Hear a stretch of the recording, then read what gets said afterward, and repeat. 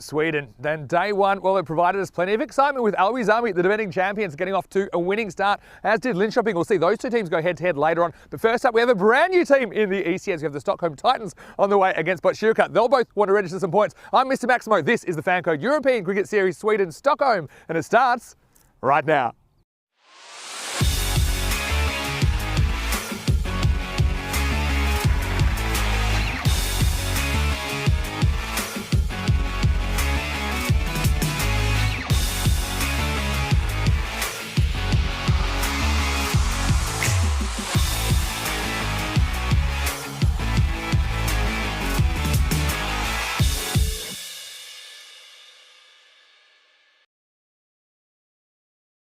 Good morning to you wherever you're watching from around the world, and welcome to another big day in European cricket. Well, after the excitement of opening day yesterday, we do roll into day two in Stockholm, Sweden, and we're starting with match 5, and we get to see a brand new team in the FanCode European Cricket Series. It's the Stockholm Titans. They're here and they're taking on Botkyrka. I'm sure both of these teams, they'll be very keen to register some points on the board in Group A. Let's go over to the tournament referee, Sir Stefan Gooch now, who's with the two captains for the coin toss. Botkyrka the call. Heads the call. It is heads. Okay. Good luck. Good luck. So it is Botkyrka that win the toss. They've got their captain back today, Asad Qureshi, who's likely to be behind the stumps for them as well. And he said, look, we want to have a bat. So it's a good chance for Botkyrka to get some runs on the board. They did go winless yesterday against Alby's Army team. We know how dangerous they are, but they certainly were competitive. And look, let's not forget Botkyrka last time. They finished second in Group A with a 5-3 record. And so, look, I'm expecting them to give a pretty strong performance. Watch out for Tahir Tara. He's an excitement machine. He comes out and swings the willow from the get-go, and also a very good death bowler for Botkyrka. But let's talk about the Stockholm Titans. Well, it's their first time we've seen them in a FanCode European Cricket Series, but they have had some success domestically, particularly in the T20 competition. Look, they're a fairly new side, just formed over the last couple of years, but good things happening with them. They've had some success domestically. Like I said, they've also got kind of women's and juniors programs coming through. So I think that their captain, Raji Yanagula, he won't really mind the fact that he has to field first, gives them a chance to work into the game. And the big question mark with them is how will they adapt to T10 cricket? So I think it's going to be a really interesting contest. And well, Rico Full, he's a very interesting man, and he's in the commentary box as we get ready for the start of the day. And the news from the toss in match 5 is that we have Botkyrka winning the toss. They're going to bat first. Quick thing about the conditions, Rico, before we get started. We're expecting a maximum temperature of about 13 degrees, currently about 9, so pretty similar to yesterday. We know that the breeze can be a bit stiff. I know that we found that out the hard way yesterday, but still pretty good conditions for cricket, if a little bit cold. But yeah, I think it's going to be a wonderful day of cricket, and let's get ready for some cricket. The first ball is on the way in match 5. Good morning, cricket lovers, and welcome to Stockholm. Thank you very much to Vinny Sadhu, looking very dashing again, liking the green and the purple mix. And well, we had the orange shoes yesterday. Today we got the purple number. Stockholm sits on 14 islands that are connected by 57 bridges. The water is so clean you can swim in it, fish in it, and even drink in it. Well, I think you'll find there's quite a few ducks in it as well. Yep, a few of those from yesterday. There was certainly a number of ducks, maybe teens, who were just a little bit nervous with their first showing of this ECS Stockholm. But I get a feeling we had warmer weather, not so windy. Maybe we're going to see a few more runs. Yet to see the first 50 scored by a batter, an individual score. Maybe we can go better. Maybe we can have a centurion here. We've already had one centurion in Landskrona, and that was Umar Nawaz.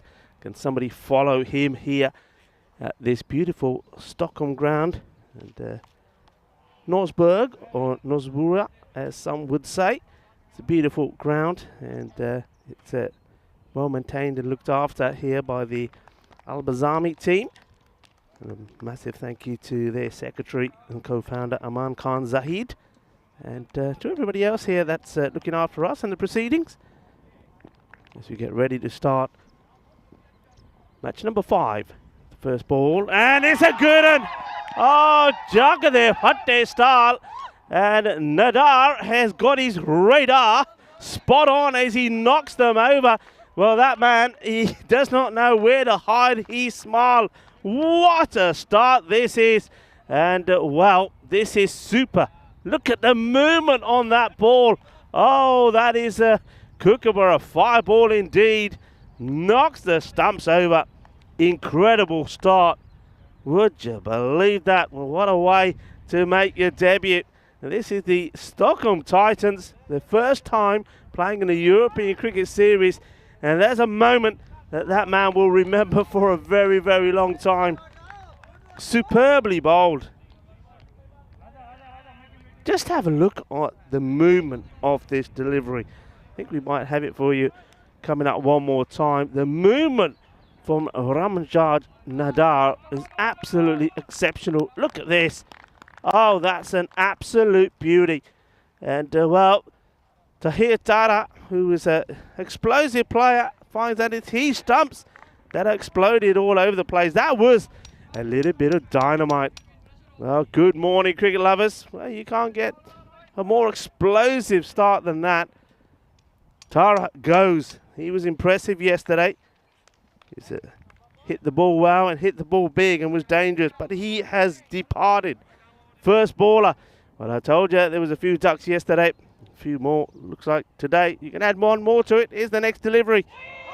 Cautiously left by the batter, Zishan Mahmood. Now goes out. Sensational start. Now that's we always say that the European Cricket Network, it's all about making players' dreams come true. And Nadar, his dream was to get a wicket off his very first ball in the European Cricket Series, and that's exactly what he did. And he's out for the take more. This one just a little bit short and wide. A good bit of fielding, actually. That would have been 4 runs. There is a man out there, but that was hit pretty well. Oh, and this is a Gandhi ball. I was saying that it's all about making your dreams come true. Well, he's had his dream. Now it's nightmares time. And this one ends up being a full toss down the leg side. Just have a look. There's some. That one, unfortunately for the wicketkeeper, also will get called byes. Look at this. It's not a good delivery. I think he sees a batter coming and he wants to get the Yorker in. And everybody's just wondering what's happened there. I think that would have been called a no ball. So it looks like this next one will be the free hit. Hits it pretty well. Catch is taken. They're celebrating, but of course it is the free hit. So the Stockholm Titans thought for a moment they had the second wicket. Well, you'll see that a lot on the ECN. Well, that was the nasty delivery. That was the Gandhi ball. Or as my good friend Rhino would say, the Gandhiest of Gandhi balls. And there's the catch. He's celebrating.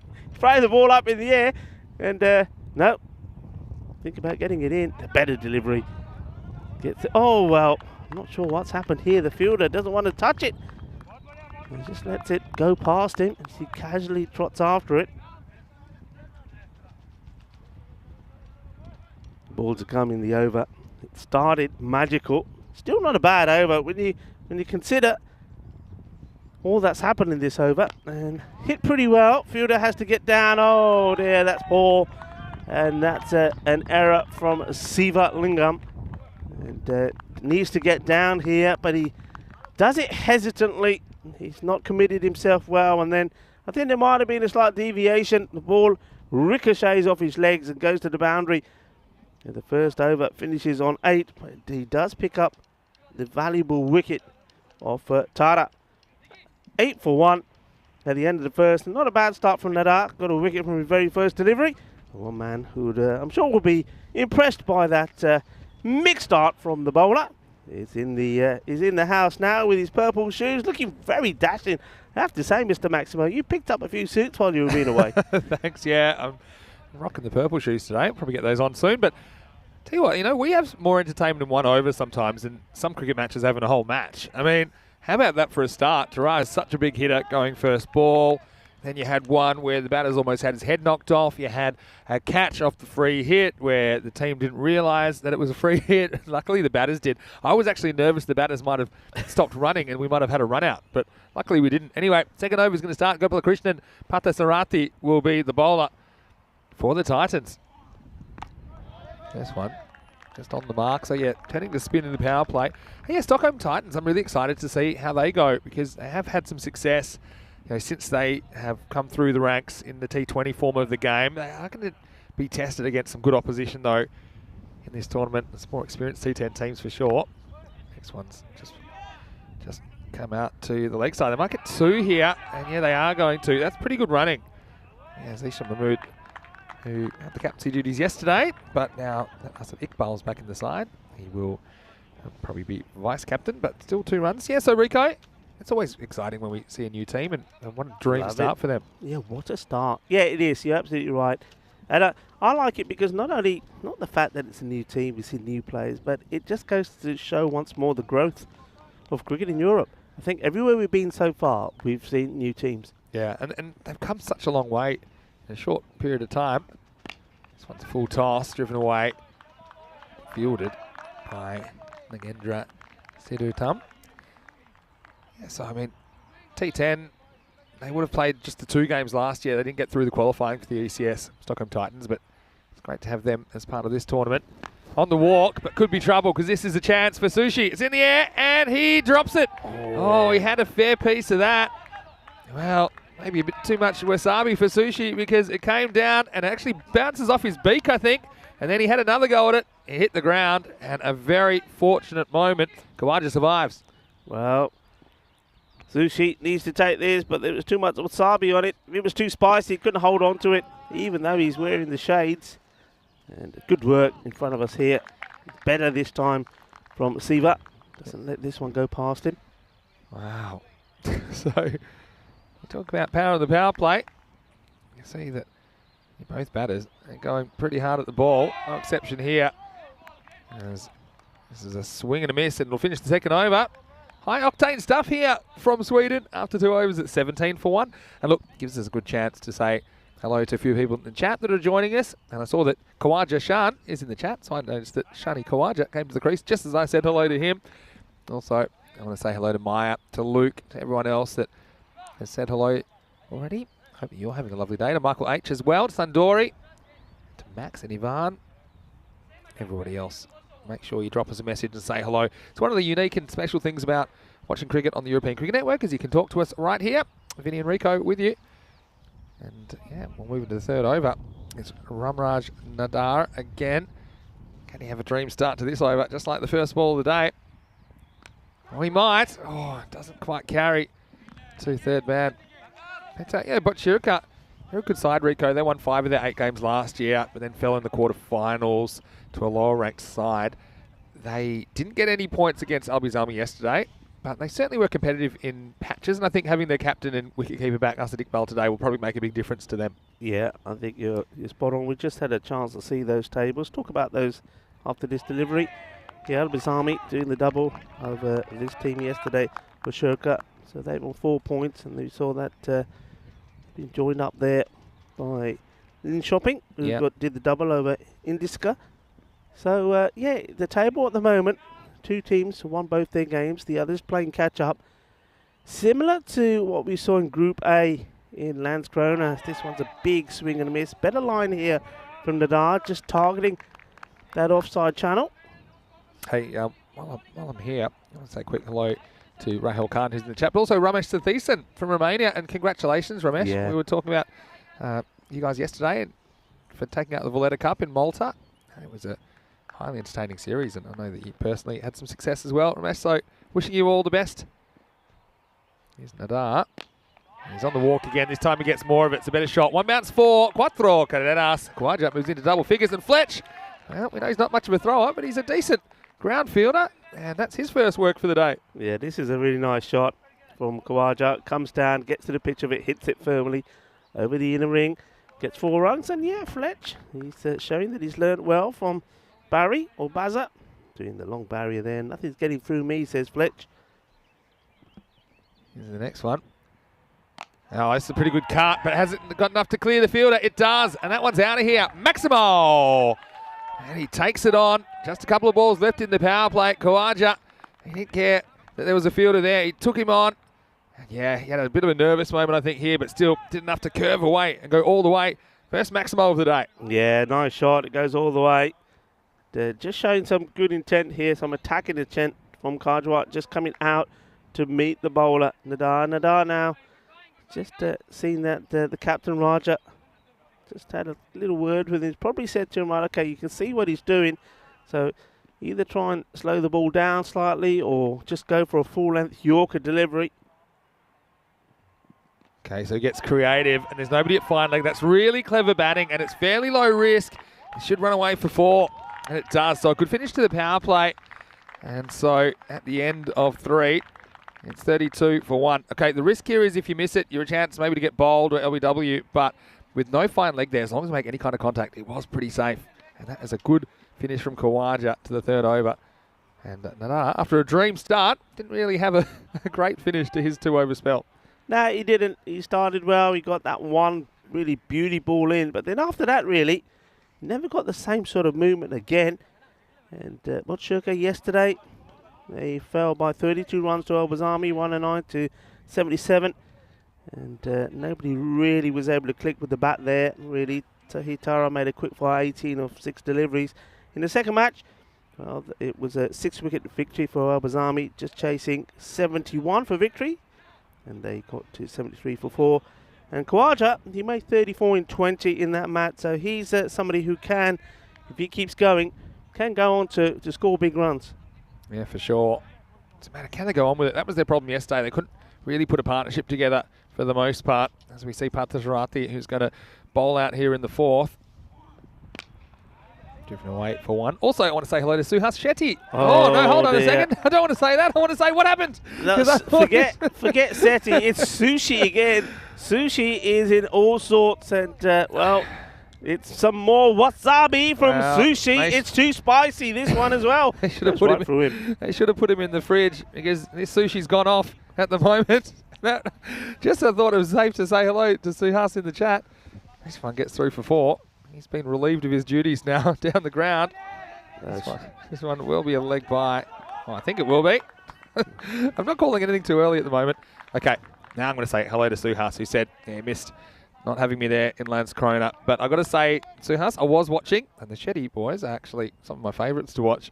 And yeah, I did have vacation time. That's why I had to miss Landskrona, but definitely will catch you next time, Suhas, and wishing you and the guys all the best.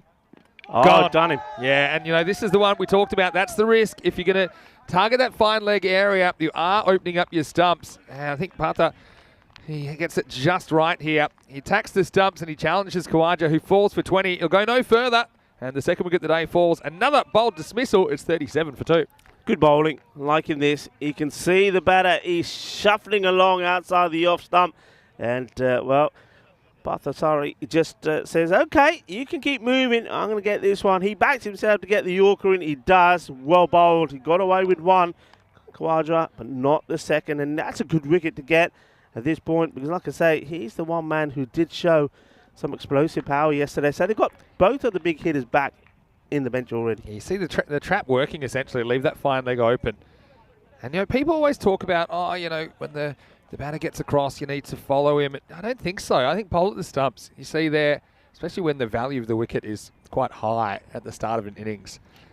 You know, that saves them a lot of runs down the stretch. So Ahmed Zulfikar will be the new batter for Botchirka at number 4. Also want to say hello to Jackson Redex. I hope you're well. Nice to have you in the chat. And I think I mentioned that Rahul Khan's in there. To Nick Jason as well. Good morning to you. Down the leg side. Next one will be called a wide. And how was your night in Stockholm? You said you have been here before, but not on the European Cricket Series. So what did you get up to? Fairly low-key? It was low-key yesterday. Yeah, had a wander around, got me bearings of what's around base. Picked up a few things. Yeah, nice. Pretty easy. The next ball. He worked away by Zulfikar, so he's off the mark. Yeah, so one of the things that we're staying in Elfke, which is probably 15, 20 minutes away from here. And one of the things last year, as I went around to go to the shops, and the train station's around the corner, you know what I saw across the road? What's that? It's kind of a big open field area. And the next ball is played for 1 by Mahmood. I actually saw a game of cricket breaking out. Just a very casual game of cricket and a bit of what looked like training, but it was very social, but it looked like a lot of fun.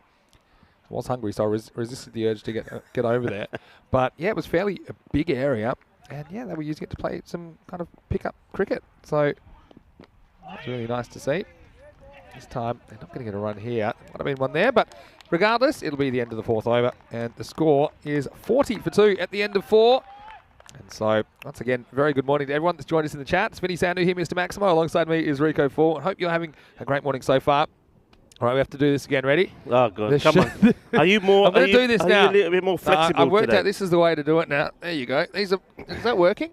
Yeah, that's working. You're on there. Dear. You're on there. I've got to start stretching for this. So I've gone the purple.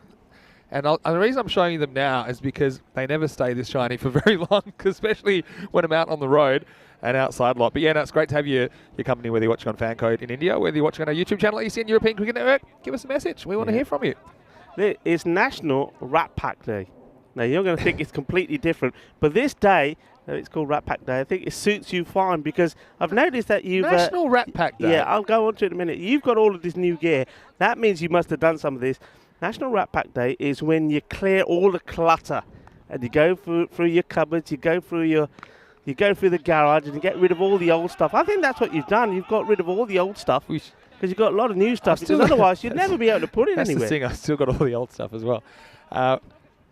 Okay, hold on. It's called Rat Pack Day. I thought it was going to be something like Dean Martin and kind of... Pack Rat Day. National Pack Rat Day.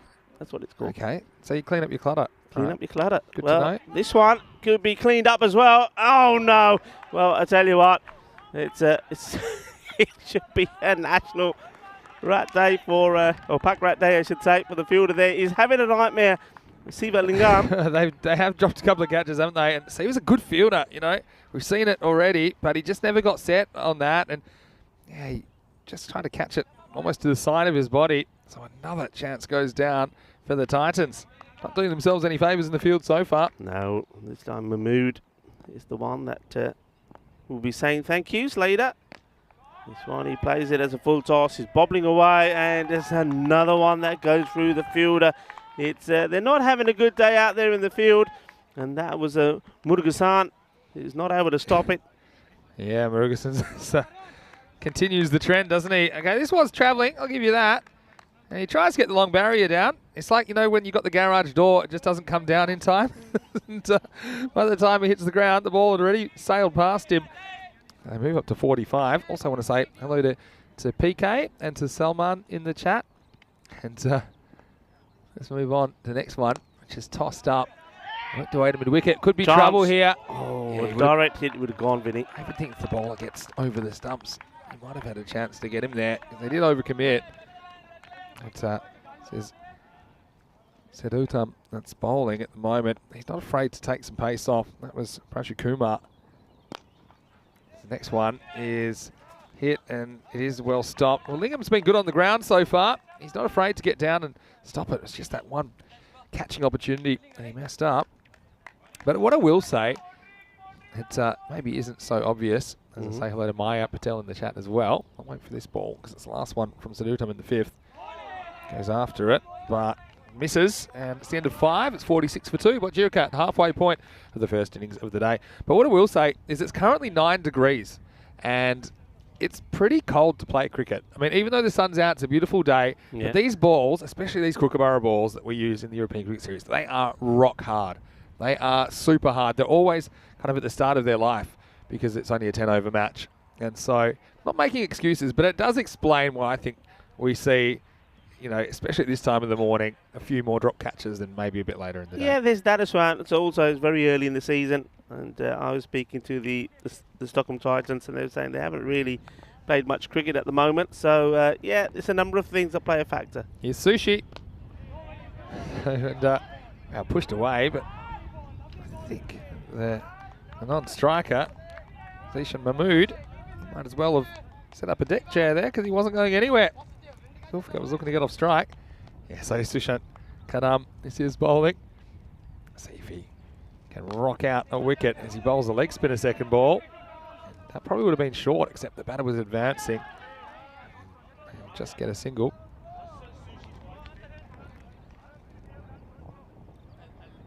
And so, I mean, I like to see the fact that the Titans as well. They're getting a few different bowlers into the game, giving them a chance, and basically seeing who's going to have some success. Again, more of an overspinner this time. He throws at the stump, so this might have been close, you know.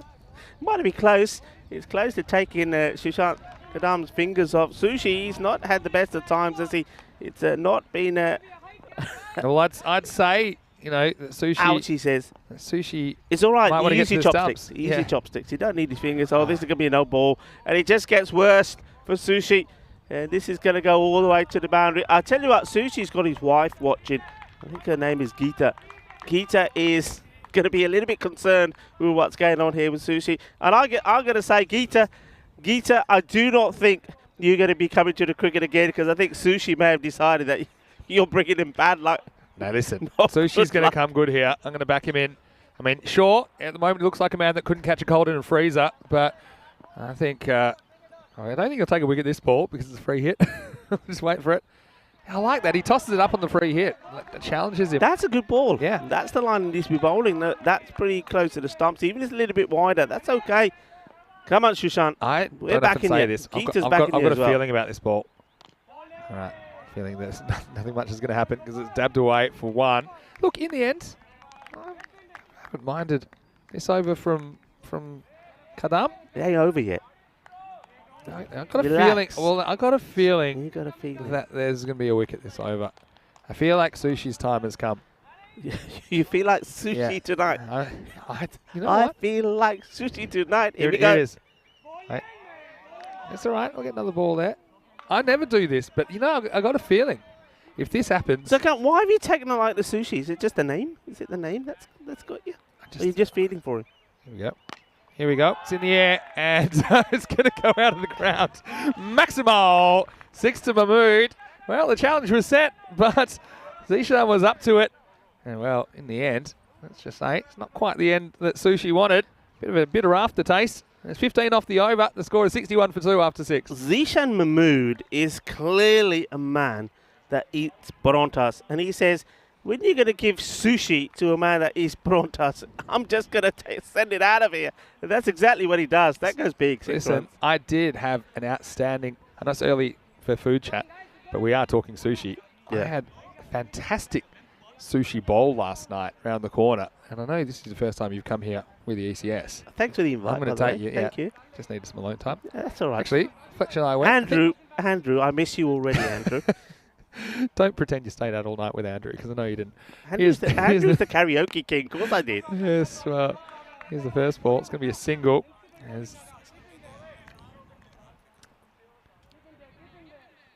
So, you know, it was very nice. And it had a bit of wasabi. I don't mind a bit of the hot stuff. You know that. Anyway, here is Nagendra Sidutham bowling his second over. This one bounces a bit more than Mahmood realises. So it'll be a dot. I think a lot of teams in the European Cricket Series, the first time we see them, they struggle a bit with the stick. For this ball from Mahmood. This is a supersonic blast, and that's going to be out of the ground. Maximal! That one crashes into the trailer. That's almost broken a window. And I tell you what, this is 6 on any ground. Big strike from Mahmood. Yeah, look, he's shown his power there, because there's no pace on this at all. This is all about hitting power, and he absolutely clubs this. He muscles it over the boundary. Big 6. Yeah, that was a really good shot. And he wants to go again, and he's going to get the same result. This one flies into the sky and all the way. Maximal, 6 more, back to back. As Mahmood rolls the dice, comes up double 6s, and this is an all-out assault now on the Titans. Rumba, boomba, boom, boom, boom. This is big. Boom, shakalaka. And he's saying, I'm having none of this. And the pressure now on Sidutham, the bowler. The rider there talking to him one more time. And that's the batter saying, it's over that way. I know exactly where I hit it. I mean, it's hard to lose balls here because it's such a long hit over the fence. But that was absolutely smashed. Hey, I've got to say, all our Bangladesh viewers, they'll be saying, Ma, mana, mar. As Mahbubur Rahman is saying in there, good morning to all our viewers from Bangladesh. But, you know, it's really good exhibition of striking at the moment. But I just got to say that it takes a bit of courage to keep tossing the ball up after getting whacked. I mean, people think, okay, push it through, but often you will get a miss hit as batters tend to get carried away, but occasionally this will happen, and Mahmood has not missed out at all on those two. So it's going to be a really interesting delivery now from Sadutam to see if he continues to keep the pace off, or maybe tries to push this one through a bit. Pushes it through, and it goes in the air. This one is going to be really close. It's going to be all the way maximal. 6 more, 666, the Devils' number. I just got a feeling Lingham might have taken off from the rope here, so it might have been 6 the moment he touches it. But yeah, this is one that Mahmood kind of picks it. It's going to be a bit quicker, I think, this time. And just have a look. I'm not sure if we'll see Lingham take off. It's regardless, not the tallest man, and it was a pretty good effort to keep that in. Yeah, that's well, Lingham. All right, is there going to be more? There won't be, as this will just be one to finish the over. And so that's 7 overs down. It'll be 81 for 2. And yeah, very, very good over. That was moving time for Butchirika as the 7th goes magical with 20 runs coming off it. And just a reminder, you can join us on social media at European Cricket. And if you don't already, subscribe to our YouTube channel, ECN European Cricket Network. And the other thing is, I did get plenty of photos yesterday on my Instagram at Mr. Maximo. And you'll be seeing some of those during the day as kind of around the games. Look forward to them. I mean, you put a shout out yesterday, didn't you? You said to anybody that's in Sweden, send us through some, particularly Stockholm, send us some nice photos through. And I think you've been obliged with quite a few. Yeah, and so I think it's really nice touch. Anyway, we're going to see the captain now, Raja Yanagula. So I'm looking forward to seeing what he brings to the table. Likely to bowl the death overs, 8 and 10. Here he is in over number 8. Hitched up and driven. They will allow a single and maybe another. Oh, Sadutam was thinking, am I throwing this or not? Am I throwing this or not? And I think the captain, Raja, thought he wasn't. I think he just had an impulse at the end to go for the stumps and go for glory, but it does cost him an overthrow. Yeah, I mean, Raja doesn't go behind the stumps because he don't think Sadutam is going to have a go here. He ends up throwing it, and of course, there's nobody there, and the captain, Yanagula, puts his head down. Well, stop there from our man Lingham, does well. Well, if Lingham's hands weren't warm at the start of this innings, they are now, because he's been in the hot spot. And yeah, he does well just to make sure he blocks that one. Raja Yanagula, you don't often see the medium pacers rocking the sunglasses, but it is pretty bright this morning. There's Sulfika on strike. Slower ball, pretty good one. This one should be caught by the keeper, and it won't be. And in fact, he knocks it away from the other fielder. They might have even got 2 there if they'd run hard. This one was always curving away from the keeper, Anurag Chowdhury. And in the end, he gets barely a glove on it. Chowdhury, I don't know what he's suggesting there to the man at third. He's probably saying that should have been yours. Shoes, he says. Do you know the sort of day I have had? I'm not coming for it. Never easy to catch him over your shoulder, though. Mahmood on the walk. Swings and misses. Yes, even though that was well within his range there, Chowdhury. It is hard when you have to turn and run with the flight of the ball, even when you're wearing the gloves. If you don't get it in the middle of the gloves, it's not going to stick. And that's exactly what happened there. Call that a basket catch in baseball. You got to turn and try and catch it that way. The bowler would have called it something else to do with basket, but this is well played. Digs it out. Look, Mahmood, he's eyeing up the highest score so far in this series, certainly. I mean, 43. Zia Al-Azai scored, not out, when he played against Butchirika yesterday, and he's equalled that. So could we see the first 50 here at this beautiful Norsberg ground in Stockholm? Just hit straight to the wicket. Might be a chance if he hits. He's going to have a ping at him, and he's going to miss. They will just get the one. That one is backed up that time. It'll be the end of the over. Zulfikar moves to 15. He'll retain the strike. 8 overs down. The score is 87 for 2. And it would seem at this stage that Butchirika really on target for something around the 110 mark. Perhaps a few more if these two can get going. But a pretty good over, I've got to say, by Yanagula, who doesn't allow a boundary. And there were 6 in there, including an overthrow. And yeah, especially after that over of 20 in the 7th. And then even before that, Sushi went for 15 in the 6th. So at least that one brings the Titans back into the contest a little bit. We're going to have another new bowler here. It's Digraj Dodia, who will be the bowler in over number 9. As we often say, it all happens in the 9th. So Luke's not happy. He said, sorry to say, but this is one of the worst fielding displays that he's seen this year. Well, you have seen a lot of cricket, Luke. I'll take your word for it. As the next one isn't going to carry to mid-wicket. Let's see if he throws this. He decides just to kind of shovel it in to the bowler. I think, you know, one day it would be a good idea. We should have a fan-on-fan match. Fan-on-fan? You know, how we have like we'll have all the spanners 11.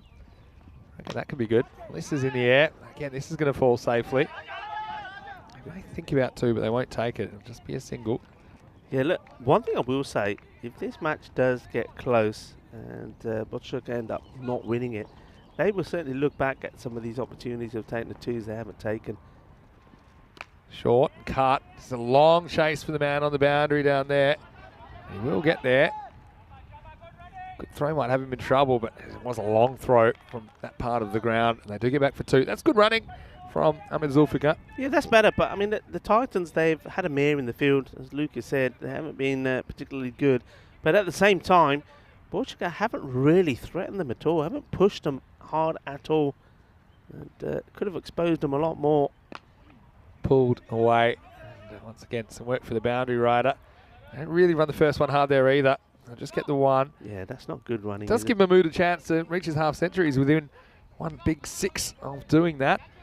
James Stewart's keen. He said he's in at number 4. Maya Patel makes heaps of sense when they say, yeah, watch this team. Next game they'll catch everything. Yeah, probably. That'd be very ECN because expect the unexpected. Right now, there's Mahmood, who does elevate over the offside, and this one will just eat up the fielder. And that's Ramraj Nadar, who had a dream start, but right now he had a ground ball nightmare there. And that one takes Mahmood to 48, the score up to 96. And this is why I gave up bowling, Rico. Moments like this, as it really should have been 1. Instead, it goes straight through his Jake the Pegs and over the rope. Well, he needs to put some more water in it. That's all I'm going to say on the subject. And this one is a big wide. Well, maybe not. No, that's big. I don't think he's... Oh, yes, okay, he's going to call it. If it's past the return crease, it has to be a wide. But look how far across he gets here. Yeah. But I think he sort of moves as the ball's delivered as well. But yeah, maybe the last step was after. But certainly there was an initial pretty big step. But again, that's... How can you have some umpires wouldn't call that? I'm fine with it being a wide. It was super wide. Anyway. Get an extra as well. That was 2 wides. Last ball of the over. This one won't quite catch to the fielder. And well, Steve Lingham, he has had an interesting time there at Long On. And this one, yeah, probably needs to stop this to say the least. In the end, it will be a boundary. It'll finish the 9th over. The 100 comes up, and the gifts keep on coming for Botchirka. They're 102 for 2 after 9. Wow, he just feels distraught there, doesn't he, Siva Lingham? I think he might change his name to Siva Leavem because everything he touches just ends up either going through him or past him. Look, it's always difficult. They're making their debut, the Stockholm Titans. I reckon they're feeling a fair bit of pressure as well. And I agree with Maya. Yeah, Maya, well said. I think the first match is going to be a tricky one. They know there's cameras. They know this is being watched by a lot of people around the globe. But I think we'll see them come out better in the second match. Well, here's a good thing. Yanagula's got another over. His first one was very good. And this one starts with a wicket. And this was such a slow ball. It was on the way down by the time it was hitting the stumps on the second, almost the second bounce. But what a good bit of bowling that is from Yanagula as he completely bamboozles Mahmood. So still no half centuries in the series. He sees him coming, so goes a bit shorter and hits the target. A 3rd wicket falls. It's 102 for 3. Yeah, I mean, Mahmood will look back at this and he'll be saying, how was I not the first batter to get the half century in this series? I mean, that ball had hit me written all over it, and he misses it.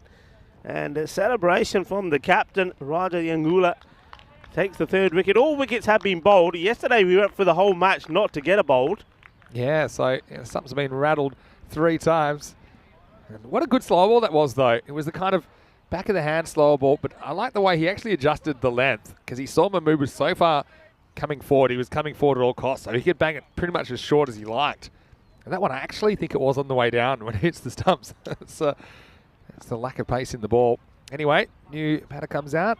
Imran Merchant. Just trying to get the field set So we talked about 110 being about par yesterday. I mean, based on what we've seen so far, maybe it's a little bit lower. Here's Merchant for the first time. He goes over the offside. This one could be another opportunity. And guess what? Shabba, shabba! Sivalingam takes the catch. Look, I actually think Sivalingam is a pretty good fielder. He's one of their better fielders. That's why he's in this position. And he takes this one on the run. I think he throws it away, saying, yep, it hasn't quite been the start to our fielding effort that we wanted. But yeah, he does take this one. And you hear Rico applauding. Well done, Siva! Rico feeling like Titans need a bit of extra encouragement. But yeah, that was a nice catch. And you can see there a bit of frustration. Let's say for all of their fielding crimes, and there have been a lot, they're still in this game. I like that because, look, when things aren't going your way, you don't want the ball coming to you. But one thing that he's done, Sivalingam, he said, I don't care, I'm going to keep trying, I'm going to keep trying. Practice makes perfect, and he does take the catch. And we finally see a wicket go down, which is not a bold, it's a caught. Yeah, you're exactly right.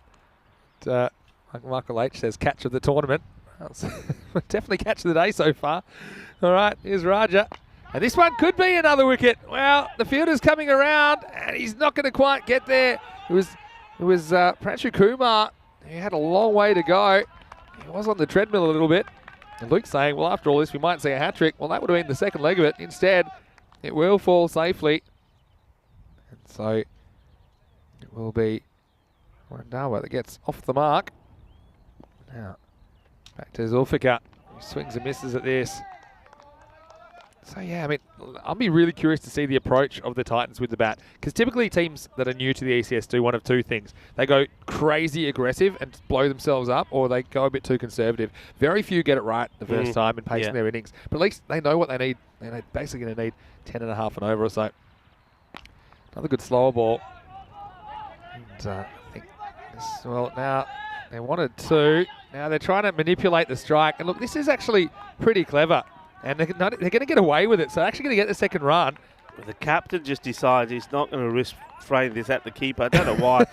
Yeah, because what they're trying to do here is when he sees the throw coming to the bowler's end, then he runs thinking, okay, I'll get there. But then, again, if he picks that up, he's probably going to get a run out there. And they would have had a new batter on strike. So I can't quite work that one out. 105 with the ball to go.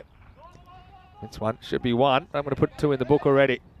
There we go. They come in and they'll get there. So it will be 107 for 4 in the end. And well, fittingly, it finishes with a misfield.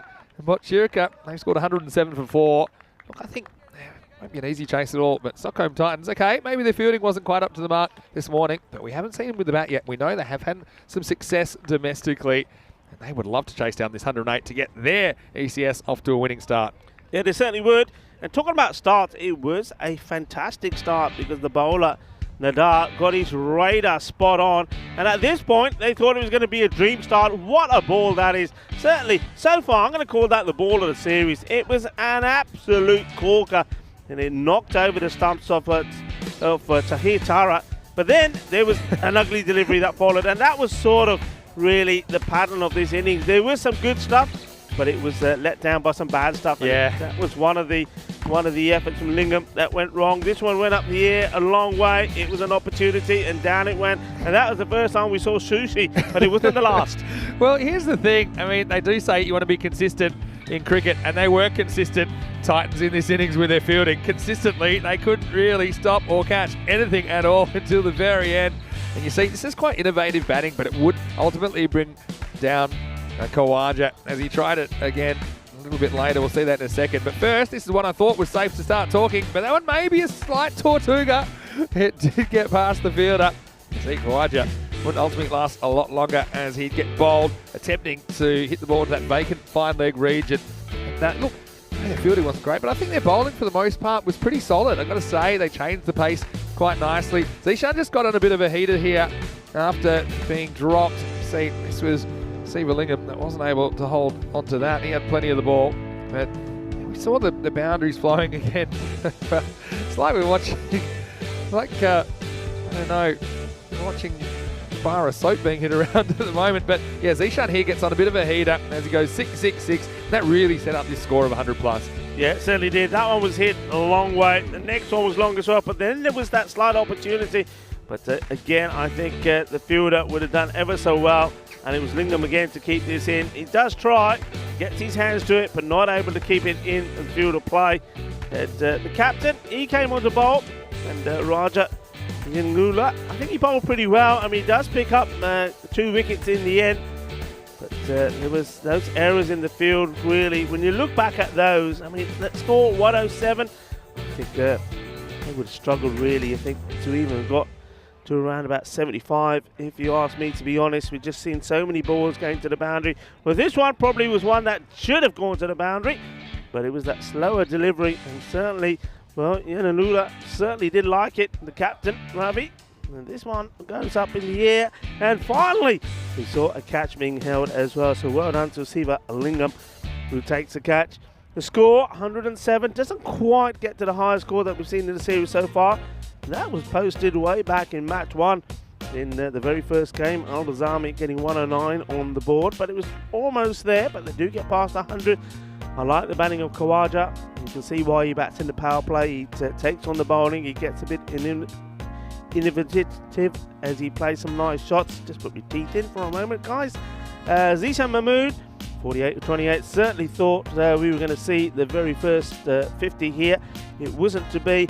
And then a good innings as well from Zulfikar. He tidied things up, 27 of 20. The bowling, well, they were let down badly, weren't they, by the fielding? You've got to say that.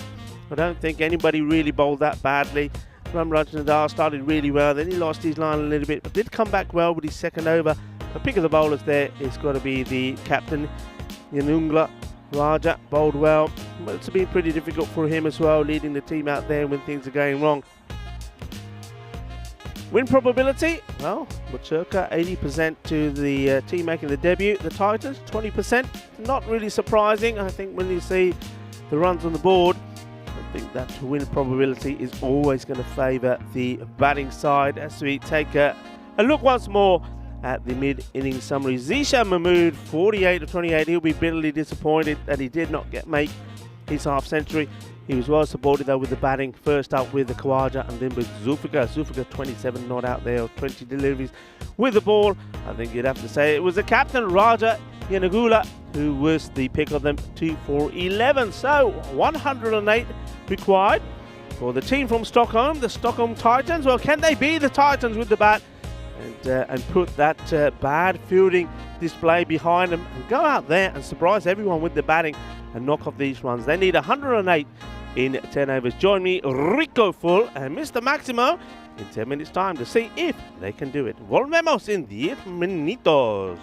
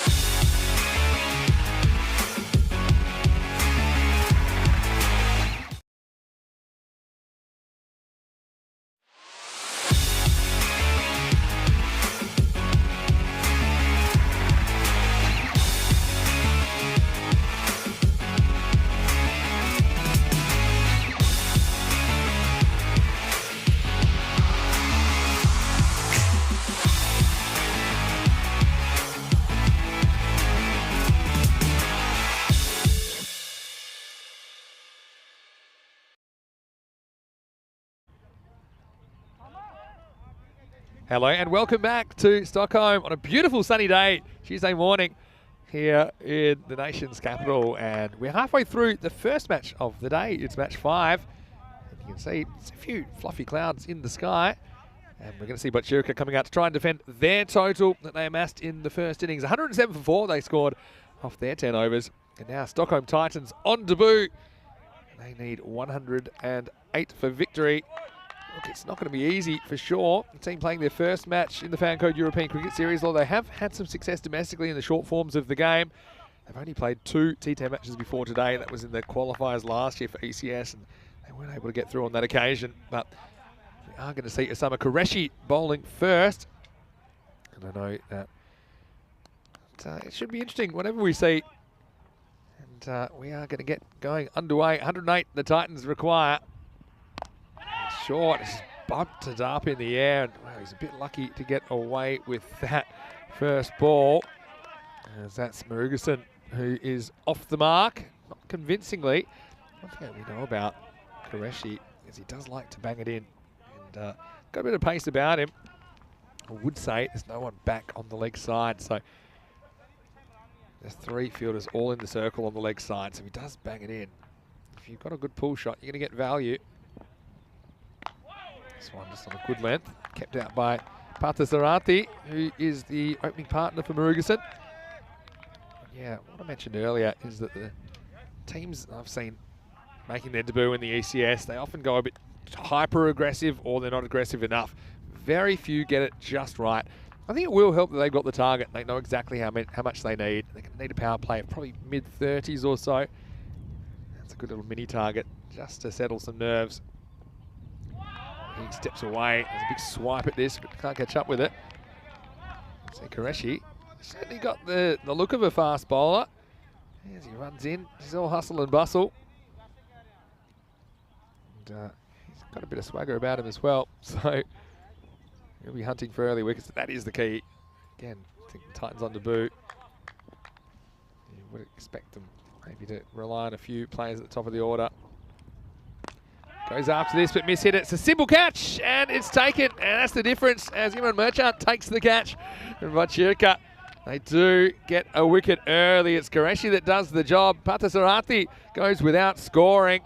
And a tale of 2 innings so far. We saw that the Stockholm Titans, they couldn't catch COVID in a Wuhan wet market, but when it comes to Bocurica, they hold on to the first chance offered.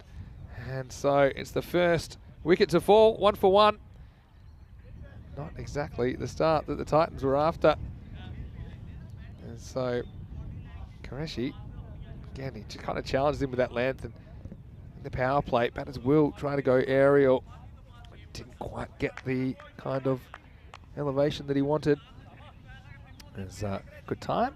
He's pulled a trick that I normally do. He's come back in the commentary box. Rico Fall, you've come back, and poor Titans have lost their first wicket. Yeah, Pathasarati goes without scoring. Disappointment. He's not the start he would have liked. A 2-ball duck for him. Good bowling though from Qureshi. Just he started well. He's got the ball in the right areas. He's challenged the batters outside the off stump as well. Qureshi to the new batter, Sivalingam. Oh, this one goes straight over the stumps. It was very close to removing the number 3 very first ball.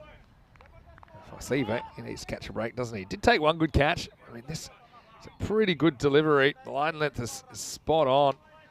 Almost grabs the edge and almost grabs a bit of the top of the off stump as well. Yes, Sivalingam. He was certainly a trier, wasn't he? Tried hard. Not everything went his way, but he did pick up that catch. And just needs to get a bit of confidence, see if he can get off the mark first. That's the key thing. Yeah, it's a more confident looking shot. Finds the gap, and this will go all the way to the boundary. So Lingham does get 4. Yeah, hits the helmet as well. So Corey would definitely give that 9, but I think that's off the field. So it will just be the 4. And this one was heading for the stumps, but instead it rockets off the bat of Lingham, and he gets his first boundary in ECS cricket. Yeah, that's a nice positive start from him. Good effort there from the fielder. And it was Merchant, the one who took the catch. Went for the diving stop, but beat him. 4 runs, so well done to Lingham there. Nice shot and good way to end the over. 5 on the board, courtesy of that boundary. 5 for 1. Let's see if they can take some of that confidence into the second over, which will be bowled by Zishan Mahmood. On to Murugasan. This one is edged and it's gone. So immediate success for Zishan Mahmood, who's having a really good game. Murugasan just feels for this and gets a feather through to the keeper. And it's the captain, Asad Iqbal, who returns, and he pouches that one without any problems at all. Stockholm Titans in some early trouble now. They've lost both openers and it's 5 for 2. Yeah, good delivery. Just enticed the batter, Mugusan, to play at this, and it's taking his body away and just hanging the bat out there. And the difference between Mugusan and Cinderella is Cinderella knew when to leave the ball as he departs for one of the 2 deliveries that he faced. Yeah, it was a good line of length. I think area is so important. And it's a kind of area where it's not obvious whether you're going to come forward or back. Not a real amount of width to that delivery either. So you're certainly at risk. And it's a bit of luck as well. I mean, if you get a bit more bat on that, it can get away from the keeper and maybe go for 4. But Sadiq Bal wasn't going to let that one get away. New batter comes to the crease. And it's Ganesh Jasud at number 4. Plays this one straight down the ground. We'll get a run. That's good running. Yep, there's the misfields. This one's back, but doesn't cost them a run. I was a bit surprised we didn't see Raji Anagula at 4. Maybe he feels it's just a bit early for him to come to the crease. I think that he'll be a key player. Saw him bowling very well. But yeah, they need to find some runs from somewhere. I talked about that 30-odd, mid-30s power play that they want. Now, even if you can get somewhere in the 20s in the power play, at least it keeps you in the game. Yeah, I think it's probably, again, a bit more of a cautious start from the Titans making their debut here. I think other teams would have been a bit more attacking. That man out there, Lingham, he certainly is trying. He hit a nice boundary already. But yeah, I think it's sometimes it's just better to say, look, okay, let's just everybody go out there and attack, see where it takes us. Yeah, I think for sure that Lingham, he's not going to be too under aggressive, and there's some pretty aggressive running as well. He ends up just flat out. You can't fault his effort. That's just a single, a move to 5. And watch out. Where does he go wrong here? I think he almost trips over his bat as he goes down. He goes down like a sack of spuds. Sure, a nice touch there from Zishan Mahmood, just giving him a hand up. So move to 7 is Jasud. It's a nice looking drive down the ground. And it bounces straight off the knee of Osama Qureshi. Maybe it's something about that part of the ground, Rico. I haven't seen too many fielded cleanly. Yeah, I mean, they need boundaries, don't they? I mean, third over is going to be super crucial. And will they go back to Qureshi, or will they try someone new? Find out as the last ball of the second is cut away. Again, just a single. So a really tight start from Botchirka. There's only 4 runs come off that second over, which means after 2 overs, it's 9 for 2. And it does give us a chance as well to have a look at the table, and we can see Albies Army and Linköping, they were the 2 victorious teams on day 1. They will meet this afternoon. That should be a really interesting series as far as how this table will look potentially come the end of the week. Titans, this is their first game, but Chirica without any points as well, because they lost both of theirs to Albies Army yesterday. And Indiscart, they'll be watching intently, I'm sure. They've got the day off. We'll see them again tomorrow. So they are going to go back to Osama Qureshi here, which I think is a pretty good move. When you've got a team on the ropes, you don't really want to be able to get away. And I think if you ask the batters who they didn't want to face, they'd probably say Qureshi, based on how well he bowled his first over. Yeah, I think they've just decided here, okay, keep him on. They've got plenty of bowling as well. We did see that yesterday. They bowled pretty well, actually, as a unit. And Qureshi picked up 2 for 15 in that first match against Albies Army. Turns it around the corner. Not sure if this will go. Get a lot on it. So we'll pull up. They will get a couple. There's a bit of a chance, I think, to maybe turn it around. If you get a bit more bat on that, runs to the boundary, because there isn't a fine leg. We've seen quite a few teams here in Sweden play this kind of 6-3 field. You don't see it very often. 6 on the offside, 3 on the leg. In fact, the 3 on the leg side, they're all in the circle. There's a kind of backward square leg, a mid-wicket, mid-on. But it does mean if the bowling isn't right, if they get too straight, if they get outside the leg stump, then there should be plenty of runs over on that right-hand side of the field. This is hit straight back. It will just be a single at the moment. Singles aren't really enough because you just feel the Titans are drifting out of this contest. Tara doing the fielding. Wouldn't surprise me if he bowls the next over, or whether they go for Mahmood. I think they may go for Tara. Just hold on to one of the openers. This one gets through, doesn't really bounce. Yeah, I'm not so sure. I think Tara is the kind of guy they like to bowl at the end of the innings. The only reason we often see him bowling earlier is when they were defending a very low score yesterday and they kind of had to bowl him earlier. Although, just the way he's acting, it does kind of look like he's getting ready to bowl. So maybe we'll see him in the 4th. He's got a very good slow ball. He's got a very good Yorker. And they're the kind of skills that are really useful at the back of the innings. But they're useful anytime. Yeah, miss hits this onto the pad. No run there. So, yeah, just struggling to get going. 2 or 4 at the moment. Difficult one, isn't it? I mean, you're playing your first series. They haven't played a lot of T10. We know that. And they're more used to playing the longer format. We're speaking to the captain also, Raja, and he was saying to me that obviously because it's a midweek tournament, there's a number of players not available. So it's about how, as a captain, he manages to get the best out of the players that he has. And I think what we've seen here so far is that it certainly can be tidier in the field, and I think there will be. I think that catch taken by Lingham could be the change in fortunes in the field. With the bat, I think it's just about getting over those initial nerves, being out there and just playing your normal game. Nice ball the over. There's only been 1 boundary in this power play. It will remain that way as Lingham will move into double figures. And it's time for them to put their foot down. The Titans, after 3 overs, they are 14 for 2. And so it does look like we are going to get Tahir Tara bowling over number 4. And yeah, he's a really exciting player. Coming off a golden duck. And he was the man who got skittled by the first ball of the day. A dream start for the Titans, wasn't it, Rico? But not much has gone right for them since. It was a dream start and then started to turn into a bit of a nightmare. Look, when you reflect on all of those misfields and drop catches, I mean, I know that Bachura here got to a good score, 107, but I think you could quite easily take 30 off that. Yeah, and the rest.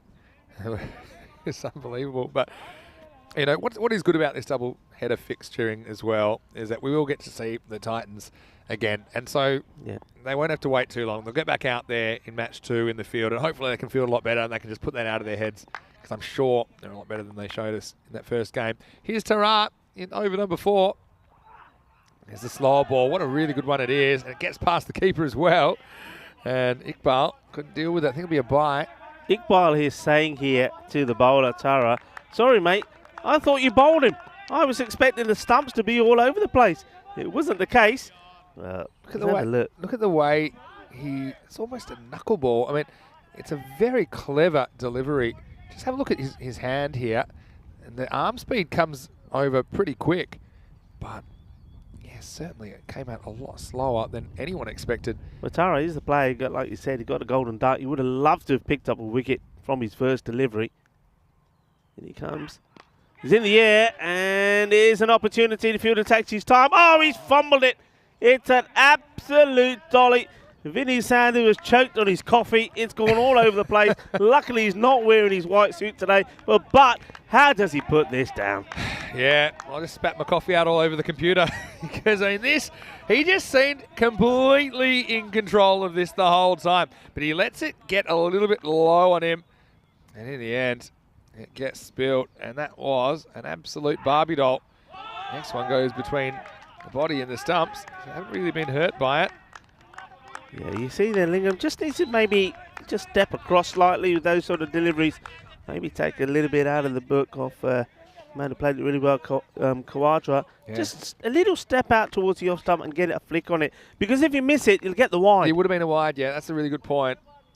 So, yeah, a bit of drop catch sympathising from Bachirika. I wasn't expecting that. Tara. Do you want a tissue? Won't be too impressed. Coffee on your pants. Yeah, next one. Cut away, get just a single. We've only had the 1 boundary that was hit by Lingham off the last ball of the first over.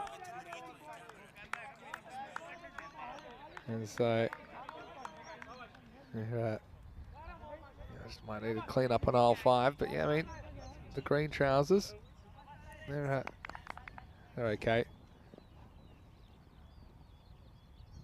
Ta-ra. Good Yorker. He's a really useful bowler. Mixes up his tricks pretty well. Pretty accurate. Yeah, the Titans at the moment, they are in a titanic struggle to stay in this contest. That run rate required's climbed. It's over 14 now. When you consider they've only scored 18 in almost 4 overs, you can see that they're a long way behind where they need to be. Just waiting while the match officials sort out the non-striker, Saeed Arif and Bilal Munir, led beautifully by Stefan Cooch.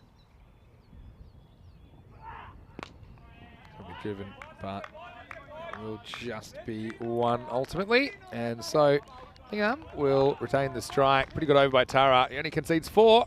The score at the end of 4 is 19 for 2.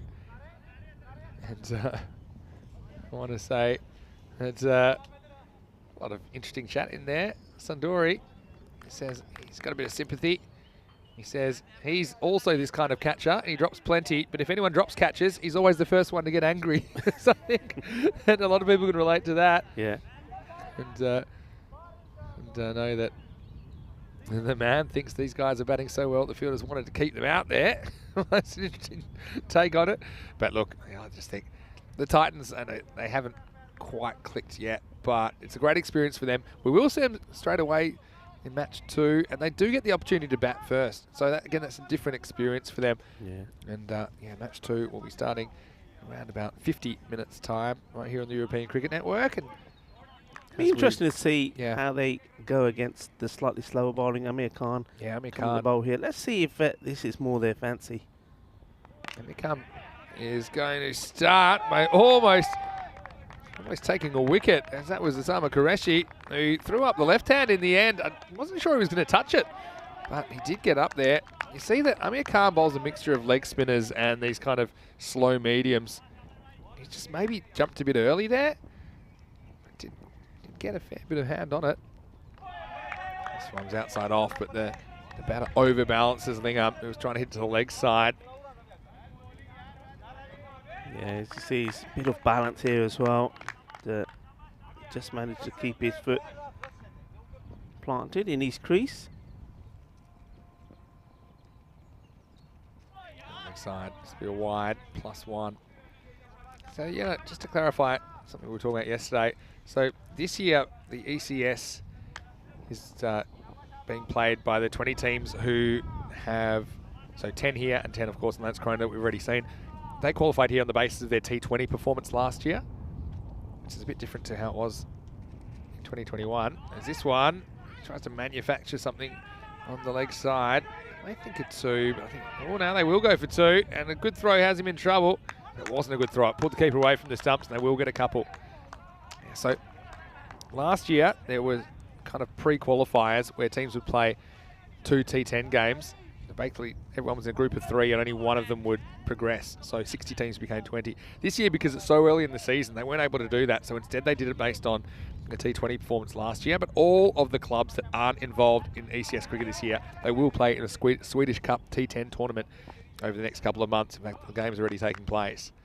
And so all of them will have the chance to qualify for the ECL. It'll be the winners of the 2 ECS tournaments versus the winners of the 2 Swedish Cup T10s, North and South. So it's something that's just going to unfold over the next couple of months or so.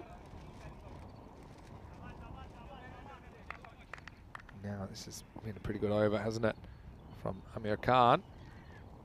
This time he does rock out the leg spinner, and it is pulled away, and that will be a boundary. Nice shot as Lingham, he picks that leggy and he rocks back. You see, he does get a lot of bounce. He's deep in his crease, 2 feet in the crease, just turns on it, gets it away from the fielder. Cuatro carreras. Nice batting. Now, with 1 ball to go, let's see what Amir Khan does after getting the leg spinner hit away. My guess is this one's going to be a quicker, probably fuller ball in the block hole. Lingham's moved to 19, but yeah, hasn't had a lot of help so far in this innings. was. But it's driven away, and it will be the end of the 5th over. That just goes for 10. And they need a bit more than that at the moment. It is 29 for 2 after 5.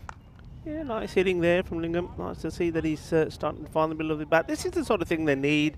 They need to take some positives out of this match. It looks very unlikely that they're going to go at the just under 16 required per over to get to the target. So they need to take positives. I mean, see Lingham, he's on a high at the moment. Finally, he put his catching woes behind him, took a catch, and now he's out there scoring some runs. And that's what he needs, probably Jasud to do as well. Just play a few shots, get some momentum going, get some confidence, not just in them, but that confidence will also spread amongst the team. Yeah, for sure. It is a confidence game. Cricket after all. So Imran Merchant will be the bowler now in over number 6. There's one run required. It's up at 15.8, so it's now or never.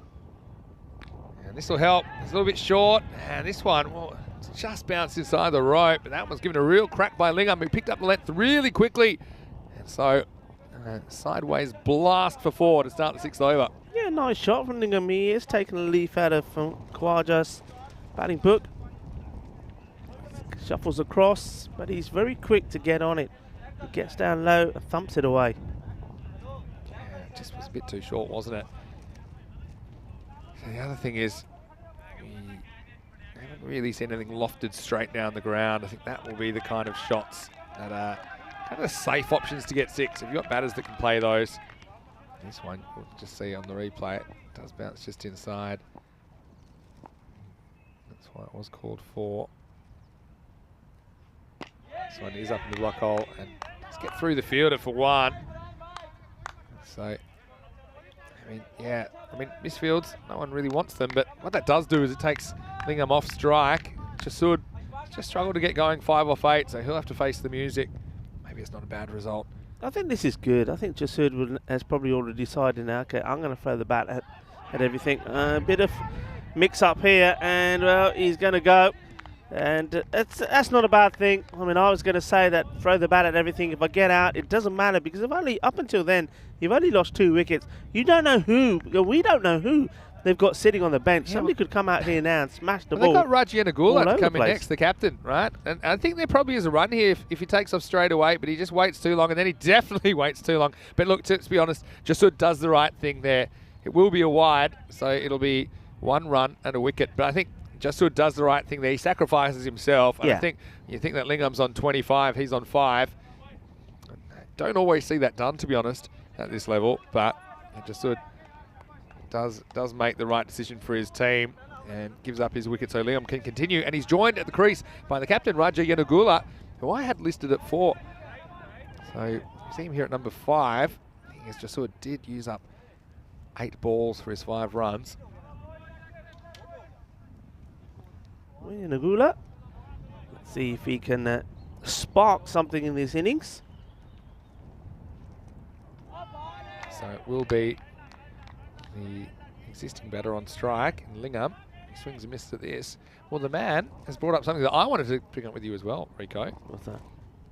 I'll come to it in a second after this ball. It's a bit high. Another dot. Talking about, he's asking, he wonders whether I'll keep him in the tent, because apparently Andrew has been letting you out of the tent to hug spectators. And what's all this about? Oh, what's going on there, which you've never done before. Katrina, hello Katrina, if you're watching. I'm still thinking of you, Katrina. See, this is going to be close. And does he have his bat here down? The umpire is right all over it. He's okay. Yeah, I mean, what happened? I can tell you what happened, Vinny. Imagine this. I'll paint the scene for you. Lovely lady. 2 lady cricketers that came down to watch the cricket as they're watching their side play. And it was, I think they were from Göteborg. Yeah. And they were supporting the team. They're part of the women's team. And Katrina goes to the touchline to support one of the players. And it was, I think, Rizwan Tara, the batter, who was hitting the ball well. Good player.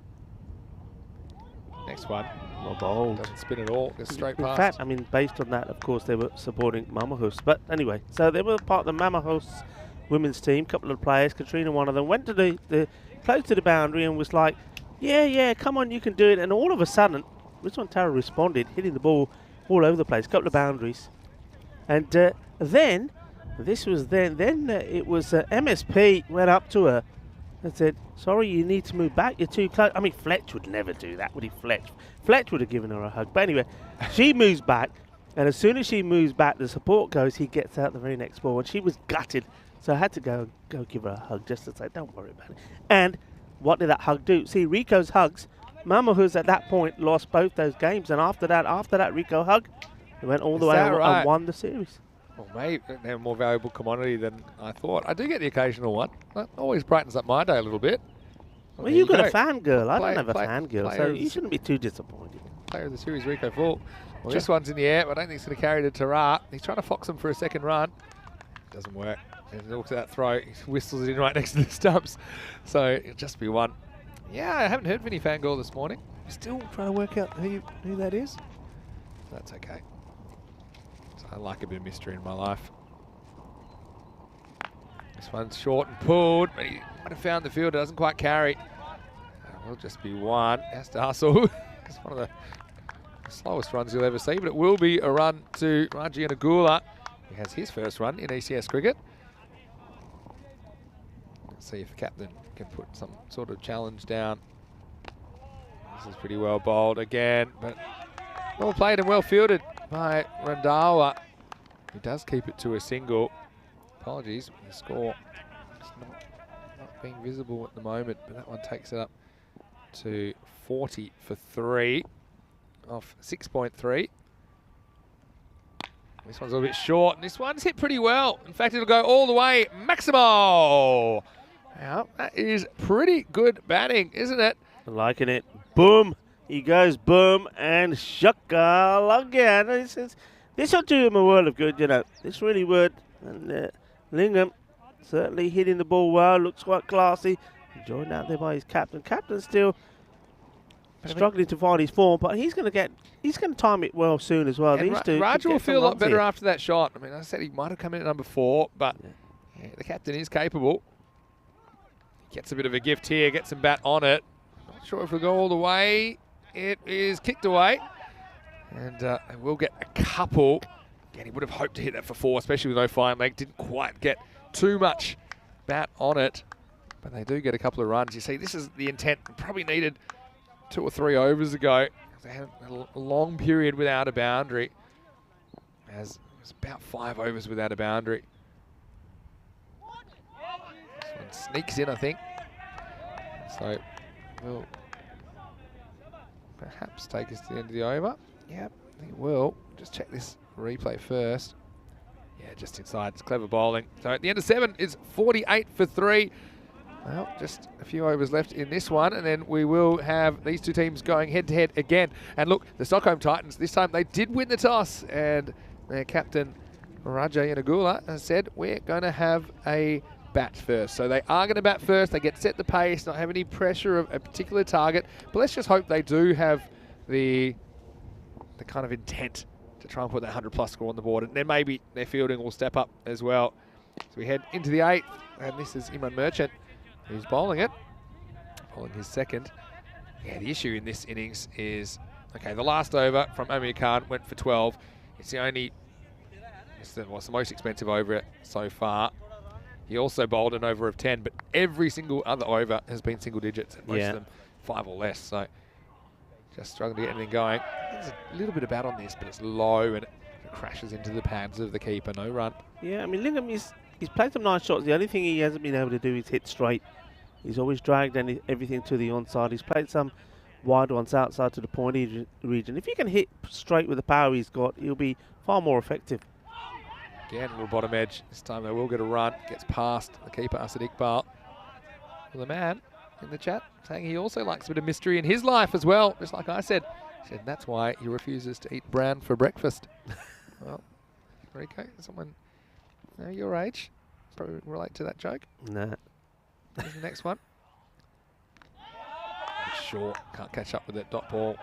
So again, apologies, the score is not up there at the moment, but it's 50 for 3 after 7.4, and then it'll be a 4th wicket as he gets full and he knocks over the stump. So Merchant, he will take a wicket here in match number 5. And the score is 50 for 4. And so it's going to be tough for the Titans, I think, from here. It's been tough for a while. But yeah, you see Merchant, he's pretty happy about it, isn't he? He gets it full, he gets it straight, and he gets the reward. It's the end of a pretty good hand from the batter. But unfortunately, Sivalingam is going to have to go for 29 of 27 balls. Give somebody else an opportunity, though, to have a bat. And, so it looks to me like it's Pranshu Kumar who's coming out at number 6. Doesn't look very happy to be there, does he? He's like, gets a little pat from his captain and say, come on, you can do this. Well, I wouldn't be happy either if I came out and I needed 27 and over. I'd be saying, hey, come on, you guys.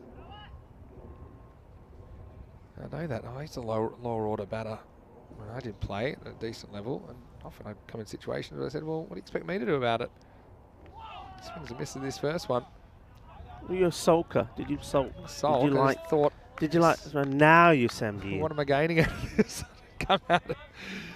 And the worst thing was if I come out with an actual batter and they go, don't worry, But that's I've when you got play this for your covered, you just hang averages, around, isn't it? and then they would get out and then leave me on my own. What am I meant to do? Yeah. No, well, it's the end of the over. It's 50 for 4 after 8. My best in that situation was when you're in with the other batters, the other tail enders, and you'll have a chat and say, look, you know we're not going to win this game. And there was a time when you could draw matches as well. Yeah. So you say, Yeah. you know we're not going to win this game. Look, me and you, we can bat here. Just don't do anything silly. Yep. What does the striker do? Big swing, Yeah. gone. Yeah, The always. next batter comes in. You have the same conversation. What did they do? Big swing, caught. And you think, this is just not working. I And have a then you think feeling that I was that tail ender. was that you're you? talking about. Okay. Depends. When I played the higher levels of cricket, I would bat probably around number 9. When I played quite high level cricket, I suppose at lower levels I was probably batting 4, 5 or 6. So I think I know both of those conversations. I've been on either side of it. 9th over now, and here's Asif Khan. This is driven away, bit uppishly, but safely. And we'll get a single. Let's hope they can put something on the board, at least 60 plus, run a ball, and then look, they will have the bat in their hands first in the second match of the day. So yeah, let's see if they can maybe put something together. If they're better for the run, Titans. Down the ground, and will just be a single. Yeah, it'd be interesting to see how they go about things in the batting first. I mean, you're seeing here that they've struggled really just to get to the 50 mark. But, well, maybe something like Lingam has got a bit of form and a bit of confidence, can go out there and again score quickly. And, this one just chipped over the bowler as if Khan can't take the catch. And, captain there, pretty close to being caught and bowl candidate, Roger. Right, so Kumar, let's see if he can get a big shot in here. Well, that's nicely played, actually. Ball race away. Will he get to the boundary? Just slowing up there, which will allow the fielder to come across and pick it up. And he doesn't want to throw it, he says. He just underarms it to the fielder next to him, Sani Khawaja. And, couple of runs. Yeah, so just last ball of the 9th coming up. Tell you what, 7% from here. I think that's is that 7 or 0.7? It's the Stockholm Titans to win from here. Anyway. That is Gonna quite check. an Wait, incredible. hold on. They need. That is quite an incredible. So there's 7 balls left, and they need 53. So they needed 7.5 a ball, and there's 7%. Or maybe it just hadn't updated for a while. It's still there, mate. I think the 93% is an under for me this time. End of the over. Mate, I'd say it's closer to 193% than what you're going to win this, as it is the end of the over. It's 55 for 4 after 9, and here's Tahir Tara, who's going to bowl the last over. That's it. That's computers. They can be smart sometimes. Sometimes. Here we go.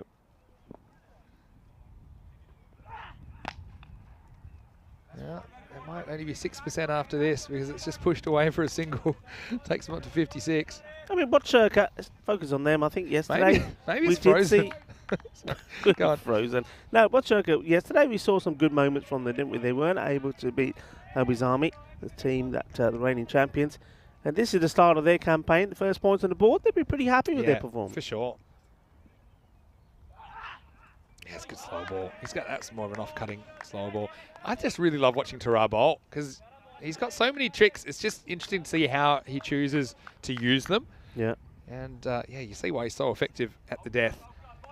And yeah, but Churka, they won 5 of their 8 games last year. They finished second in Group A. Unfortunately for them, they lost the quarterfinal to Hudinger. Ultimately, Hudinger were finalists, losing finalists to Abu Zalmi last year. And you can see why they win a lot of cricket games. You think about the batting in this innings, even though Tara went first ball, didn't phase them too much. Zishan Mahmood with a few big ones, Kawaja chipping in. Randawa, we know that he can hit as well. And look at their bowling unit. Remember, all the way back, you go back to Asama Qureshi first up. And Zishan Mahmood as well. Yeah, Tara, he's hobbling a little. He took one on his knee when he was fielding, one that ricocheted off his knee. And when you have a look at him when he's walking back, he's not 100%. There we go. Could be a run out here. Might have a go. He's gone, and he misses. Yeah, well, nothing to lose there. Just go for glory. It will just be a single. Yeah, you see when he's walking back here, Vinny, he's got a slight limp. I'm just wondering if he's going to just continue into the next match as well, or whether they decide that it's probably a good option. Bearing in mind it's going to be a long week to give him a rest. Yeah, true. Yeah, I just think push through. Here we go, couple to come. Can they get to that 60 run a ball? Maybe not. This one misses the off stump, I think, as Raja tries to get inventive. He can't get anything on it. Yeah, tries to do a bit of the old reverse. Not the reverse, the little shank. Nice to see. I don't think we've seen enough of it. Because of the line some of the bowlers are bowled, and the field set. I mean, you talked about that. Seems to be this Swedish field set where you got majority of the play just free on the leg side. Yeah. But that's the shot to play when you got no fine leg there. That's for the over coming up. And the match, and it will be a dot to finish. So yeah, congratulations to Bochirka. They get their first 2 points in Group A in this FanCode European Cricket Series, and it's a very comprehensive victory in the end.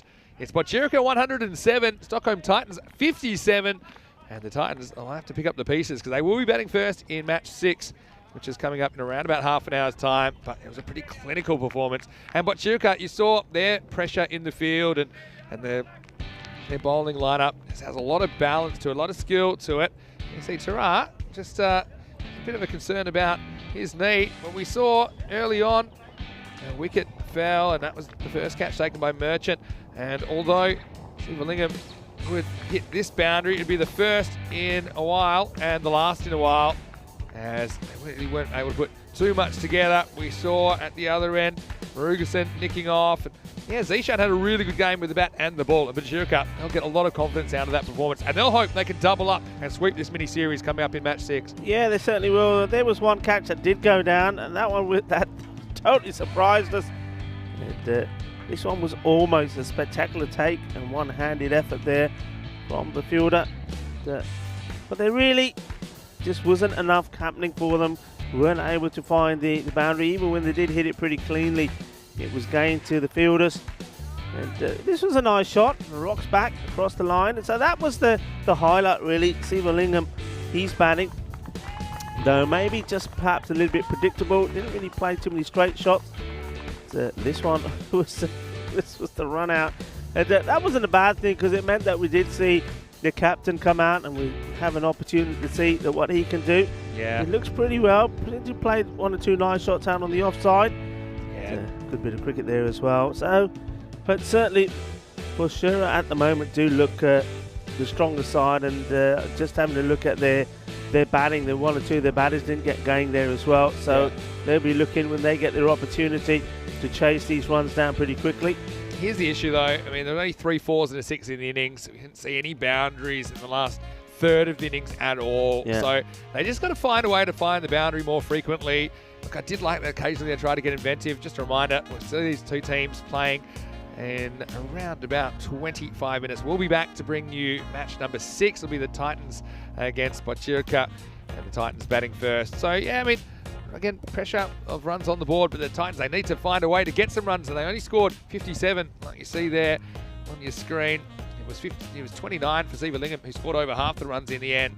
And Yanagula, the captain, came out at the end, scored a runner ball, 13. No one else able to do too much, and they used up too many balls.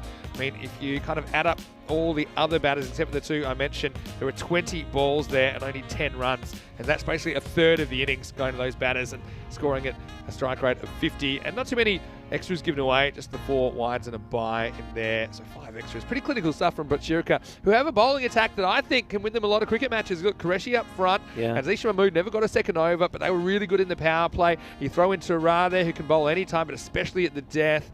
Even Amir Khan that went for a few, but I think he's a pretty handy bowler. Merchant, 2 overs, only conceding 9 with a wicket, and Nazif Khan just showed you these 6 bowlers. They were all pretty effective, and it was a pretty dominant performance, wasn't it, from Bochirka? Yeah, it was. I think they've got good balance there in their attack. Certainly, like you say, I think Merchant and Khan will always cause a few issues taking the pace off. Then you've got the quick bowlers there as well. Tara, yeah, I think he went for the motions there, but he's quicker than that and more effective with his 100%. So all the work really to be done by the Titans from Stockholm, and they get the opportunity to bat first. Remember, the one thing I will say, they only lost 4 wickets, so we still don't really know what other depth they've got in the batting order. So, you know, you never know until you see them. Maybe they might change things up slightly for this next match. We have seen it happen, but the main thing they've got to do is just go out there, be a bit more confident, and don't not use up too many balls, and to try and eliminate those dot balls, get bat on the ball, take the runs, put the pressure on, and maybe pick up a few big hits along the way as well. Yeah, so we're going to take a quick break, and look out the break, because we've got some of these amazing photos from around Stockholm. With thanks to Manishu sent in those. That'll keep you occupied, but we'll be back in around about 25 minutes. The first ball will be bowled. Match 6 on the way, the second of 4 today. It'll be the Titans batting first against Bochirka. Vinny Sandu here, Mr. Maximo, alongside Rico Full. Hope you're having a great morning. We'll see you very shortly for more cricket on ECN. You're watching the FanCode European Cricket Series.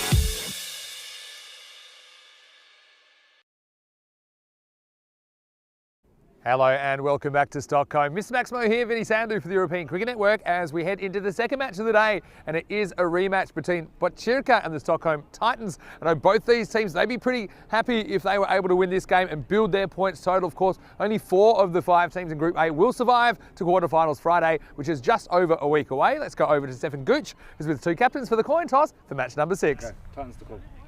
Heads. Heads to call. It's heads. We're gonna bat first.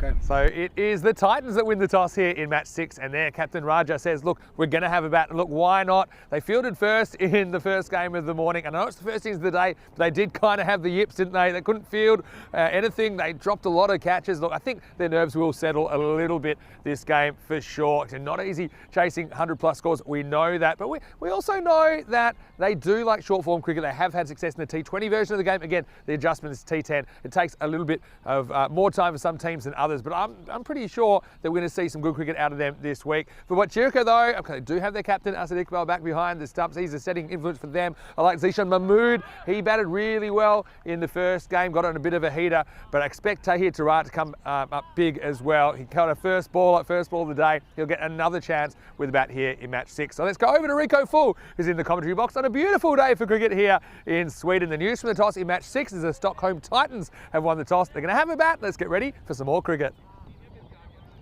Thank you very much to Mr. Maximo there, Vinny Sandhu, looking dashing as always.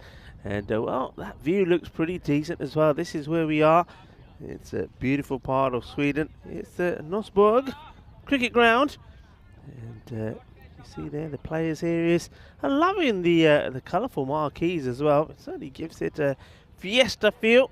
You can see there that it's a number of cities that make up this area. Look to the left there. And when I tell you this, that Stockholm is all about its waterways. You can see there plenty of water around. 30% of the area is all to do with waterways, and another 30% about green land and parks. And that's why it's such a fantastic place, and it's so picturesque and so green. Look at these 2 teams. So the Titans going to have a bat first, and so I think they need to try and find somebody who can give them a good start. Just having a look through the lineup there, and a couple of men that come to mind. And Srinivasar, maybe he can hit the ball pretty big, and I think Ramraj Nadar. And the other thing is that really looking forward to this is Sushant Kadam. Sushi is opening up the batting, so they made that change. I was saying there's some batters we haven't seen. Well, Sushi, maybe he's going to hit the ball to all parts of the ground and give them the big start. That would be the idea, I'm guessing. And he's been joined out there by the Gopal Pathasathi. We saw him bat earlier. Didn't make a big contribution. And that's what they're saying, certainly going for. It's going to be Qureshi, Osama Qureshi, to open up with the ball. He's been the tidy, regular opener for them. Gets the ball outside the off stump at regular intervals, makes it difficult for the batters to get going. A very good morning to our umpires as well. Said Arif. He's joined out there by Bilal Munir as they wait to be given the go-ahead. It's been quite a mixed day. We had a lovely start to the day without a cloud in the sky. Those clouds have now developed, so it's going to be a little bit of sun and cloud as we go through the afternoon. And certainly the temperature varies so much. Well, when the sun's out to when it's not there, I can assure you that. But the wind, it's not as cutting as it was yesterday, which makes a huge difference as well. The umpire's about to give the go-ahead. So Sushant Kadam, see if he can get his first runs on the board in this European Cricket Series.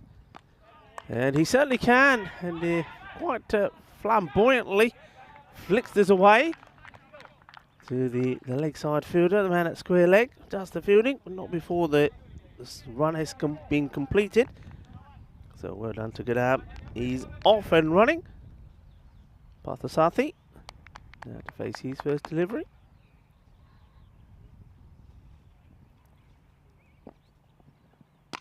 Hits it up in the air, and it just drops short of the fielder, who gets a wild throw.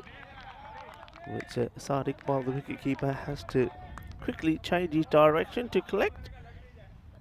Merchant is the fielder. Certainly see a bit more of him with the ball. Interesting field start. The 2 men out in the power play, the first 3 overs. Man at third and man at point.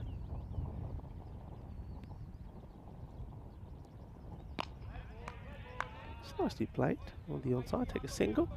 And welcome to any new viewers that have joined us. Now, we take a lot for granted when we're commentating these games because we always seem to feel that it's our regular viewers with us. So anybody new, just to go through some of the basics. A T10, 60 balls per innings. Qureshi being firmly hit. It's well timed. Unfortunately for him, it goes straight to Zishan Mahmood. Plays that really well. Lovely looking shot there from Parthasarathy. Yeah, 60 balls. A bowler can bowl maximum of 2 overs. So 5 bowlers have to be used. A minimum of 5. Slower delivery. Digs this out well. Power play is the first 3 overs, where 2 men are allowed to stay outside the ring. And in this case, it's the 3rd man, and the man who's keeping his hands warm on the boundary on the offside. And we bowled from one end. That's the big surprise that you'll notice. Struck firmly again. So Parthasarathy certainly starting pretty well, finding the middle of his bat, finding the timing. Unfortunately, finding the fielders. That's the end of the first over. So yeah, we do all the bowling's done from one end, and that's really all about keeping. We like the matches to be quick and fast. It also means that in terms of the production that you watch, you're getting quality production all the time with all our camera angles. But more importantly, it's all about trying to get as much cricket in the day. So that's how we can also bring you the 4 matches. And certainly in the summer months, that can go up to 5 matches, depending where we are. So if you are new, it's absolutely lovely to have you here with us. Maybe send us a message on the chat. You can subscribe, the YouTube chat, and please do tell your friends, tell your family members, and join us. We are a growing family, a growing cricket community in Europe, and of course we have lots of viewers from outside of Europe as well, who we thoroughly appreciate joining us at all times of day. This one's hit in the air, but straight to the fielder, and no mistake from Mohammed Ashfaq. He takes the catch, and the first wicket goes, and it is unfortunately Parthasarathy that goes once again. He does look a pretty decent batter, I have to say. He does time the ball pretty well. This time he's gone for the big shot, looking to, well, he's hoping to get it over the fielder, Mohammed Ashfaq, but just finds his safe hands, and he has to depart. Gets 3 on the board before he goes off the 5 deliveries that he faced.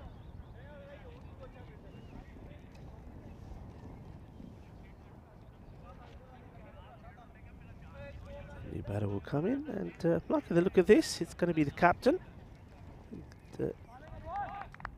Backing himself after the not-out innings that he had in the first one. Raja.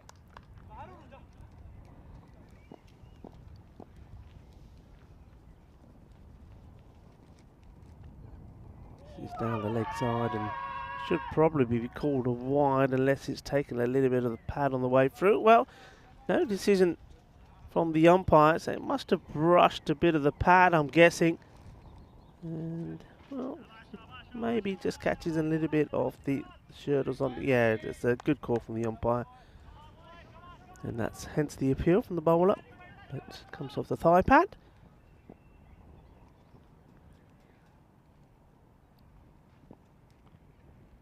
In the air, Yanugla is leaving dangerously, and he's going to go. The captain departs. It's a good catch taken from Merchant. They're looking to get this in the gap, but doesn't get the timing in. Bat sounded a little hollow as well. And the captain, Yanugla, has to go. And we saw the lakes around this beautiful setting. And this is going to be another making its way to the lakes. And it's unfortunate for the captain. He was hoping that his little stint out there in the first match would give him the confidence to go out there and put a good innings in, but it was not to be. The bowler had other ideas. So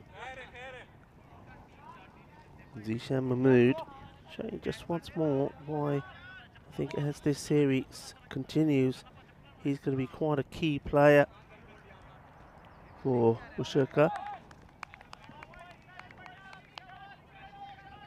Just with the ball, but with the bat as well. Nice catch again though from Merchant. He's had safe hands out there, and Ushaka just demonstrating how important it is to take those catches.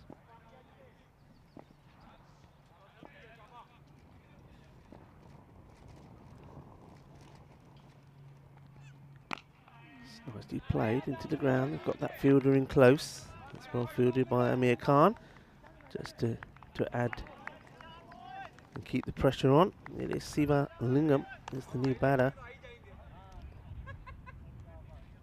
Batted very well in the first match. The only batter to make any real contribution, 29 of 27. Gets an edge here and it's going to race away to the boundary. The fielder at third needed to do better, but this one goes for 4 runs. He starts with a bit of luck, and maybe he'd be hoping that that's going to continue. It's not there for the keeper, but the fielder, well, doesn't do very well at all. Lets his bowler down. 4 runs, it's the first boundary. It doesn't matter how they come, as long as you get them. And Lingam gets the bit of luck. Hay poquita de suerte por Lingam. That's what he needs. Zishan, he won't like it.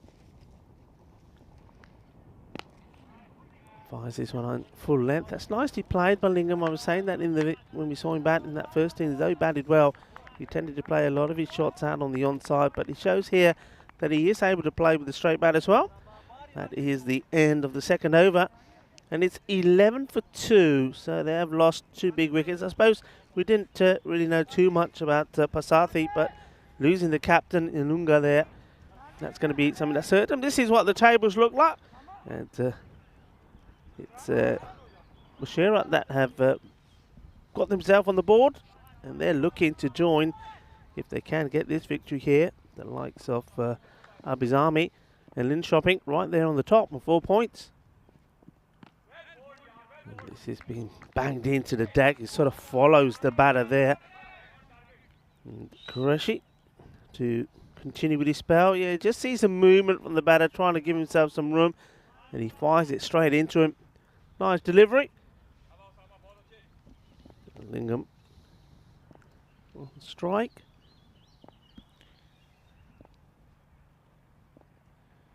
Qureshi once more.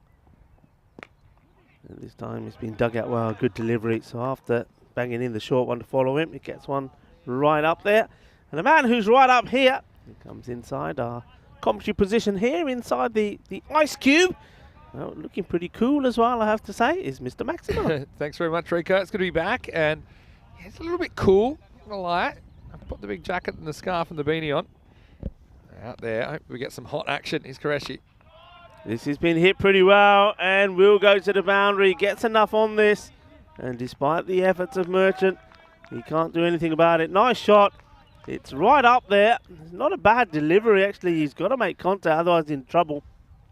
Keeps his shape well, keeps his head nice and still, and hits us over the inner circle. 4 runs. Yeah, nice shot. And Lingam, he was the top scorer for the Titans in their first game this morning. That's a confidence builder. Qureshi hasn't taken a wicket yet. Played out on the on. Let's take the single, and this is what they need. They need partnerships, and they've got plenty of time to bat these two. Just got to be positive. With Sushi, he's 3 from 3. I was thinking about Sushi at the top of the order. That was a bit of a surprise for me. Yeah, I like it. It had a bit of the panda what up about it. But I don't mind it at all. Let's see if we can do anything. Last 2 balls of this power play. Just places back into the ground, so no run there. So I just want to say a quick hello to everyone in the chat. See that James Stewart's in there. Helix has just joined us as well. Yeah, let's hope for a bit of a closer contest between these two teams. There were 50 runs that separated them in their first contest, but we know that things can change pretty quickly. Just need one or two of their players to fire. The Titans, last ball of the third coming up. We'll go to the man who's fielding behind square just for a single. So Sushi will stay on strike. Moves on to 4 from the 5 deliveries that he's had so far. That is the power play completed. So not too much power there. Just the one solitary boundary that's been hit. And score moves on to, I think that'll be 17 for 2. 6, 5 and 6. So pretty consistently economical for Bachirka. Well, what about Eureka? Do you like sushi? No, I'm not a huge sushi fan. Now, for me, it's if it's not cooked, and I don't want to know. It's like with meat as well. Okay. It's got to be well done. I don't like to if it's. So yeah, not a huge fan. Never been a fan. Okay. No. Controversial. Here's Mahmood. Yeah, Mahmood does what he does well. Gets it right up there, and he picks up his 3rd wicket. Got his radar spot on today. That's really well bowled. And a man that did bat very well. That offered some backbone and stability. Lingham, he has to depart. Well, no, that's Sushi actually. Yeah, Sushi. Sushi's the one who has to We go. know that Rico Full would send the sushi back. He's not a fan. And now Sushi does get sent packing by Zishan Mahmood. What a morning Zishan Mahmood is having. Player of the match in the first game. And now that is his 3rd wicket. He's got 3 for 5 off only 7 balls bowled. And yeah, unfortunately, the experiment to put Sushi as the appetizer doesn't really work out.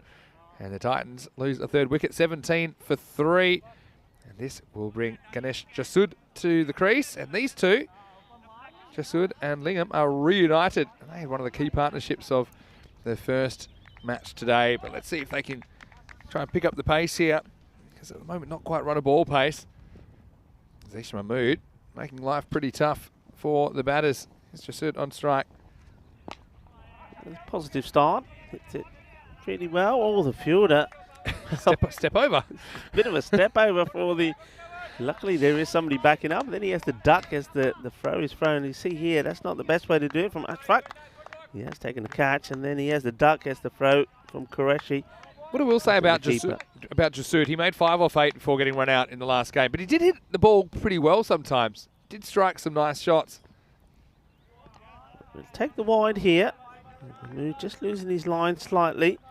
But, well, hasn't Zishan Mahmood bowled well? I mean, it's just, this one just escapes him. He's got this strange accent, hasn't he? As he goes to deliver, that foot sort of hovers. The left foot hovers in the air a bit before he plants it. It's almost like he's, rather than banging it down straight away, it sort of just hovers in the air.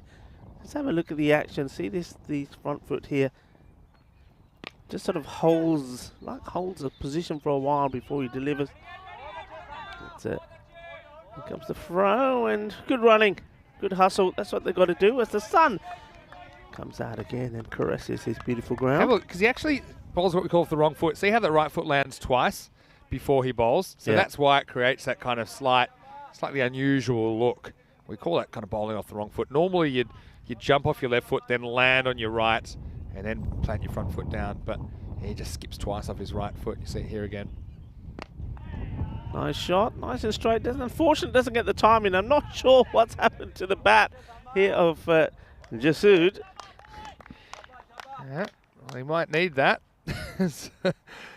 Mahmood searching for a 4th wicket. Yeah, he's just there there he goes. He couldn't hold on to it. He has his bat in his left hand, which is correct when the ball's bowled, but then he tries to put it in his right hand and he misses. Yeah. So he's got it back now. Let's see if he can use it effectively. Well, this is pretty effective. Ball! Balle! Oh, that's the first Maximo of the innings. And he's given this a good clobber. He keeps hold of his bat in his hands this time, and he sends this packing. Nice shot. Yeah, that was a really good shot. I said he hit some balls pretty nicely in his first innings, even though he didn't really get the runs on the board. Had 5 off 8, but he hit a lot of balls hard on the ground. But that one's gone miles, got over the fence. And here it finally comes back now. That's a real confidence booster for Jasud.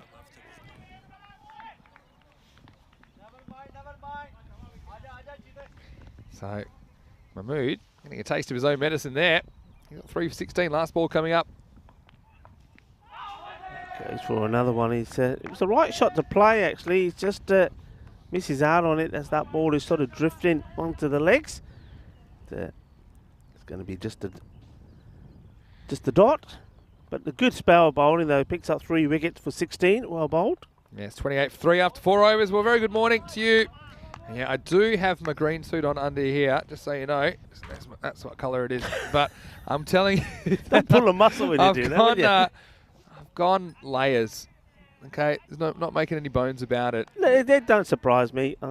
This is one thing I was saying to Andrew. You got your scarf on as well. We had some cold days. Well, we had some very cold days in Landskrona, and I was saying to Andrew. I heard you talking about me. If it was Vinny that was here, he would look like an Eskimo at the moment. Yeah, well. And this is look. I'm wearing this colour. It's a reason because it is. I mentioned that it was a national sort of clutter-free day, which was referred to as Pack Rat Day. Well, this one now is all to do with a dessert. It's to do with Cherry Cobbler Day. With this colour? Yeah, so well, Cherry Cobbler Day as well?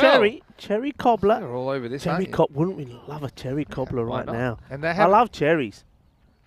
Well, every day could be Cherry Cobbler Day if you wanted it to be. It's played out towards square. They'll take a single. So what's a Cherry Cobbler? Well, I'll tell you what it is. It's a baked dessert with rich cherry filling and a biscuit doughy crust. Oh, yeah. That would have been a custard. Yeah. Hot custard. Oh, yeah. Thank you very much.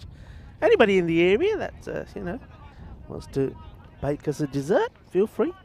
Well, okay. You had some support in the chat. Quite a few people didn't like sushi, including Helix. Well, this next ball will just be a single goal. Come on.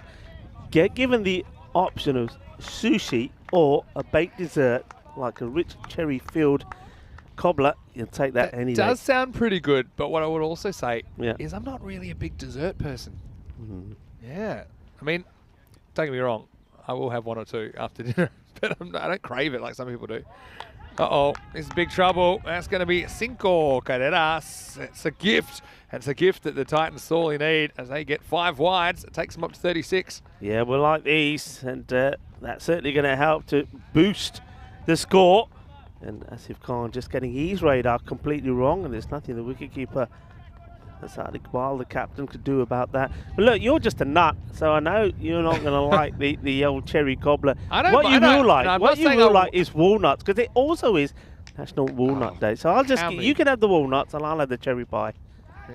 Slides to wide third man. It's not in any hurry to field it. I'm going to say that I do like sweet things, but I don't. You know, some people that really crave it, they need it. Yeah. I'll have it because it's there, and I would 100% smash a cherry cobbler if you put it in front of me right now. But you know how some... I'm pretty sure you would. Yeah. You know, some people like see ball, hit ball. I'm like that with food.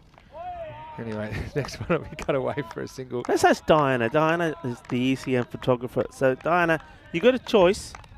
It's sushi, or you could have a baked dessert which is filled with rich cherries and biscuity dough. What would it be, the sushi or the baked pie?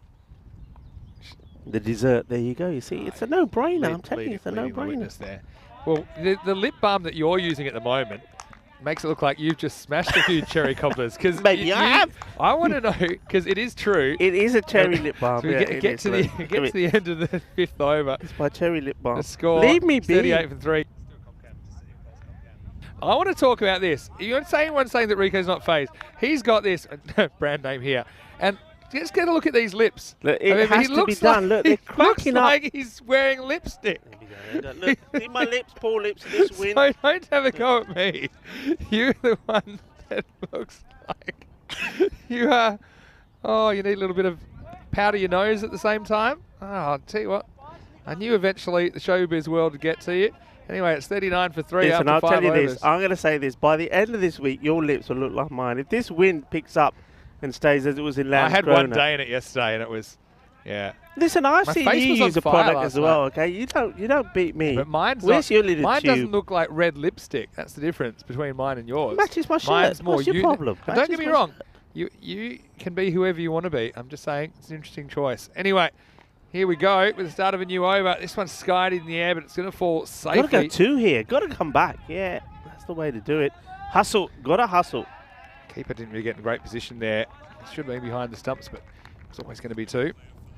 41 for 3. Well, one short as well. Oh, that's not good. You run so hard, you don't even get the run. Here we go. And that's, if you want to know what the ball retrievers are looking like here in, in Stockholm, there you go. As the next one's played, it's not going too far. There you go. Wasn't expecting that. Yeah. You reckon? You know what? I think she may be thinking of making another pie. She might be looking for. I reckon she's probably looking for snails. Oh, there was a few rabbits here yesterday. She's not after rabbits, is she? We'll She's take got a it. spear. Is that a spear? Has she got a harpoon in her hand? Actually, I heard she's in the top 5 ball retrievers in Sweden. That's why we've got her here. I think she's on the deck here now. She's after. She's found something. This one is going to be out, and it's a good catch from a tall man. He had to be tall. He was reaching up. Well, it was his turn to put his hands up in the air, and it's nicely taken from Asif Khan.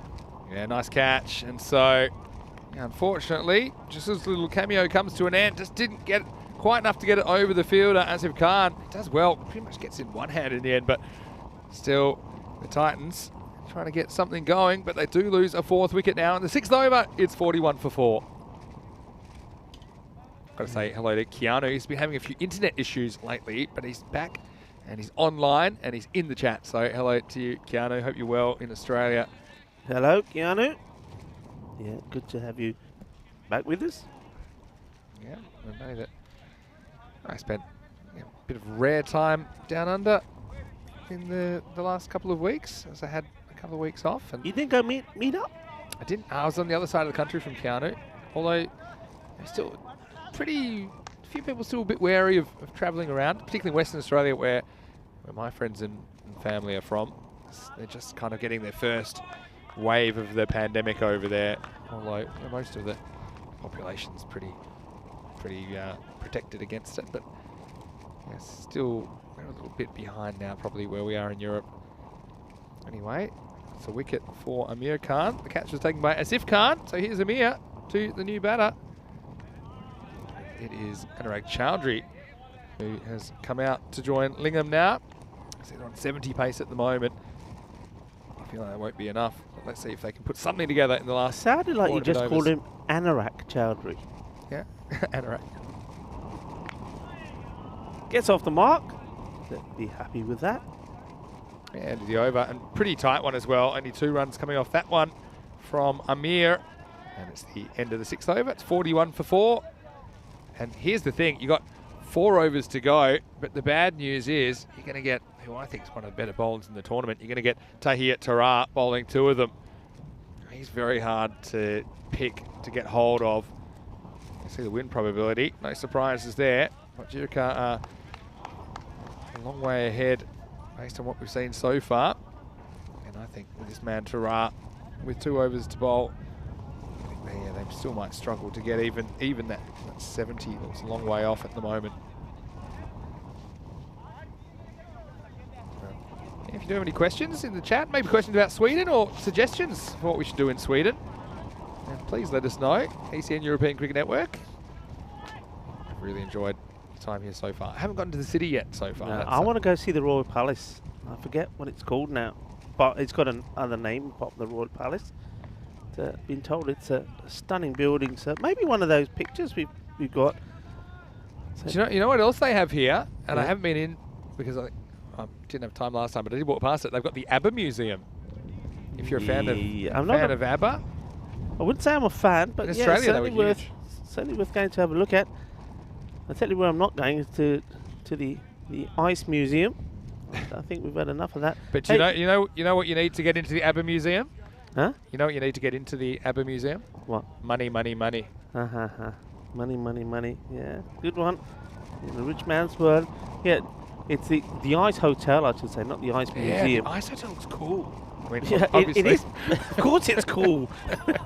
Yeah, it's a really pretty good slow ball. I don't think I want anything. It's like yesterday, when we finished here yesterday, I just wanted. Do you mean it's an ice hotel? Is that what you mean? It's an ice hotel. The ice hotel. It's ice. Everything's made out of ice, and it's up there until spring when it melts away. So it's built every year. Yeah. But you know this, because of the bylaws, this is the best thing I love about that ice hotel after this delivery. It's pretty well played, actually. Just a little bit too wide there from Tara. I think he is. That little niggle on his knee is affecting him. He's not really running in as well as we saw him yesterday. But yeah, so the ice hotel, everything is made out of ice. So yeah, if it's a really hot day and you go into a place that's full of ice, yeah, you don't mind it. But in the cold, nah, not for me. But everything is ice, including the beds. But because of certain bylaws, Yeah. they have to have fire extinguishers. Oh, do they really? Seriously, yeah. That's funny. Chance. Oh, watch out. He had it, and maybe go for two. Well, this is the craziest two you'll ever see. It should have been out. It could have been out. It could have been out twice. Could have had the same batter twice, and in the end, it gives him 2 runs. I thought he's getting there for short, Tara. I mean, it's a one-hander, but the ball's not travelling that fast when it comes back to him. You see here, just puts it out, misjudges it, and then he falls down, and then he sees a chance for a run out, so he just flicks it slowly. But the batter misses the ball. They come back for 2. The next ball is a big bounce. I mean, this could be a wide, you know. I mean, it's called over the shoulder. This will be the next ball.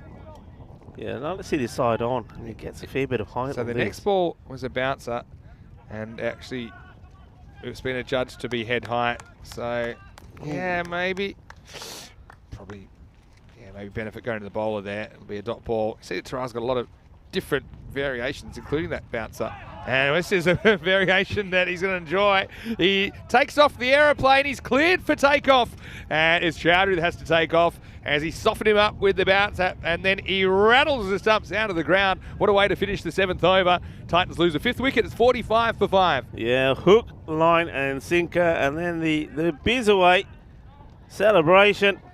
And Bizaway Travel, our travel partners. It's a good bit of bowling, isn't it? Softened him up with the short delivery as he had him ducking, and he said, smell this one, and then the next one, he's knocking over the stumps, chuck the foot there style. As we have a look, Vinny, where are we going next? Yeah, well, right now we're in Stockholm, as you know. It's a 2-week series here. We've got Group A at the moment, Group B starting on Saturday before the finals next weekend. And then, yeah, Prague in the Czech Republic. We're going to have 10 teams there, including a couple of teams we haven't seen play ECS cricket before, including even 1 or 2 teams we saw in the Czech Super Series a couple of years ago. So, yeah, it should be a kind of different mix of teams in Prague this year. Looking forward to that. Then we head to Hungary for a week, and then we'll be in Austria for a week before our 5-week summer adventure in Italy, the Italian summer, starting on the 27th of June. So join us for an exciting few weeks and few months of cricket still to come on the European Cricket Network. And hello to Vivek Davda, who's in the chat, who said he hasn't been in a while, but happy to see you still going strong. He wants to know, do they make flat pack bats in Sweden that you have to make yourself? I think he's talking about IKEA. IKEA. That's a good idea, though. That's a good one. I like that one. Here's Merchant getting a bowl. Gets up in the block hole. Just be one. But hello, Vivek, and let us know where you're watching from now. And what part of the world. It's good to have you back with us. And I know that lots of people, they are tuning in from all around the globe. Uh-oh. This is gone. He just gets a long way across. And so Merchant keeps it straight. Nadar, unfortunately for him, he's going to have to go. And just naked eyeing this. This is about as plumb as it gets, Rico. He gets right in front of the stumps. And his pad's still there blocking the whole stump. So you got a pretty good idea that you're in trouble. You know, most batters here, you see this, like right in front, most batters will get the legs out of the way, then look at the umpire. He leaves the leg right there, looks at the umpire, says, are you sure, umps? He's so far back as well. He's almost standing on his stumps. So, yeah, the umpire, certainly not one of the more difficult decisions he'll ever have to make, but it is the 6 wickets. The Titans lose Nadar for a duck. It's 46 for 6. Yeah, another duck, and I reckon that's got to be the plumbest of plumbest LBWs we've ever seen. Yeah, the fact he was just so far back as well. And you're right, he didn't move the pad from the scene of the crime, did he? They certainly didn't. I mean, was that first baller? So is this a hat-trick ball? So, no, because the first ball was a single of this over. Ah, okay. But there was a There's wicket 2 of wickets. last ball, the Yeah, last. okay. Yeah, 2 wickets and 3 balls with different bowlers. This is Merchant's first over now. New batter out there is Dodia.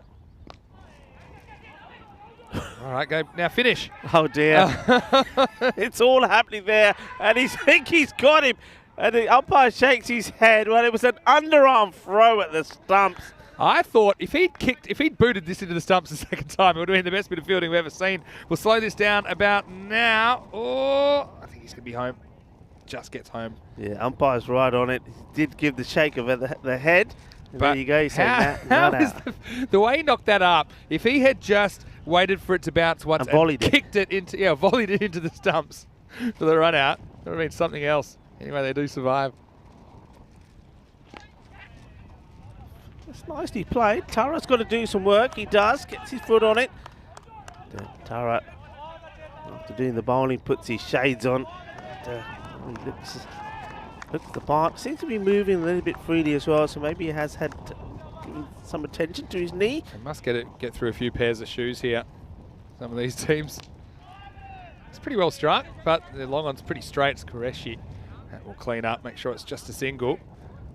And let's just say Merchant's pretty nonplussed about the return. But yeah, very few boundaries, says Underground Bodega, and that's true. Just 2 4s and a 6 in this innings, and that was the issue they had last time as well. I think there were 3 4s and a 6 in the completed innings. Stockholm Titans, so last ball of the over. Plays it well, he gets to the pitch nicely, plays it down the ground, he's played it to long off and long on the over. But yeah, no boundaries, so they're just basically, it's been ticky-taka all the way. They're getting to close to the 50 mark, just to run away from it. Yeah, just having a look at the boundary counts, we've had 2 4s which were hit by Lingham, and that one big 6 that was hit by Jasud, but other than that, nothing else. Look at the bowling though. The economy rates tell the story, don't they? Some really good overs in there. They've shared it around. They've used 6 bowlers in the 8 overs as well. Tarada bowl this one. It's not going to be an easy one either. But yeah, it's certainly a bit of trouble. As Keanu says in the chat, the fall of the Titans. It's a bit of that at the moment. I'm going to say hello to Santosh Subramani. He says, hello Vinny. Santosh from Poland. He'll be moving to Vienna by next month. Hope to see you there. Well, Santosh, it'll be great to see you if you can join us in Vienna.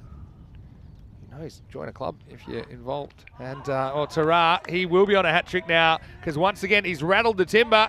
That's another flight departing. Clear the runway, Rico. The Titans, they're going down. And at the moment they're going down pretty quickly, 49 for 7. Yeah, this is good bowling. No, he's got a big smile on his face. You see the batters, they're backing away. I just think in the back of the mind there for Judia, he's probably thinking, well, this guy's got a pretty quick, short delivery. So he gets out of the way of this, but the ball crashing into the stumps. And Tara, he does a bit more celebrating as the batter, Judia, as he comes out, says, yeah, I should have just blocked this. What an opportunity. I think that ball again for me, Vinny, and it's timber. Then it's a hat-trick. Yeah, because, and the footwork, just the feet were always outside the leg stump. They were never kind of getting him in line to play that ball with a straight bat. I don't want to get overly technical, but, you know, Tara, I think you're right. He's going to get a look at the number 9 here.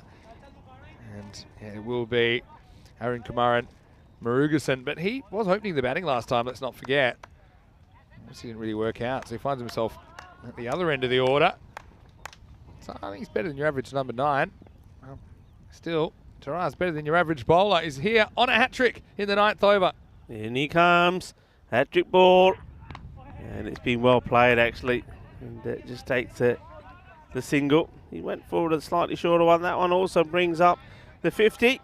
So 50 on the board, but it is 7 wickets down here. Didn't go for the Yorker length here, which surprised me. Didn't go for the ball that did the damage. Say Vivek is watching from the home of the legendary Harrison Ward. I don't know if he's talking about the UK in general, or maybe Sussex, where Harrison plays his cricket. I'm missing Harrison a bit on the tour. He's busy with his cricket career, which is great for him. But we like to see him again before the end of this season. This one's called a wide. And this will be a wide for above the head. So Tara, I don't think he's too bothered about it. It means he'll get an extra delivery. So anything that's over the head, which, yeah, I mean, jumping, probably a fair call. He's meant to be over the head in the standing position. But Tara, he's not phased because he knows he has another chance to take a wicket now. Still 4 balls left. He's got 2 for 5 at the moment. Yeah, the only thing is Siva Lingham will know that this cannot be a short ball. That's because he's used up those now. Slices it up, doesn't get the middle of the bat. It just drops way before the 30-yard circle. Gets a single. Yeah, good slower ball. he sets him up cleverly. He's a clever bowler, Tarat. He goes the quick bounce, and then the batter will be thinking, okay, watch out for the quick one. Then he throws that slow ball, and he disguises it really well. Murugasan back on strike. Plays it pretty well. Yeah, he's certainly better than the number he's coming in at, that's for sure. Yeah, we saw him opening the batting, so obviously he can bat. Maybe they were thinking, okay, didn't really work out. Couldn't really get too much going, too many boundaries, but yeah, certainly he's handled Tarat better than most of the batters we've seen so far in this innings. Got to say hello to everyone, including Helix, who says, yeah, where's Corey? Needs to comment on the foot fielding. Corey wouldn't shut up about it if he was here. And well, this is terrible. This is when you need to go to Specsavers, because this is all wrong.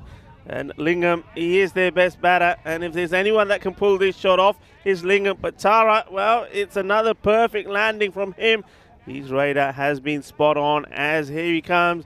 Boom! I tell you what, air traffic control have been so busy in the last few minutes because there's flights taking off left, right and centre, and once again Tarat rattles the stumps the third time in the innings. Look, I don't really fault the intent there. It just looks silly when it doesn't come off. It was a calculated risk, wasn't it, from a batter that had stuck around for a long time, Lingham, but he will have to go as this innings just keeps on imploding. Lingham, he makes 20 off 18 balls here, but he comes the third victim of Tarat at 53 for 8. And Tarat still has 1 ball remaining, and it'll be to the number 10 batter, Nagendra Sedotam. Yeah, he's bowled well, isn't he, Tarat? You've got to say, he's got the variation. Maybe sometimes perhaps a little predictable with that short ball, you know, it's going to come. But in terms of executing what he's doing here, it's been really good. This should be right up there for me. And it's not a bad delivery. It's been played pretty well as well, I have to say. It's a nice start. Good way to open your account. He's off the mark. He's up and running. Remember, the Titans are making their ECS debut. So a lot of these players, this is the first time that they're on the big stage. And yes, Sidhu Tam getting a run off his very first ball. Yeah, not a bad shot at all. But good spell from Tahir Tarat. 3 for 9 off 2 overs. We'll probably see him opening the batting. Remember, he's coming off a golden duck this morning. He was out off the very first ball of the day. So we've had some pretty good individual all-round performances in matches, haven't we? People starring with the bat and the ball in the one match. Yeah. We saw Azam Khalil yesterday doing that. Zia Alizai as well. Think about Zishan this morning. And, at the moment, Tarat, he's done the bowling bit. 3 for 9. I'm sure he'll get a chance to make some runs as well. Asif Khan comes on to bowl the 10th over. Can they nudge the 60, which will be run a ball pace? Oh, if he hits here, he's going to be gone, and it's adios. He's got to go. And he took his time, didn't he? Took his time and lined it up and knocks him over. And he's had a good day, Tahir Tarat. And no doubt he will want to open the batting as well, because that's another scout that goes to him. The smart play here is to just quickly shovel it to the bowler, and you've got heaps of time to make this run out. But Tarat said, I'm so good at hitting the stumps, I'm just going to throw it as hard as I can. Look, the batter's halfway down the pitch here. The bowler doesn't want anything to do about it. But Tarat, he is on a heater at the moment, finds himself at short mid-wicket, and the wicket's following him around, as unfortunately that is the end of the road for the batter. And yeah, I mean, Sedutum, can't really blame him, not his fault, but he does become the 9th wicket to fall, 54 for 9. Yeah, the fielder says Tarat to Sedutum, who has to go back. I mean, he's built for power, Sedutum, not for running, and not for running quickly. He was never going to get there. But well, Tarat, he says my radar spot on to the bowler, to Asif. He says, I don't need you, I can do it myself. To get the direct hit as another wicket goes. So they're 9 down here now. Gets a bit of bat onto it. Tara again, and now he's going the other end. Oh, he's missed his stumps, but the keeper here certainly, Asad Iqbal, could have completed the job, and the ball doesn't go into his gloves. Yeah, I mean, it was a fast throw, but a bounce throw. That's often a tactic when you're trying to get it there quickly, but you want to make it a bit easier, especially for the keeper. He just snatches at it slightly, so he had plenty of time if he gathered that. Yeah, I think he does really well with the throw. He sort of bowls it in. It's a nice height for the keeper. The keeper, though, I think he he attacks it rather than lets it go into his gloves. Swing and a miss. Okay, Maiden Waters. She wants to do a quick shoe check. She's asking if I'm still in the Come on, sort me out get in. here. No, I'm going the purple today. Purple shoes, There you Maiden go. Waters, and that really hurts. Has anyone I've stepped definitely on got less flexible since I've stopped playing and started commentating all the time. Ooh, this could have been curtains. Well, I'm getting a good workout every time people want to see their shoes. You could do I'm that. getting You my could be arm one of those workout. people. Just- I used to have a very specific warm-up I would do before match as well, and the coach would have to do it, and I was a bit OCD about it. I'd have to do a certain amount of stretches this way and the other, and then a certain amount of seconds. Yeah. You could do that for me, Rico. Has anyone stepped on those shoes yet? Because Nope. it's got to be done. New hope they shoes. don't. Somebody always steps on. Last ball, shoes. 55 plus this. Uh-oh. Well, Tarat fumbles. He has a ping anyway. He misses, and this could be a fiver. Well, that's going to take some chasing. It ain't going to be stopped, I don't think. Oh. Oh, does he stop it? How many Oh, have he they does- run? They're not even running. What They is got happening? 2. I Well, think they're going to get 3. Go on, throw it again. It's still good. Hang on. Tara, have another go. Well, I don't know what's going on here. Run, run, run, run. I think that's 3, but it's poor running. They should have got at least 4. I want to see the I want to see the fielder stop this. There's the throw. So there we go. And then what happened here? So meanwhile, they're running or not running. This one, yeah, that's fine. Makes the just. stop. I think I'm going to go with 3, but surely it's not just 2. That's okay. I'm going to assume it's a 3, as 3's been scored, and so we're going to end up with 58 for 9. So here we go. See, there's the 1, and then let's have a look at this. You see, Kumar just walks again. That's 5, and then he's like, uh-oh, I better get on it. And then as the ball's coming in, he has a great idea of running anyway, and they do get 3. I would have liked to see one more throw at the stump, so he could have sent a 7 you see there. here, watch. I mean, he drops the ball there. The bails don't come off. I would have just said, just run. So anyway, well, a rare 3 to finish the innings, and the Titans don't quite make run of ball pace. But 58 for 9 will be the final score. But Chirka, they'll be fancying their chances of clean sweeping this mini-series this morning and joining Albi Salmi and Linköping on 4 points, the 2 teams that we'll see play this afternoon. Right now, the Titans finding it's a bit hot in the kitchen as Botchirka. They brought the heat early, but this time it was Mahmood that was doing the damage, following up a good performance this morning, and he was making early inroads to the Titans' top order. Yeah, it was good catching. Pathasathi, he went for 3 early. He was caught pretty well there. And we saw the second catch. So both Merchant and Asif were involved in doing some catching. It was some nice shots being played. Once again, most of those shots coming from Siva Lingam. He's got 2 4s on his way to 20 of 18. But once again, it was very much the same. Nobody really able to give any support. Sushi was sent up the order, but even he couldn't provide the big bang that they needed to get the balls going over the boundary. Well, Jasud could. That was a 6. And it was followed up by 5 wides, which certainly helped their cause, but this one just wasn't able to get it over the fielder. And no mistakes, nice catch. And this one would have been interesting. It could have been a brilliant call and bowl. In the end, it ended up just being 2. But Tara, he's always in the action. You know he's going to come back, and he did come back. Comes back with a beauty. And, well, he lands that one perfectly. And he lands this one perfectly as well. He was doing a lot of landing.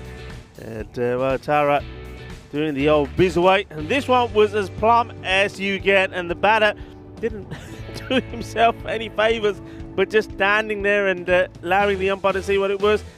And, this was some crazy running. Are we? Are we not? Jaliyet? Not Jaliyet.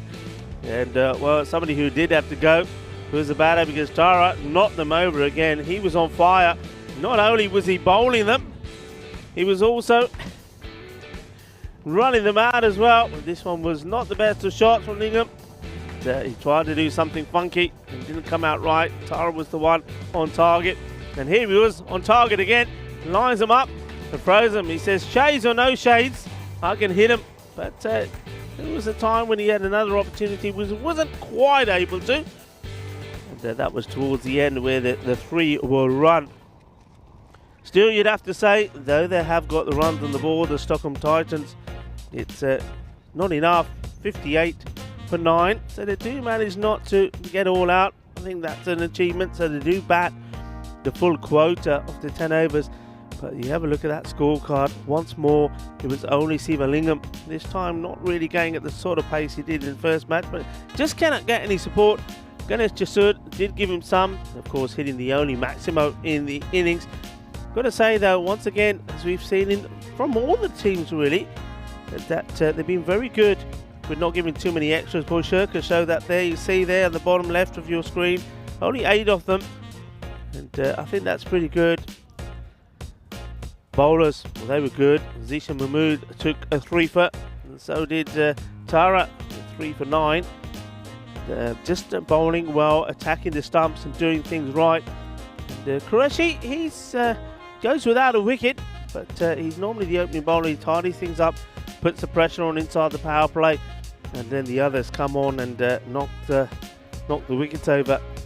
But Shirka, no surprise, they're expected 94% to 6% to go on to win this match, to do the double, which will put them right up there with the likes of Al Bizami and Lynn Shopping. But those two teams go at it this afternoon. What a blockbuster that is going to be, as we have a look at the mid-innings summary. Sivalingam's 20 of 18 was the only real highlight, and that one big 6 from Jasad. Other than that, nobody could get going. On the other side though, it was excellent bowling from Tara and Mahmood, and they were in the mood to party. Well, are they going to be in the mood to knock these runs off pretty quickly, or are we going to see something special from the Titans? Well, join me, Rico Full and Mr. Maximo, as we come back in around, well, just over 10 minutes time.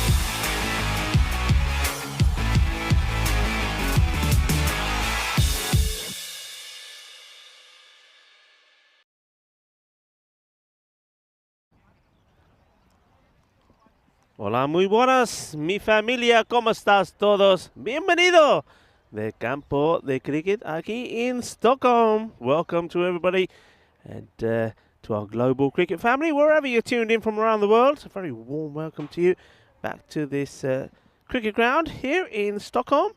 It is the Norsburg cricket ground and it looks lovely, especially when the sun is out. Loving the greenery behind the sight screen there at the far end, the batter's end. And we've been told there's plenty of deer, moose, rabbits. We've seen rabbits. And Andris caught one of them on the camera yesterday. I don't mean literally caught a rabbit on the camera, of course. I mean pictured. But, it's nice to see. We certainly are right in amongst nature here. And you'll see from the drone shots when we'll have those later before the start of the matches that we've got the lake to our left. I say lake, I must find out what it is. It may actually be the sea, but I'm sure somebody here will give us the info on that. A lot of waterways here, of course. As we said, it's Stockholm. It's got it's about 14 islands made up of. Stockholm is made up of, all connected by bridges. Well, the wicketkeeper almost needed a bridge to get to this one. It's not the same start that we had from Raj Nadar. In the very first ball of the European Cricket Series, the first ball ever was a wicket. And that's when the radar of Nadar was correct. Here it's gone a bit wonky. Here he comes again. Batter charges and it's been spashed away. And Tarar says, "Tara, Tara," to the ball. Well, he was the man that was bowled by an absolute beauty. The first ball of the day. And now it's his turn to get his revenge. The first one was a wide. And the next ball, whatever he can get hold of, you knew he was going to put it away. Starts with a boundary. 4 runs straight away from Tara. And nice to be joined here by Mr. Maximo, wearing his funky aubergine shoes. I'm still waiting to step on them. It's got to be done, isn't it? Come on. I want to vote. You know when the ECN... Hang on. Let me talk here. I've just had a great idea here. You know when the ECN crew have a vote thing come up on the old... the chat, yeah. The poll, yeah, to say... You know, who's going to win. But I want to have one that says, Rico steps on Vinny's shoes, yes or no. Come on, get that started. You wouldn't dare. I'd catch it, you know I would. Not in spikes, though. Otherwise I can handle it. Oh, look. Tara didn't last long this morning, but already a good one. Now he's on the walk, and this one gets hit straight, but slightly mistimed. It'll just be one. A good chance for Butchirka to get their net run rate moving as well. Yeah. In the positive direction, just based on the size of this target. It's not particularly imposing. Tara sticks around for it any length of time. This might be a quick chase indeed. Here's Shani Kawaja, who's opening up with him. And defensive from the delivery from Nadar to Tara. Interesting field set. I would not have thought that to a battle like Tara, you'd have one of your fielders allowed out at the extra cover boundary. I'm just trying to think where the other man is. Third man, I take it, is on the boundary. Yeah, you'd think out. You'd have mid-wicket or square leg back, wouldn't you? If he's going to bang it in, you would. They're taking him on, and we'll take the single. Khawaja will get to face one delivery. He batted really well, Khawaja. I think both of these batters, they're going to see a lot to come from them. And also, you got the likes of Mahmood as well, who's pretty dangerous. Yeah. They've been shuffling their openers a little bit. I think Khawaja at top of the order this time instead of Mahmood. So, yeah, I don't mind that. Just mixing it up, trying to get a kind of even amount of batting into their batting unit. Good finish. He didn't start well. Started with a wide, and once again, he's pretty economic. No wicket this time in his first over, but just goes for the 7 runs. 7 without loss at the end of the first. I actually think Nadar is a pretty awkward bowler to face because he's quite inconsistent in a way that makes him unpredictable. I mean, you saw the first over this morning when he bowled an absolute peach first ball. Yeah. Then he bowled one that went straight hand to head about 2 balls later. That can definitely get in your head a bit. And at the moment, yeah, it wasn't a bad first over at all, just the one boundary off it. But yeah, we'll have to see how long the Titans can hang in this match. As this reminds me of in baseball when they look in the cap to see if the pitcher's got any Vaseline in there or something like that. I don't know if he's looking at it, but anyway, they're going to stick with Gopalakrishnan Parthasarathi, who bowl his spinners in over number 2, just like we saw earlier today. He's going to be bowling to Khawaja. Goes uppercut. Hasn't really got it, but should get away from the fielder. This one will hold up. It was Jasud that will chase it down and keep it to 2. But yeah, I would say Titans, I'll be watching their fielding as well because they were abysmal, weren't they, in the field this morning. And I think maybe they've had a chance to settle down. Let's hope that they can perform a bit better in that aspect of the game. It's well bowled, follows the batter. The Khawaja just plays it out on the on. I'd like them to be maybe just a tad more attacking with the field on the onside. Maybe see the fielder is making his way back to his position there. That's Kumar. Have Kumar up a bit just to try and snap up that opportunity if it does go in the air like that last one did. They haven't got too many runs on the board. They need wickets. Up in the air, this is the opportunity. Good luck with this. It goes all the way up. Oh, he's held it. Shaba. Vinny Sandhu is laughing in my ear, thinking there's no way this is going to be taken. There you go. Eat your shoes. What a catch. I didn't know if 2 fielders were going to go for this, or if 1 fielder, or if no fielder is going to go for this. One thing I was sure of, based on what I saw from the Titans this morning, is I would have been hustling back for a second, calling 2. But what a good catch that is. He follows it all the way. Okay, slight ice cream cone as the ball almost pops out. But then I love it. Clean as a whistle. He's looking so cool here. Look, he's not showing anything. And then once he gets in the huddle, then he feels the pain. Wait for it. I don't know if you've got it on camera, but wait for it. All of a sudden he starts saying, ouch, nobody's watching now. There he goes, ouch. But what a good catch that is. Great catch. That's Digraj Dodia that takes the catch. And yeah, just like that, they're on fire in the field. Holding everything, well, 1 out of 1 at least, and Butcherka lose their first wicket at 10 for 1. Yeah, look, Maya, I'm going to give you a shout out. This is what Maya said would happen. She said, wait for the next match when they're in the field. Yep. They're going to be sensational. Well, that is a sensational start. So, Maya, if you're still watching, if you're still there, and yeah, you called it. Yeah, my money was on the ball. I'm not going to lie about that. You were giggling in my ear. I could hear you. I just said, even with the headset. What people don't see behind the scenes is some of those things will happen, and I generally give you a little shove, a playful shove, where I'm like, how good is this going to be? Because really, it's a nightmare scenario. If you haven't held any catches in the morning and you're just fumbling everything, to get one, that went miles in the air. I mean, it came down from a long height at a high speed. And yeah, well, credit to the fielder. And look, credit also to Parthasarathi, who takes the wicket. This next one's not really timed, as you see Khawaja facing up, but Mahmood is out there with him now. He starred this morning, didn't he? And so I've got to say to PK, hello to you. He's asking what's on the menu for lunch. I'm not sure. He wants to know if it's sushi. Well, get out of here. Let's see. Just up in the air, and well, talk of the man. There he is. There is sushi. This time, clean hands, no run wondering there. Biku in the chat, saying why is there so much fielding with the feet?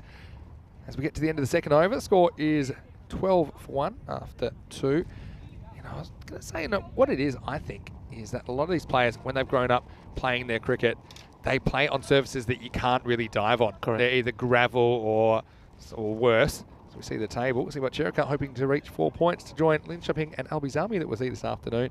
Titans still without a win, as are Indishka at this stage. Yeah, but I think it becomes instinctive to not dive, and that is the kind of safer way to protect yourself on those kind of surfaces. So even though you're going to a surface here that is quite nice to dive on, yeah, it's just not their first instinct. I think that is the reason. Yeah, that is very true. And a lot of the fielders that we talked to, I know that a lot of teams that came to Kartsma, and one of the things we were saying early on, and it did change, I have to say, as we see.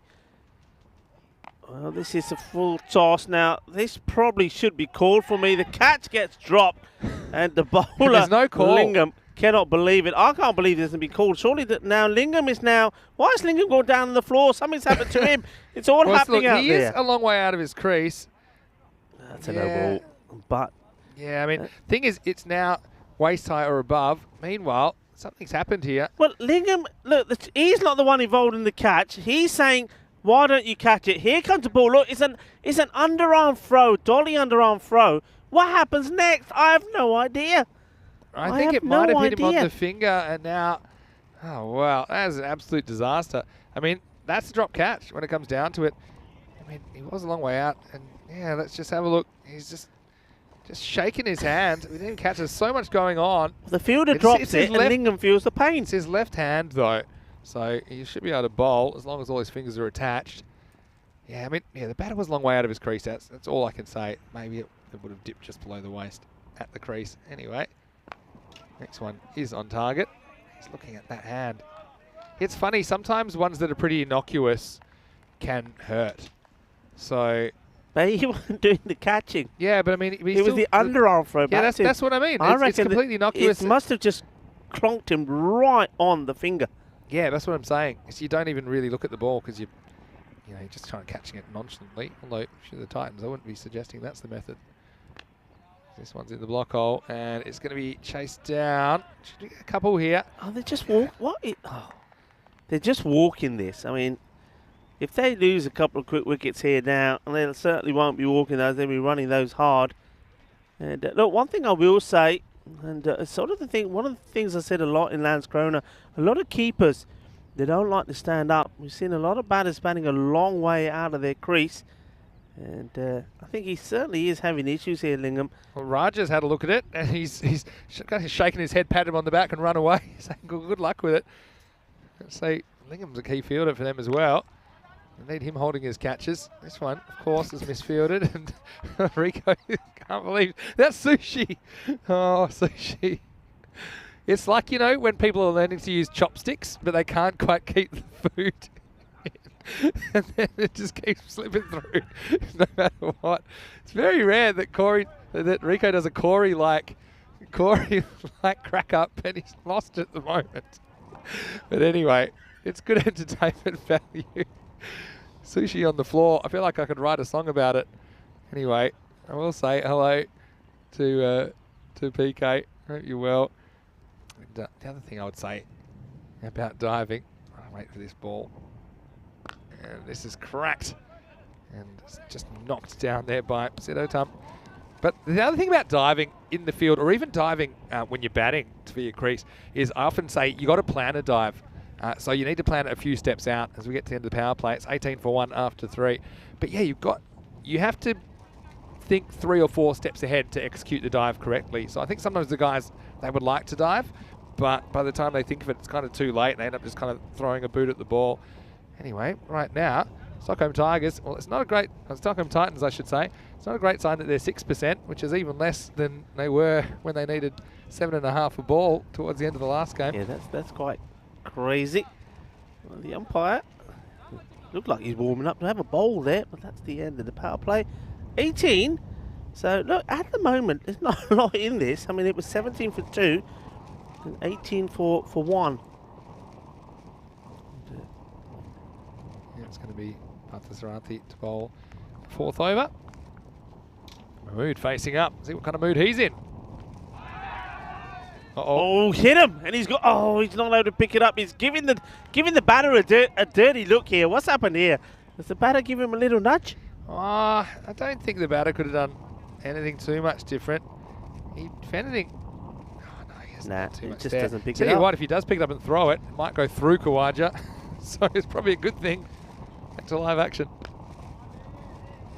This is hit really well. 4 runs. The fielder. The only chance he had was to get down quickly and get dirty for his team. But Ramaraj Nadar is not able to do that. And if he tries to chase it, he's not going to get there. 4 runs.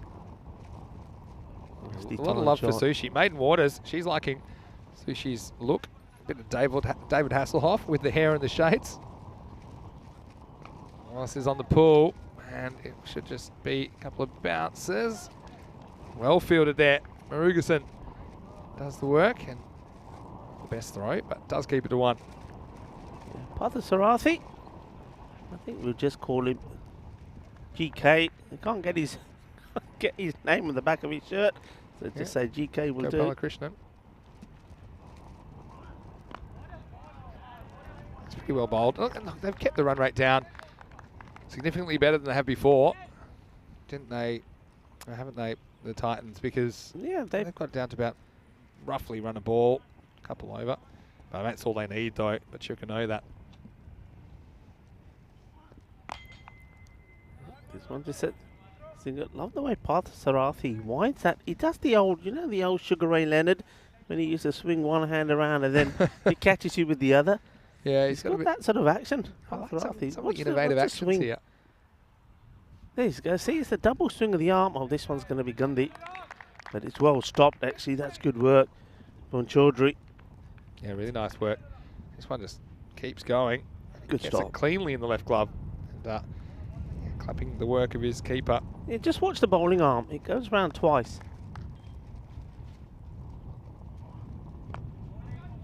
Yeah, it's a bit of a windmill type of action, isn't it? It will be the end of the over. And the score now is 26 for 1. And once again, very, very good morning, good afternoon, good evening, wherever you're watching from around the world. It's great to have your company. It is Vinny Sandu here, Mr. Maximo, alongside Rico Full. And we're enjoying the entertainment value. And look, it's great watching these two teams go at it. Obviously, the Titans is their first time in the series. But we are going to see Albies Army and Linköping this afternoon. Those two, they both won their matches yesterday. I think it'll be a really influential series. Linköping, they're here to play. And Albies Army, okay, they got the job done yesterday, but they didn't really blow away Botchirka. I think we're going to see some really good cricket. I think so. I'm already looking forward to the battle with the Albies Army openers against Rashid. Yeah, Cameron Rashid's been excellent for Linköping. He's got a bit of pace about him. And so stay tuned for that one, starting around about 45 minutes from now. But right here, right now. What's the story with that shirt then? Yeah, so that's Jasud who's going to bowl. And this one probably is no ball off the pitch, I assume. Yeah, it's called now. So yeah, this one gets off the first cut surface. So this is why it'll be called no ball. And it bounces just before the line. Just before the line of the stumps. So I guess the difference will be there's a free hit. Good movement though. Stick to the positives for Jasud. If you can get that straighter, could be trouble. But this is trouble because it's a free hit. It's hit pretty well. And the fielder, he was in the position. Was Nadar to take the catch. He's not able to. It goes right through him. And goes all the way to the boundary for 6 runs. Well, this won't go on the drop catch count because it was a free hit. But still, he needed to get something on that, didn't he? Nadar. And so it will be 1 bounce 4. Kawaja again. Firmly hit. And oh, that's an awkward bounce. That's the old Tortuga there. Oh, no. And the captain is saying, there's nothing I can do about this. Well, Yenanungla, look at the bounce on this. It absolutely takes off. Well, no one saw this coming. You might need a helmet to field in that position as it just takes off. And I don't think Raja Yanagula anticipated that at all. Shows you how hard this surface is underneath, despite kind of the lushness of the surface. This will be a wide. It'll be a wide. Yeah, I was talking to you about that, the tape on the back of his shirt. Maybe he just needs to take a bit of that off and just stick it down just outside the off. Aim for it. He's got enough targets at the other end. Let's say hello to Maya. See, once again here, this is my point. As the keeper here, Chaudhry, he has to stand up. All of the batters are batting so far outside the crease. Look where he's standing already. And look where he ends up. He's got to stand up. Yeah, to at least put him back. I can understand that. But if you also don't want to be leaking runs. If you need wickets, otherwise match is gone, isn't it? That's true. Will this be stopped? Nice bit of work. He's been far and away their best fielder so far, Dolia, in this innings. Yeah, I suppose the other thing is, do you mind the batter being out of his crease? Because they're kind of loose shots. You know what I mean? They're kind of loose shots. I don't think sometimes you want to encourage them to play those kind of shots if you think you can get a wicket that way. Like this is a loose one, and it really should be caught, and it will be caught. And guess who is Sivalingam that takes it? Well, maybe his fingers have been knocked straight because he does take this one. And it will be a second wicket. So this is what I'm talking about. See, he's on the march, but he's not really in control of his movements. He kind of goes inside out. And so it becomes a second wicket to fall. It's 38 for 2 in the 5th over. Yeah, that's good. That's what they need to do. To improve with every game, get better with every game. And Mahmood, he does need to depart. Kawaja is still there. He's the recognised batter. He's batted well. 18 on the board, but a good catch again from Lingam. He's following up for what he did in the first match. He was the one who was able to find it to take hold of a catch. And we've seen a couple of catches taken in this match as well already, so there is that improvement. But of course, the problem is once more haven't got the runs on the board. They weren't able to get firing when they were chasing, and here they decided and elected to bat first, and it's been the same. Just haven't got the runs that they required on the board.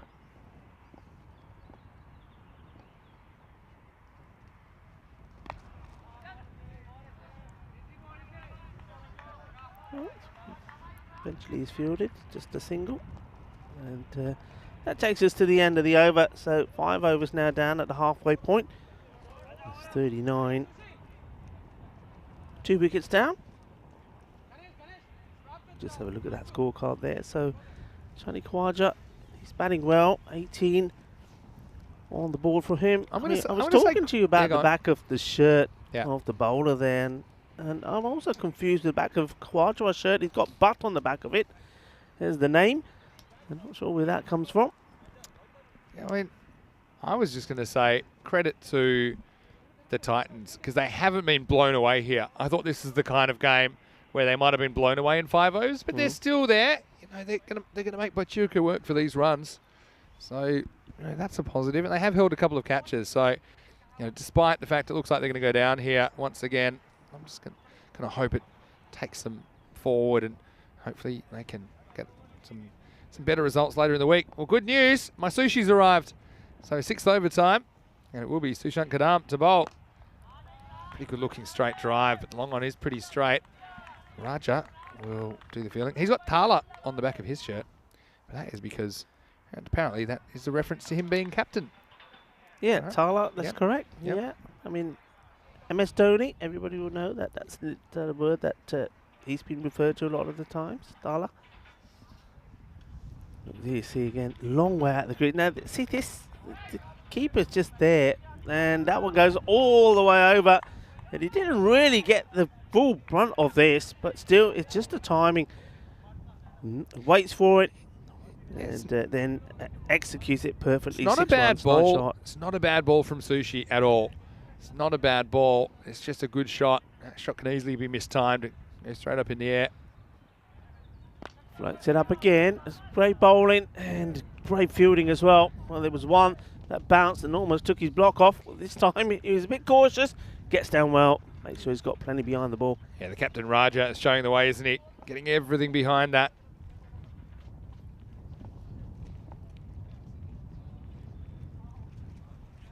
Shorter one. Guides it to forward area, and the non-striker overcommits. That's time though to get back. I'd love for Sushi to get a wicket. I had a feeling he might get one last game. Let's see if he can pull one out here. It's a good delivery. I'm liking it. I'm liking the line. I'm liking what he's doing. And on another day, I think that Sushant here, Kadam, AKO Sushi, that's he's got on the back of his shirt, can quite easily be amongst the wickets. For bowled. Yeah, he's been good. He won't take a wicket, and I'm not so sure he'll get another over, depending on how the next one goes.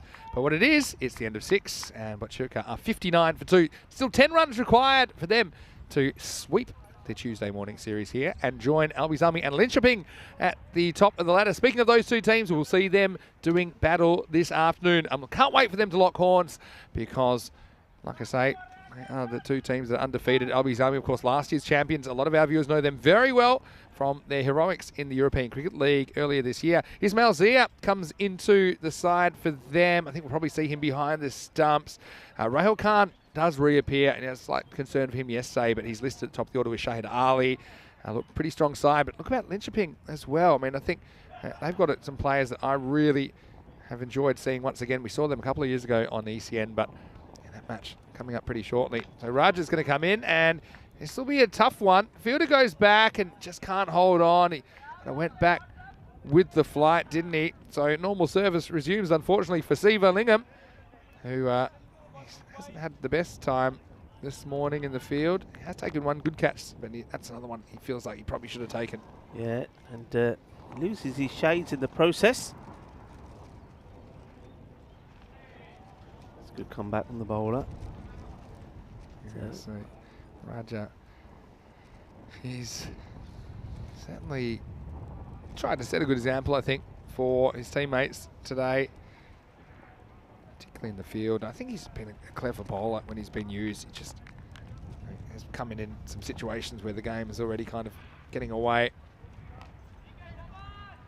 That's not a good delivery. He's down the leg side, and it's been well put away by Merchant.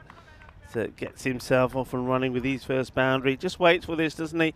Doesn't try and play it too early. Just holds back, waits, and then gets a fair bit of timing in on that. And despite the chasing of the fielder, and Murugasan there, it's always going to beat him. So 4 more, and they're just, well, 5 runs away. Yeah, they can do it with one swing of the bat now.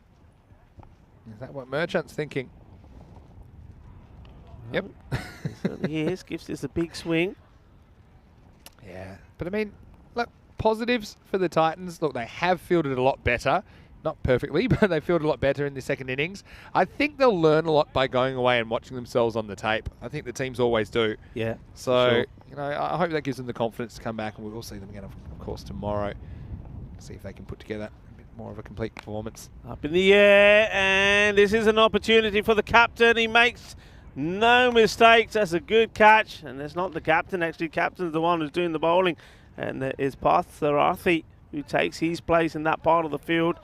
And it's a good catch. Goes a long way up in the air, doesn't it? Yeah, and once again, you see the improvement already. And once again, it was a good slow ball from Raji Nagula.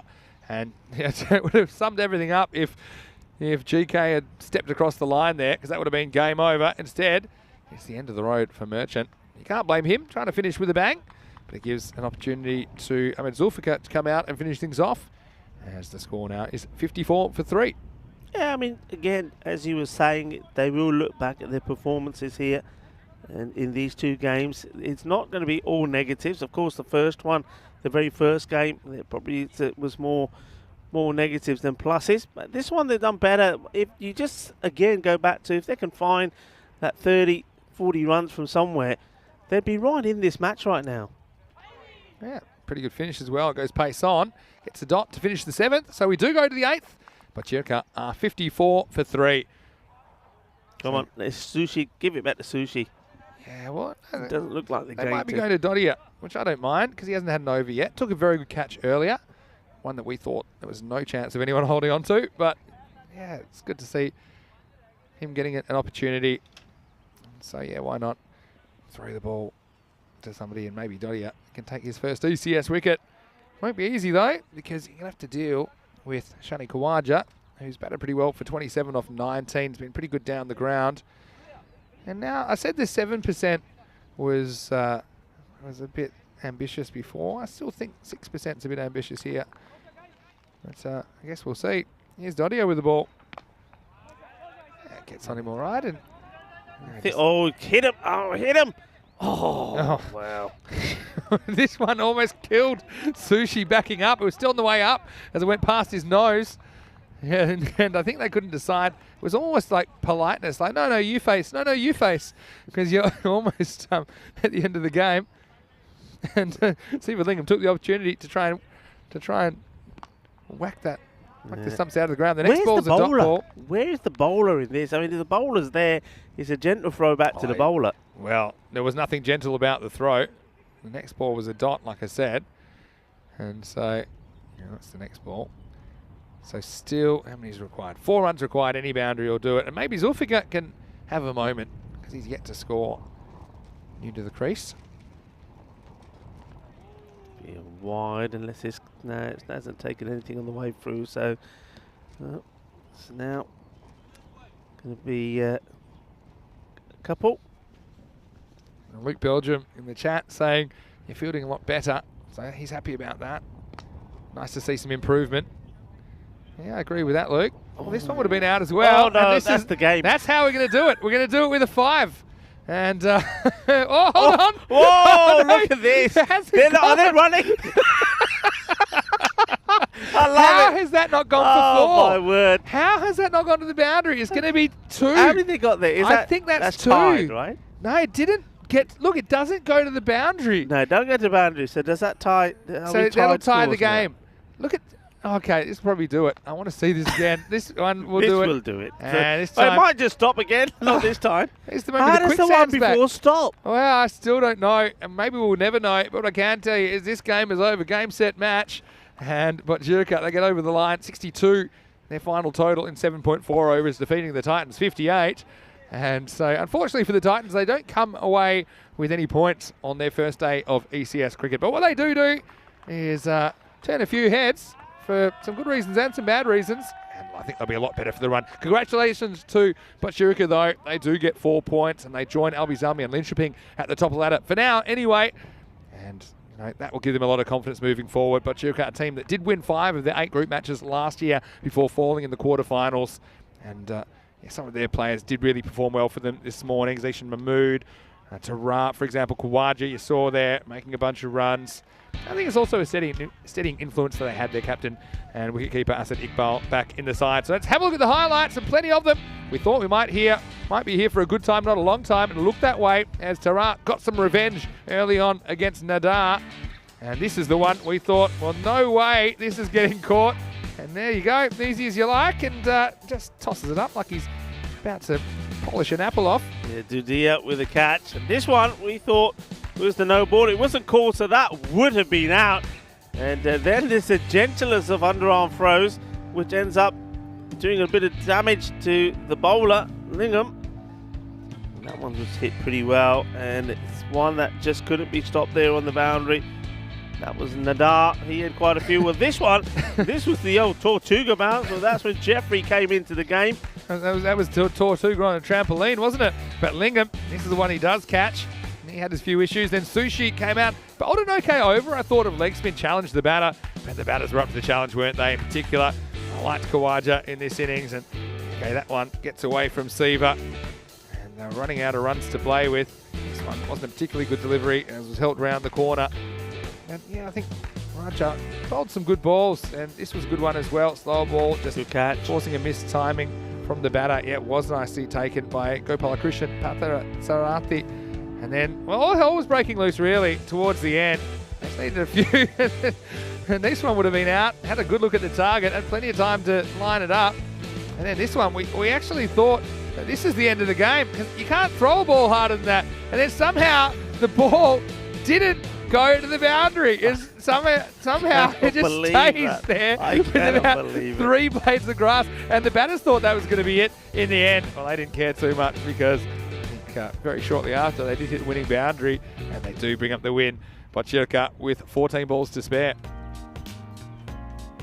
Well, what a match. And had certainly plenty of entertainment.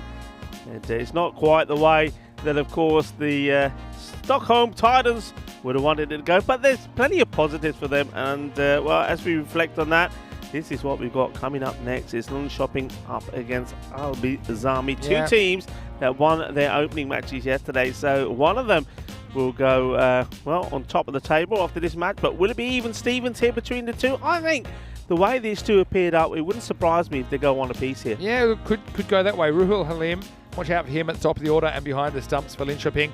And I noted Ismail Zia into the lineup. Don't think he will have the gloves. I think they're going to stick with Zabiul Niazi. That's the information I've got at this stage anyway. But yeah, don't want to miss that one. It starts in about half an hour's time right here on the European Cricket Network. So join us for that. Have a look at this scorecard. And Kawaja top scores with 28 not out of 20. And he just was a steady influence, wasn't he? Even though he lost a few partners. It was Tarar was the unluckiest guy in Sweden, as he was caught by Dodia at third man off a real moon ball. Apart from that, Zishan Mahmood, Moneyball 10, and Merchant with 7, including a Maximo. But ultimately, there was no real panic there. Botjurka always felt they were going to get the runs. It was just a matter of when. And then looking at the bowling figures, there are some good performers in there. Ramraj Nadar was okay early. Didn't take a wicket, but only went for 7. I think that GK, he bowled all right, didn't he? Gopalakrishnan Patharathi, 1 for 13 of his 2 overs. Also, Lingham bowled an okay over. Hurt his finger, though, in the process. Apart from that, Raji Nagala, the captain, he looks like a pretty good player to me. He ended up going 1 for 5 off his over. And Sushi, look, shout out to him as well. Didn't take a wicket, but he could have, and bowled a few good deliveries, Rico. Yeah, he did. And I'm going to say, Sushant, we're going to see him, obviously, again when they're out there along with his team, Stockholm Titans. And I think we're going to see a much better performance from them. I think they'll learn from that. They will go back. They will huddle as a team, as a group, and talk about things the way that they have been on the ground here today after their first match. And yeah, I would say, you know, Susan wasn't his day here today, but Sushi will be back, and I'm pretty sure we're going to see him in the wickets, because I think, I mean, he didn't get the luck today. He bowled pretty tidily. I mean, that one over went for 10. Quite easily could have picked up a couple of wickets. Yeah, well, speaking of sushi, might be time for lunch for us. We're going to take a quick break. We will be back in about 25 minutes to take you into the afternoon session. It'll be Linköping and Albies, the two undefeated teams here in Group A going head-to-head. You don't want to miss that. Vinny Sandu here, Mr. Maximo. Great to be with you. I've got Rico Full alongside me, and hopefully you can join us back for the third match of the day. Match 7 just around the corner. Linköping winning the toss and batting. See you shortly for more FanCode European Cricket Series.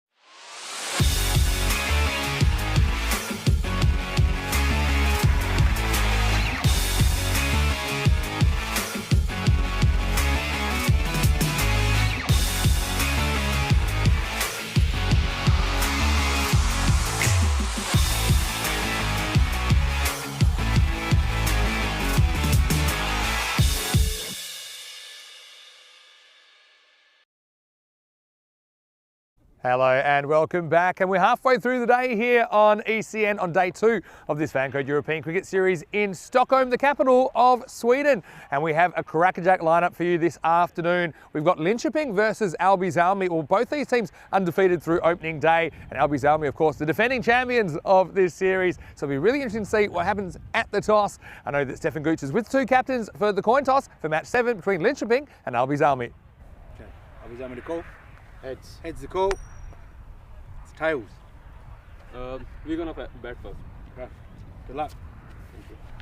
Good luck, my friend. So it was Linköping that have won the toss, and their captain Saad Khan has decided that he wants to have a bat, and I don't mind that at all. Runs on the board do create pressure, and look, Alby Salmi, they do like chasing, but depending on how much they're chasing, we know that, some have gone well, some haven't. I just do think that I would have liked to have had a bat first up. So I think it's a good toss to win. And Linköping, I've got to say, I'm really impressed with their paceman, Kamran Rashid. He bowls with fire, but because they've won the toss and batted, we'll have to wait till the second half of this game to see him bowl. But look, they were impressive in their 2 wins over Indiska yesterday. Let's see how they go against the Alby Salmi team, who, let's be honest, we know they can be slow starters themselves. And last time in this tournament, they only won 3 of their 8 group matches to finish 4th. But they went on an incredible run to go all the way to the championship. Ultimately, they go to the ECL Championship Week, but of course, starting at square one here again. They did have a couple of good wins yesterday morning against Botsirka, but look, they're going to have their hands full with Linköping for sure. Okay, watch out for Azam Khalil, the captain, of course. He's always one to watch. But I've got to say, Mamand and those kind of players are pretty important in creating their pressure with the ball. I think Taz Qureshi as well is someone that I'm always a fan of, and they're always putting in their shift for their side. So we're heading into the second half of the day. Rico 4, where we're loving what we're seeing so far. I think this will be a really interesting match. In match 7, I can tell you that Linköping have won the toss. They're batting first. Let's get ready for the start of this third match of the day. Hello and welcome back. Yes, let's get ready to rumble as we take a look at an aerial view of the Nosberg Cricket Ground. It's a beautiful setup. You see there at the top left, that was the sea or that I was talking about. I think it is the sea. I spoke to 1 or 2 people and said, yeah, that's the sea, the Baltic Sea. As we're surrounded by that magnificent greenery. And well, I'm pretty sure there's a few animals in there. We've seen 1 or 2 around the ground already. Some deer and some rabbits, the old moose as well. As we have a look at the fantasy dashboard for this match, just slightly later than scheduled due to a technical issue, but everything has been sorted now. And well, in shopping, they know that Rahul Halim is going to be the key for them. I think give them a good start. They're batting first. And 1 or 2 others there. I think I certainly did like the look of Enkik Naik. I think if he can spend probably, I don't know, 24 to 30 balls out there, I think he's going to get good runs on the board. He hits the ball pretty well. And the bowler to watch out for, Kamran Rashid. Alby Salmi side, Rahil Khan, he's back and he's going to be key. They need him to be in the runs because one man who was in the runs for them yesterday, Zia Alazai, 43 of 22 and also took 2 for 13 in match 1. He's missing, so somebody needs to take that space. Also, I'm happy to see Ismail Zia is in the side as well. He was certainly instrumental and a lovely character. We spent many a moment at the ECL together as well. He's a key player for them, so nice to see him in the team. Another man that they're missing in this match is their opening bowler, and Momand. He didn't have the best of times yesterday. A few overs he went for plenty, but he always came back and picked up key wickets. So it will be this man who's jumping up and down just to keep warm. Taz Qureshi will start. Strange day today. When the sun goes in, it's very nippy. And when the sun comes out, all of a sudden, it starts defrosting again. It's a bit of sun and cloud as we get ready for the start of this match. I'm going to give you some details about the batters. It will be Rahul on strike. Here's the first ball. Here comes Qureshi. It's a good delivery, but going down the leg side, Qureshi sort of starts the appeal and then kind of withdraws it. It's a player that I certainly do admire, Taz Qureshi. He's ever since he's come onto the scene for Alby Salmi, he's been the man to help them with so many of their sensational victories. They're always slow-scoring ones, so they do rely, or have relied in the past, a lot on their bowling attack. And this man, Taz Qureshi, has been key for them. And he comes again to Halim. He goes a little bit too wide here. The umpire's okay with it. The batter's backing away, so gets another dot in. Zabihullah Niazi is the wicketkeeper. Takes that very well.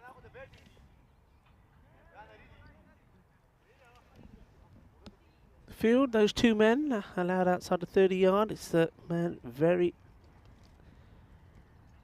fine on the onside. Sort of, I would say he's on the 45 a square. And this is going to be very close. It's a good pick up and throw. And it's Azam Khalil. There's one man you do not take a risky single to. He's top draw. Have a look at this. The pick up running in. Picks it up, fires it in. And here we go. Just probably alleged to get in. The umpire's having a look there. And that's really, really close. Remember, the line belongs to the fielding side. They're having a look at this again, I believe. Let's see, slow it down slightly. Have a look, bat in the air at the moment. And this is going to be really close. Oh, I think he's going to just make it. You're probably fine there because there's probably always a frame that's missing. He's just going to get in. Great effort there from Azim Khalil.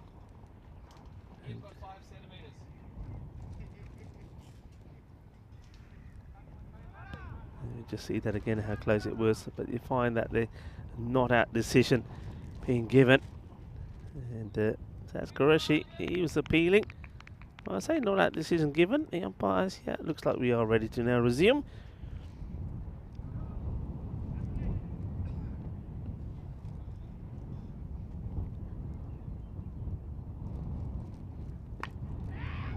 Well bowled, another opportunity maybe, but the fielder on this occasion is not able to pick up the ball quickly enough. That was Samuel Khalil coming in. He has been on top form as well in the field.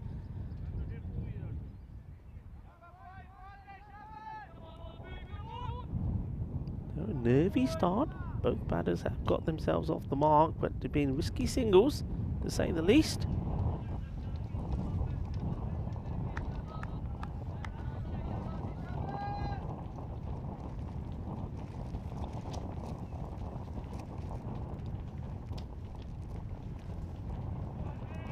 Still going to miss, and doesn't really get his body behind the shot there at all. It's quite a loose shot, all good going anywhere.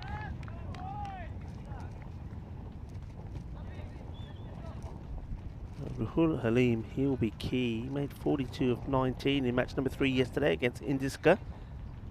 Batted really well, certainly looked the part. Played some nice shots.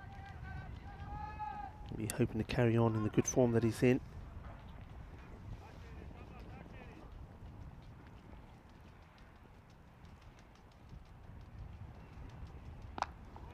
Slightly shorter from Tez Qureshi. And in comes the throw, and this one, well, I think if this hits, I think he would have been gone here. I'd like to see this again and see Azam Khalil is applauding his fielders for attacking. Look, he's ball watching, not really concentrating on what he should be doing, which is running. He gets the acceleration in there, but like, he was gone. Absolutely gone. That's not good running. But he does get lucky at the end of the first over. 3 without loss, but it could quite easily be a very different story. 2 very, very close opportunities for runouts. And Halim, he's lucky really still to be there, it has to be said, as he walks back to the strikers then to face the next over. And the man who's warming up is another man who's been quite key with the bowling, and it's Mir Afzal. And somebody who's quite key and a very key part of the European Cricket Network joins me here in the Ice Cube. It's my pleasure to welcome back Mr. Maximo Vinny Sandu. Yeah, thanks. It's good to be here, Rico. Welcome to all of our viewers. Welcome to the afternoon session. 2 undefeated teams going head-to-head. It's all about contests, and we do have Kudratullah Mirafsal bowling to Rahul Halim. Goes straight back over his head, and he just gets enough on this. And it's going to bounce off the Ice Cube away for 4 runs. And so, you see, not wasting any time. He saw the mid-off was up in the circle. Yeah, Halim, we know he likes to attack, and he strikes an early blow here in the second over. Yeah, nice to see a batter hitting straight, and you can't hit any straighter than that. Maxie, that was all yours. I've never seen you move so slow. Well, You the had too problem much is biryani. the cube legs are so thick, I couldn't even see it. All right, this one could be trouble, and Azam is under it, and he's going to take the catch. And he's such a safe pair of hands. He was pretty straight. I think he noticed that Halim wanted to go straight, so he just crept around a little bit to his left, and he was perfectly positioned. So 6 and out for Halim, and Kudratullah strikes the blow. And so a very, very handy one for Albizalmi. The score now is 7 for 1. Well, I should say 4 and out, not 6 and out, but still, he makes 6 in his innings. And certainly a man that Albizalmi will be pretty happy to see the back of early. Yeah, that's a good catch. I think you're absolutely right. I think Azam Khalil, he's a very experienced and knowledgeable cricketer. He knows from that first one that that you misfielded that he's going to hit it straight.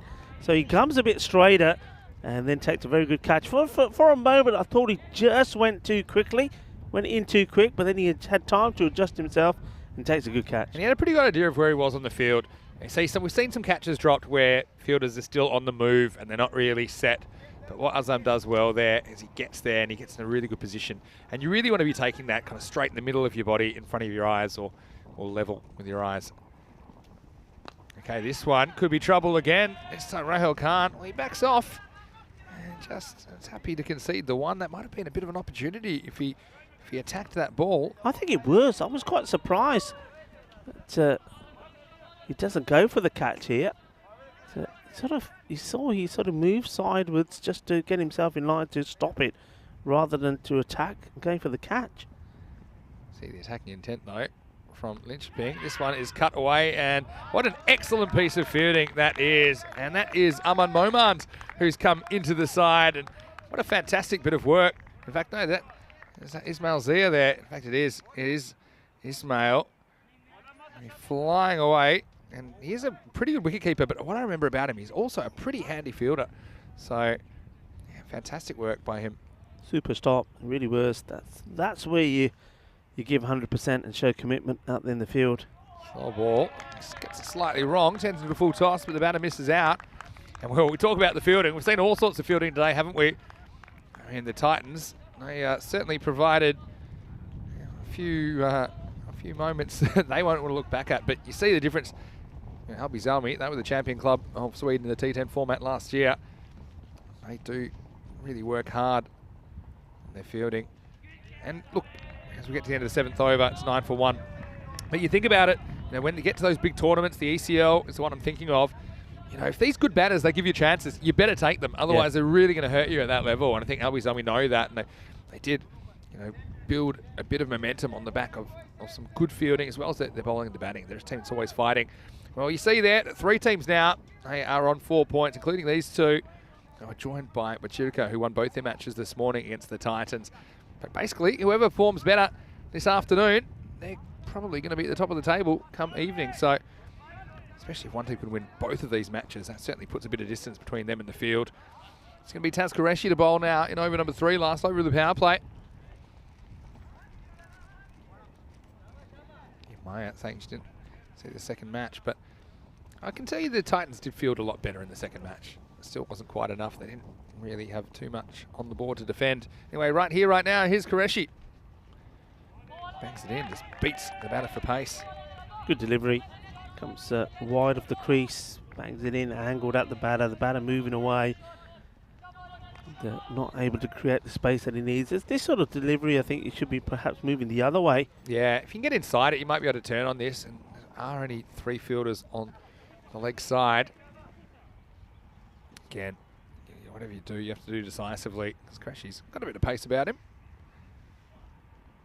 Edged and dropped. And this one gets away, and it is stopped. I wait for the signal, but I'm sure I noticed an edge on there. Well, this one almost accidentally runs him out at the other end. But yeah, for me, this was a chance.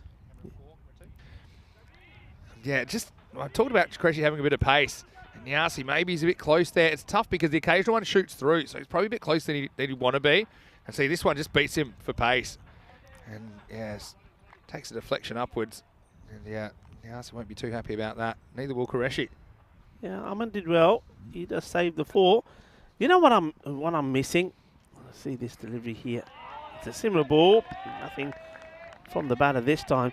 It's I was thinking, what's missing from this Albi's Army side that I remember so much in the field, and I've twigged what it is. It's that man there that just did the stopping, the fielder Aman. Well, he doesn't normally have the cap on. He's got the headband on, isn't he? Yeah. That's the missing bit. I remember him looking like the aerobics instructor when he's out there. It's a good look when he chooses to use it. Oh, this one may have shaped for a wide. We'll never know because Java just toes it into the offside. Yeah, a lot of people saying that the opening bowlers between these two teams is a really good contest as well. We know we'll see Kamran Rashid in the second half of this game, and Navid Akbar as well. And they do get it through. Of course, here you've got Taz Qureshi. No Lamar Momad in the team though today. He's been replaced by Aman Momad. Once again, you see, gets him to take off occasionally. Bit of variable bounce.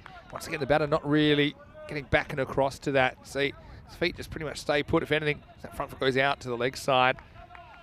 Difficult shot to play because you kind of cramp yourself for room. If you're trying to cut, that one's pretty much over the stumps. As we get to the end, not just yet, one more to go. Will there be any change in the score? 11 for 1 at the moment. Qureshi's been good. Last ball of his spell, he's only conceded 5.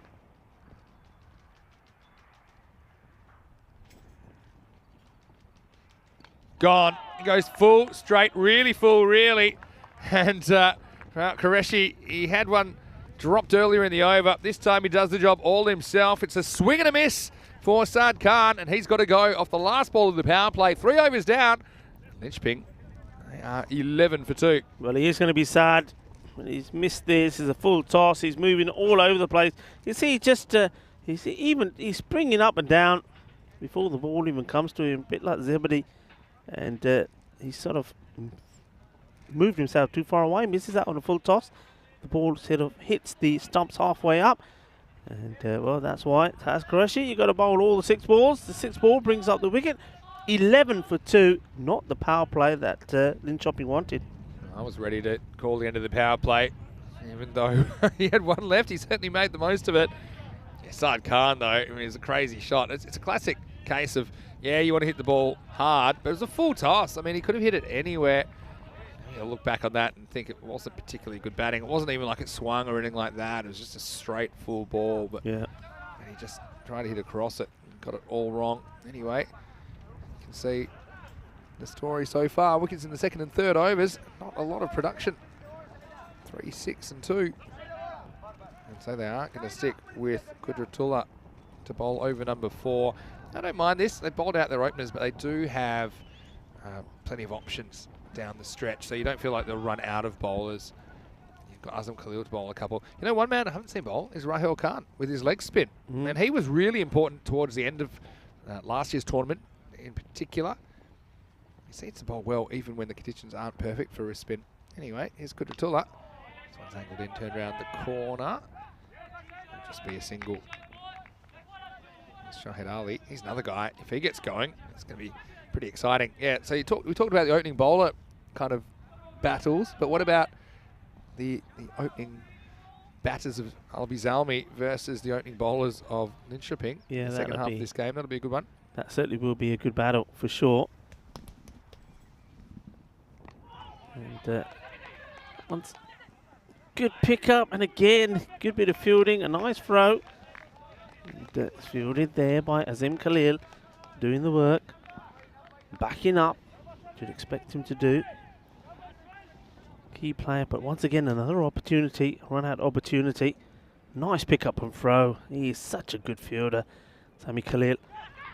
This one's been hit well as a chase on, and Rahul Khan will not get there. That's 4 runs, 4 carreras.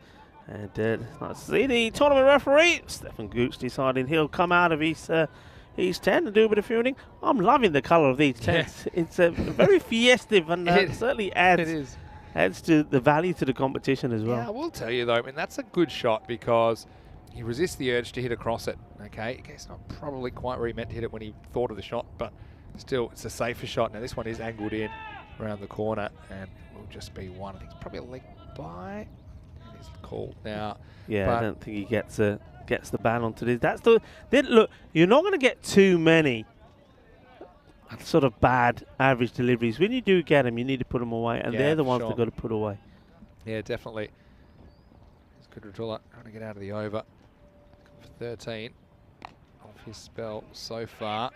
Once again, that's some fielding. It's about putting him under pressure as well. And what I like about that, that's Sami Khalil there. Picks it up one-handed, throws, but he throws it hard so that the fielder on the boundary can do the backing up. Yeah. And it gets to him quickly. Sensational. Absolute sensational. The technique, the pick-up, the throw. He's been close, and I'm going to call this now. There will be one that won't be so lucky. He will hit him. This one very close to the edge, but it won't be a wicket. It's the end of the fourth over. Vinny, your fan club's turning up. I can see the coach parking up now. 19 for 2. See loads of kids running out with orange and purple shoes on. Vinny Sander here, Mr. Maximo alongside me. Is Rico full? We are an interesting colour combination today, we aren't today. we? Yeah, we've got a lot going on. Very interesting. We look like one of those colour charts for the paint commercials, don't we? Look, we do. But look, it's great to be here in the Giant Ice Cube with you, and we're welcoming you to another exciting afternoon of ECS cricket. And look, two teams, they haven't been beaten so far in this tournament. At Lynchping, we did see 2 years ago in the Gothenburg series, and yeah, they had an okay time of it there. But Albi Zalmi, okay, they've got the big target on them now, especially after their success. Their incredible run last year from 4th in Group B all the way to the Stockholm Championship, and then won the playoff for the right to play an ECL, and then dramatically winning their group week after finishing 4th out of 6 teams, right, in Group D. But they made it all the way to the top 5 clubs in Europe. But here we are, back at square one, and it's Azam Khalil with the ball. He gets sometimes the ball to move away a little bit. That's his variation. So he's a very clever bowler, and one of his keys is his accuracy. He doesn't bowl too many bad balls at all. Once again, you see there, that looks like a ball that you can comfortably cut, but it kind of just rushes through. So Asad Jarwood having a few problems with that one.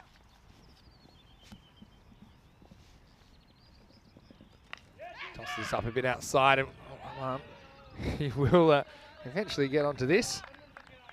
We'll just keep it to a single. But the thing with Khalil, if he's not taking wickets, he's normally pretty economical as well. I think he went for something like 20 in his 4 overs yesterday.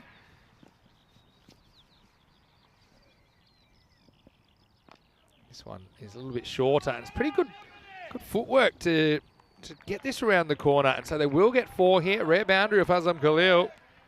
That is good batting by Adil Asghar. He picks up the length pretty quickly, and he makes Azam pay for that slight error in length. Yeah, I mean, Khalil is a top campaigner, isn't he? I mean, we know his quality with the bat. With the ball yesterday in match 2, picked up 3 for 7, getting that player of the match award. And, he's got him. Oh, well, that is such an unfortunate way to get out. And it's going to be Javed, the non-striker. Azam now says here, I don't mind feeling the pain on my fingers, but it was that touch on the ball that gets Javed out. This is got to be one of the most unfortunate ways to get out. Might have hit him in the foot, you know. I want to see what this hits. Gets it down. Yeah, either the foot or the fingers. Yeah. And, well... the little pinky did the job. Poor Asad Jarwood. I mean, when your luck's out, your luck's out. As he goes for 8 off 11. And Azam can't do anything wrong at all. It's 25 for 3 at the 5 over mark. Yeah, what a way to get out. That's a horrible way. And Javed, 8 off 11 deliveries, run out in an unfortunate way. And, well, the little pinky... it may be small, but it's mighty, especially if you're the little pinky of Azam Khalil, because that's what it touches, and it goes onto the stumps. Well, he's giving it a little kiss now. See, he says, yes, it was my little pinky. And that's the 3rd wicket that goes down. It's at 25 for 3 at the halfway point. And they really have got some work to do here now. Be interested to see who's come out to bat to join Asghar out there. Sudesh is a new batter. Yesterday with the bat, it was all to do with Halim. He's all no longer there. And I'm surprised we haven't seen Naik. That really does surprise me. And Kit Naik, he batted so well yesterday, and this would be the ideal time for him to come in. You're already halfway through your innings.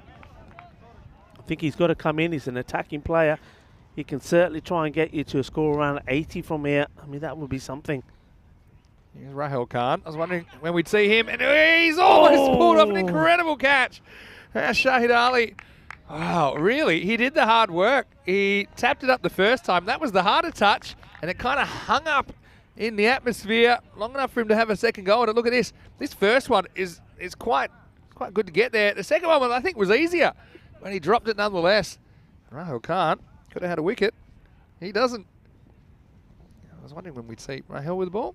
Now been answered. This is a little bit short, though. And he might be a little bit rusty. I don't know how much bowling he's done of late, but will just be one. High action, though. You think about the run out off the little pinky fingertip, and then you have the juggling catch all in the space of a few minutes.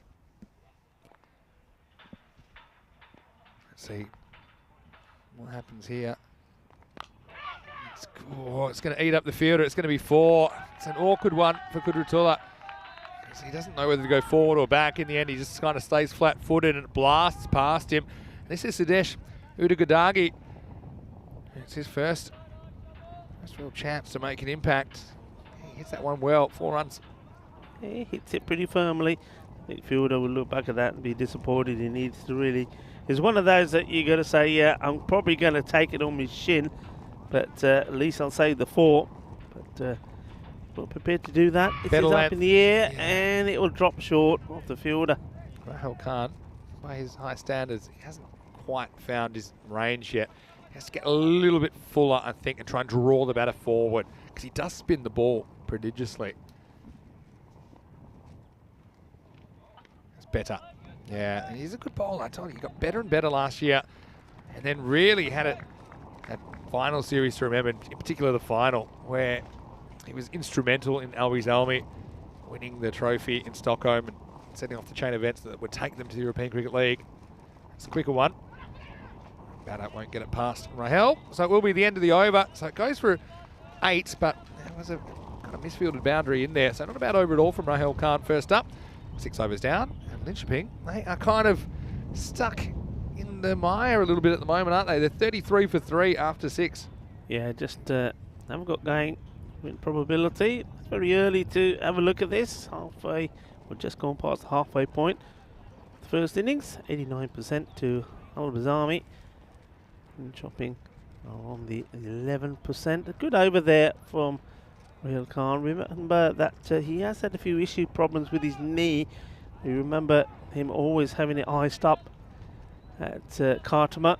And I know that he's waiting to have some surgery on it as well. So every time I think he has a big match, it becomes an issue. We'll see. New bowler is going to be Samuel Khalil to bowl. Samuel Khalil getting a go. He doesn't mind tossing it up. He does right here. Just be 1.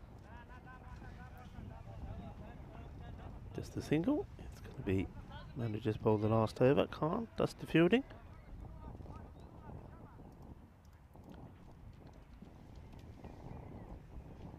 Better bowling. It's just be played out for 1. So yeah, they need a really good last 4 overs. What's their best case here? I mean, 2 a ball. Were they 33? If you go 12s, 48. I mean, takes them to 81. It's competitive, but it's going to take a lot of doing. So you swing and a miss, but they will get a bye. That one sneaks past Niazi. How does this miss? I can't believe this isn't taking the top of off stump. It's a big swing. Goes all the way through. Let's have a look at this. Can't believe this is missed. Oh, yeah. God, that is so close. Advances. It's hit pretty well. Fielder should take care of it. He does. Ismail Zia, who's into the lineup for the first time in this series today. He's just been busy in his final year of college, so not particularly available this week, but he's a key player. Shouldn't see where he bats. Hit back, and so well fielded by Samuel Khalil. Yeah, Zia is a guy that can bat pretty much anywhere. He's a bit of a finisher. He's listed at 7 on my sheet. We may see him perhaps around the number 5, depending on the game situation. I think considering he's coming in and he may not be that available this week, I'd be encouraged to try and get him to the crease at some point. Anyway, Absolutely. it will be the end of the over, and so still kind of stuck in the wire somewhat. That was just 3 runs coming off that over, and it was bowled pretty quickly as well. And just a lot of dots there. So 4, including the last. So 37 for 3 after 7. Hey, I want to talk about the European Cricket Championship, because Sweden, they were one of the most exciting teams to watch last year. They played in Group A, they played in Group B this year. And look who they're with, the Netherlands, Denmark, Hungary and Finland. So a bit of a northern flavour to that, with Denmark, Sweden and Finland in there. But also Netherlands and Hungary are going to provide some pretty stiff competition. And that is a competition which will run for 5 weeks. Here's Usman Jabbar, who was the hero of the Group D final. He's coming in and starts by conceding a single. Yeah, but it'll be 4 group weeks and then a championship week. England, as defending champions, they will go straight through to the championship week, and they'll be joined by the winners of each of the 4 group weeks. So that's starting on the 12th of September. Marquee event. Let us know what you think and who you favour to win the 2nd ever ECC. Here's Jabbar. Uh-oh, that has to be a no ball. That's come on. This That's is going got to be called. It has to be called. I bet you it will be. This has to be called. And the 2 umpires are having a chat. Yeah, this will get called. You watch. It's as it goes past him. It's about the 5th and 6th rib, if I want to be really technical. But it's going to be a free hit coming up. Does find the pitch this time. They don't cash it in the free hit. Just be 1. So yeah, that's the kind of innings it's been for Linköping. And what's interesting is they haven't really got in wicket trouble. They had plenty of wickets in hand. It's just about as at the crease seem to have struggled to get any sort of fluency in their batting.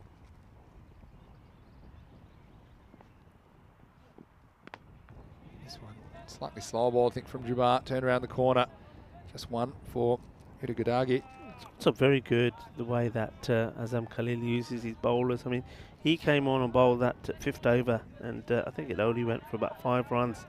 He could have come back on to bowl the 7th. He doesn't. He went with Sami Khalil. It could have, he knows he's got the bowling, and while the match is poised the way it is, he's saying he doesn't need to come and bowl the 2nd. He's got other bowlers that can do it. If he sees there's a need to change it up and he needs to come back on, he will do. But so far, the bowlers have all bowled well. The batters haven't been able to get on top of the bowling, and that's reflected on the score. He's got a bunch of options as well, and he's not afraid to use them. He's not afraid to use more people to get them involved and just keep that sense of team atmosphere going. Aussie doesn't handle this cleanly, but doesn't give up a run. But here's the thing. By doing that, okay, yes, he could go back to himself, for example, and that's going to go well. But he's backing other people to do it. And so you don't just have 5 bowlers bowling. You have 6, 7, 8 bowlers bowling, and everyone feeling a bit more involved in the game. And so you just got more people you can call on, and no real cost at the moment. Jamal's only gone for 4 here. Last ball of his over. It's going to be a little edge. It's probably going to run away for 4. So 4 off the first 5 balls. Doubles it off the last. And it's more good luck than good management for Udagudagi. And it will be a boundary to finish the over. 8 overs down. It's 45 for 3. Yeah, bit of luck. He swung hard. That's the other thing here. That's what Linköping will need to look at. They've, 8 overs completed, 12 balls to go. They've hardly got enough runs on the board, and yet they've only lost 3 wickets. So again, you need to be a little bit more risque. You need to be charging, trying to take those singles. They haven't done that well. We've seen a number of times the keeper Niazi has lost the ball, yet they're not making them pay for it. Yeah, slight lack of urgency, maybe. Khalil to bowl the 9th, and he starts with a wicket, so fantastic bowling from Azam Khalil. Well, he did take a run out, I think, the last ball of his first over. It won't count as a wicket to his bowling, but essentially he's on a kind of hat-trick because this one goes straight through the batter. And you can see he's just trying to change length there. Adil Askar ends up kind of getting himself in even more trouble. Just plays straight over the top of that one. So Khalil strikes, and more trouble for Linköping. They are 45 for 4. First ball into the 9th over. Yeah, and just what we were talking about, top performer. He said, let's 1 or 2 of the other bowlers have a bowl. And then he decides, okay, he'll come in and bowl the 9th. Because he says, well, Rico and Vinny say it all happened in the 9th. I'm going to make sure It doesn't. Well, not for the batting side anyway. Might for the bowling side. He's picked up a wicket of his very first ball. Of his second over. New batter now comes in. But I must admit, I'm very surprised with the way that Linköping have managed their batting order. A man who was in good form yesterday. And I'll just read out some of the scores from yesterday after this delivery maybe. Oh, it's a really good delivery. Beautifully bowled, this one from Khalil. See how it goes away off the pitch. Still don't quite understand how he does that. But it's pretty good because it looks like an off spinner, but it doesn't react that way. Down the ground, it will be catchable, and it goes down. And they'll take the single, and it's a life for the man that comes in. Yeah, well, Ismail Zia, he's got a very good pair of hands. He's a good outfielder. He's normally a wicketkeeper, but yeah, I would think he'd take this more often than not. Back to live action here. Have some more work here, I believe. Just get them one. Yeah, but I think you're right talking about that. Well, think of a second, they won't go. Yeah, I mean, yesterday, you're right. Maybe they haven't basically gotten options to the crease that you think could have helped. I mean, and Kit Naik, who's all right, he was dropped there, could have gone for 0, but he made 19 not out yesterday, and then also 33 not out against Indiska. So we've got a batter there, hasn't been out, and he will be out here because this time he hit it straight into the hands of the fielder, and no mistakes then from Afzal. But he's just coming in too late. You know, he's coming in and he's had to play these shots here. If he comes in earlier, he can be a bit more picky about the shots. It doesn't make any sense to me at all when Naik has come in so late. He's such a hard bowler to get after at the best of times. So you can see that Naik's just trying to force the issue. But it's just one of those innings where, I don't know if it's partly, you know, we're talking about Linköping struggling, but let's talk about Abizami not really giving him any room to breathe. You talked about there haven't been too many bad balls. They don't bowl you too many bad balls. Their fielding for the most part has been very good. So it's just a case of a team like Albi's Army who have played a lot of high-level T10 cricket this year, just coming in and executing their skills and doing pretty well, using a bunch of options so you never feel really settled against the bowler because you don't get a look at him for very long. Here's Khalil's last ball, 2 for 8, plus this.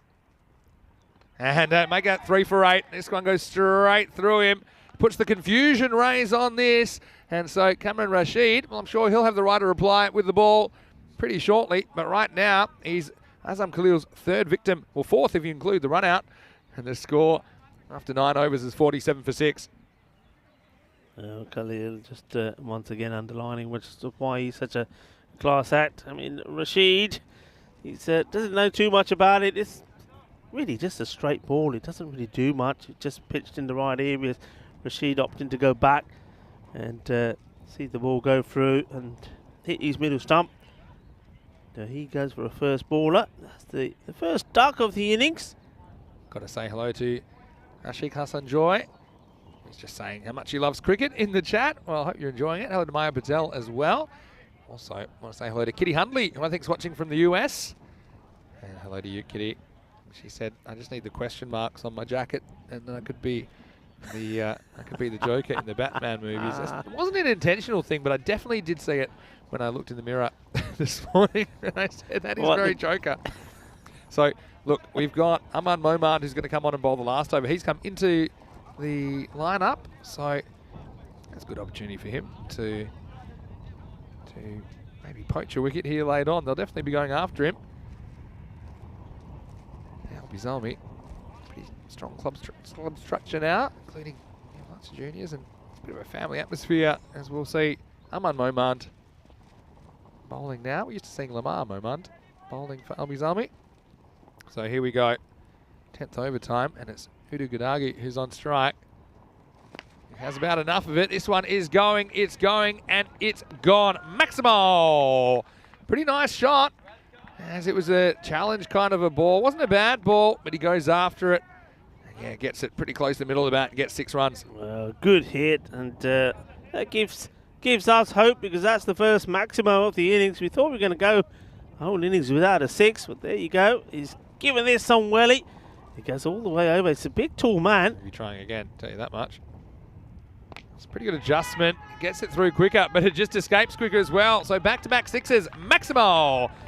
Rolls the dice, comes up double sixes. It doesn't off the first two balls as Linköping trying to put some kind of a total together, leaving it very late, but still two big blows from Udagadagi. Well, Aman Moman, to spare him a thought, he's probably been waiting for this opportunity and thinking, this looks pretty easy, this bowling lark. I think I'll pick up a couple of wickets bowling this last over. Well, his first two balls have gone for 6. They're on 47, and now they've raced on to 50. This one goes again, and it may be out. Well, Sami Khalil takes the catch. Well, he just looks pretty nonplussed, but that was a pretty good bit of fielding. You got to say, it would have been a third consecutive 6. But I think if you asked Aman Momand, would you rather have 3 dots or would you rather get a wicket? He probably would take the wicket, despite him conceding 12. And you see, once again, good boundary management. He knows exactly where he is on the field. He knows he can't take another step. And so Sami Khalil does take the catch. Nice little cameo there in the 10th from Ugadagi. He'll go for 25, and it's 59 for 7. Yeah, he's got his team to pass the 50. They're just a run behind a 60 mark at one point. The start of that over, they were 47 for 6. So just goes to show what can happen. And that's where I think in shopping need to just give some thought to have a look at what batters they got. Who are suited to playing this game in terms of the hitting power. And that's why man Sudesh is saying, well, yeah, I should be right up there. Loving the catch. Yeah. From our main man. I mean, he's been brilliant. He's a great fielder. Sami Khalil takes the catch and says, you don't do that to my brother. You've hit him out of the park twice already. You don't have to do it 3 in a row. Good catch. And, all of a sudden, the bowler, Aman Moman, probably feeling a lot happier. So, new batter at the crease is Naveed Akbar. He's got 3 balls to play with. Turns into a full toss. Yeah, but Sami Khalil will do it again. This time, we'll just keep it to 1. Some thoughts of a second, but instead, they will go, well, there's an appeal here. And I don't know if what's happened here. Maybe he's wandered out of his crease looking for a run, but I thought he got back. Well, comes back, and we'll see. Oh. He's going to be given out. Oh, no. Does he get the bat in? He just gets the bat maybe in time. Look, the ball's not dead here. He does just get back. Just but back. It's been lazy. It's very lazy batting. You don't want to be walking out your crease. Don't think it'll matter too much anyway, but we will get to see Ali Raza having a bat. I was going to say he's the established batter, but not really. He's been there longer, but hasn't faced a ball yet.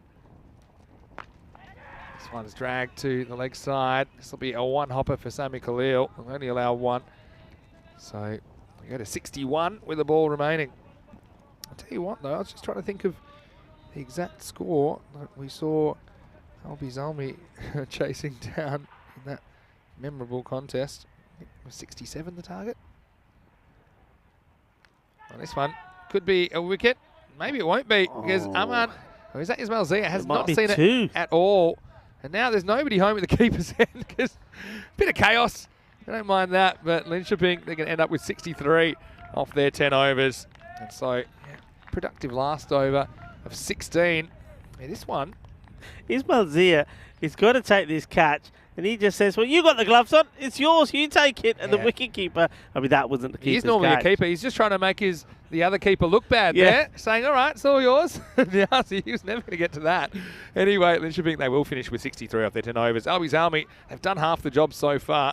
And there's a few conversations about some of the events of the 10th over, but I still think they're in a pretty comfortable position. They'll need 64 for victory if they're going to keep their unbeaten streak alive here in Group A of this FanCode European Cricket Series. As we roll the highlights, and as Albi Zalmi having a bit of fun. As for Linköping, they did win the toss. They elected to bat. That was a pretty close call early on. Azam Khalil, that was one direct hit. Maybe an unusual one a little bit later on. But we saw the intent there.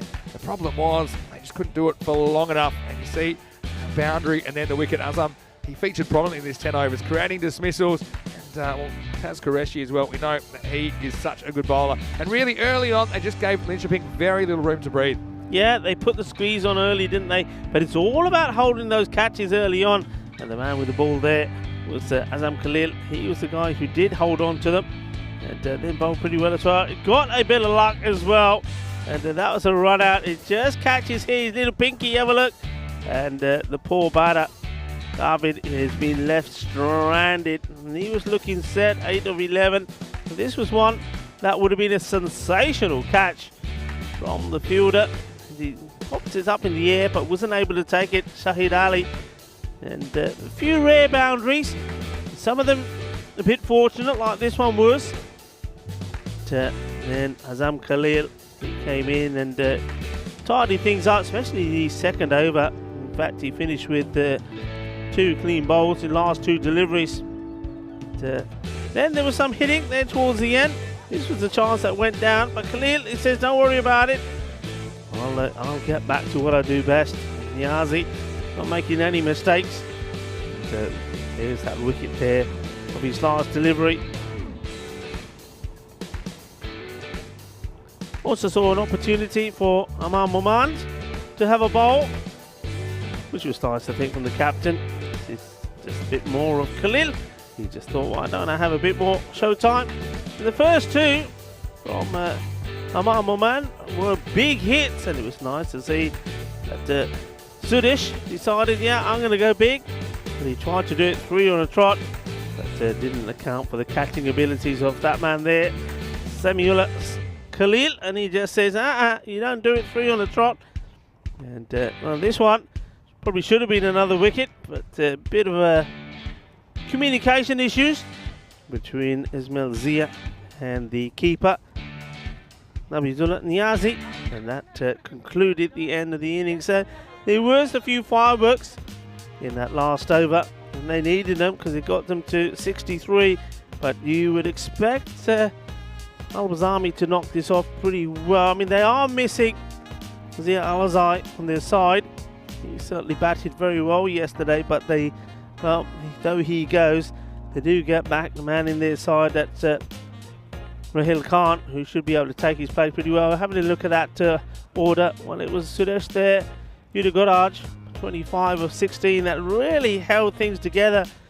12 is the next highest score there from Adil Asghar, but nobody really able to get things going. Once again, we saw a very tidy spell of bowling in terms of not too many extras being given away, just 4 extras. A number of bowlers being used there, and that's what was good, I think, there from the captain, Azim Khalil. He gave the opportunity to some of the other bowlers to bowl. Jabba got one in there as well, and Momand. Momand did pick up a wicket, though. He went for 16 that last over. But fine bowling figures, but Azam Khalil once more the pick of the bowlers, the captain, picking up 3 wickets, and only came for 8 runs. And don't forget, his involvement in this match is massive, because he did take that catch on the boundary, which started things off, a good catch, and then the run out, which he was a little bit fortunate with, I suppose, but they all count. Win probability 93% to Al-Bazami. That's what the computer has to say about it, as we have a look once more at the mid-innings summary. 64 required for Al-Bazami to keep their 100% record intact. That'll be 3 from 3 for them. It would also be the first defeat for Linshopping, so they're pretty keen to try and do whatever they can to keep their 100% record intact, but they're going to have to bowl extremely well. And one man that's going to have to be at his best, well, he's going to be fired up, Cameron Rashid. He was out for a golden duck, so maybe he wants to make up for it when he gets that kookaburra in his hand. Join me, Rico Full and Mr. Maximo Vinny Sandhu, as we return in around 10 minutes time for the conclusion of match number 7.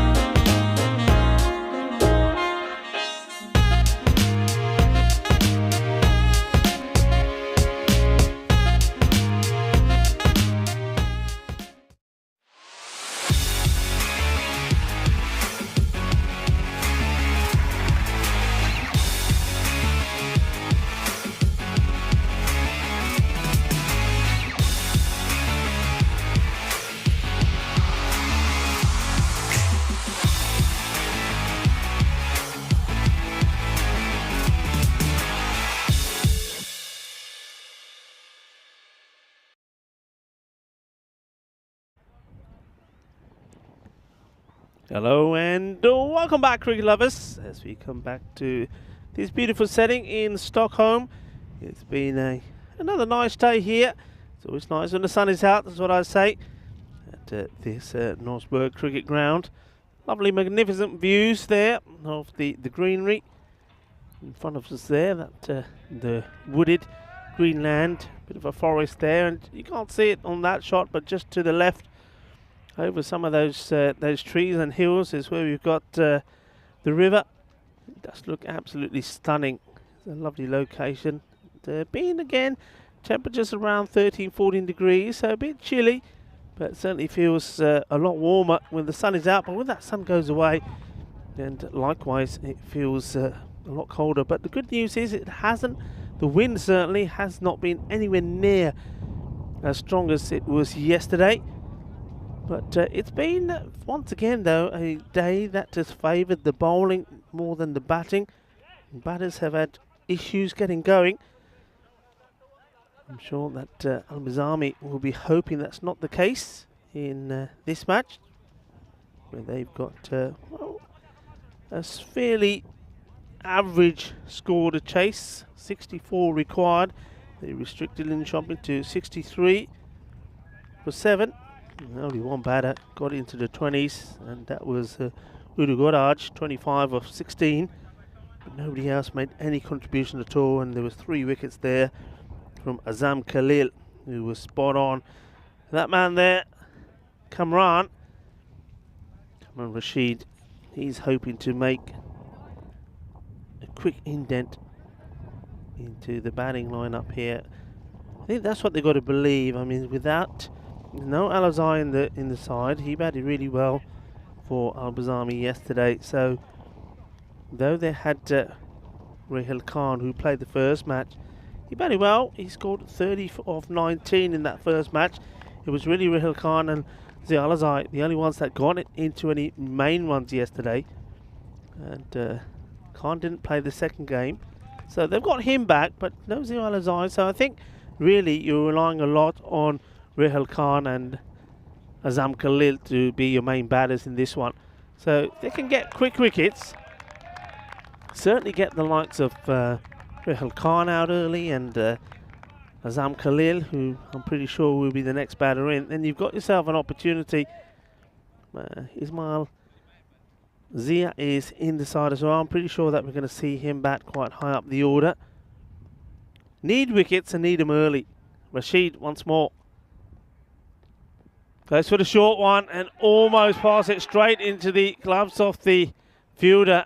And Rahul Khan sort of ran with his heart in his mouth there, because 2 things. One, the ball almost goes to the fielder at fine leg, but then he was very slow reaction to the call from Shahid Ali. They do complete the single.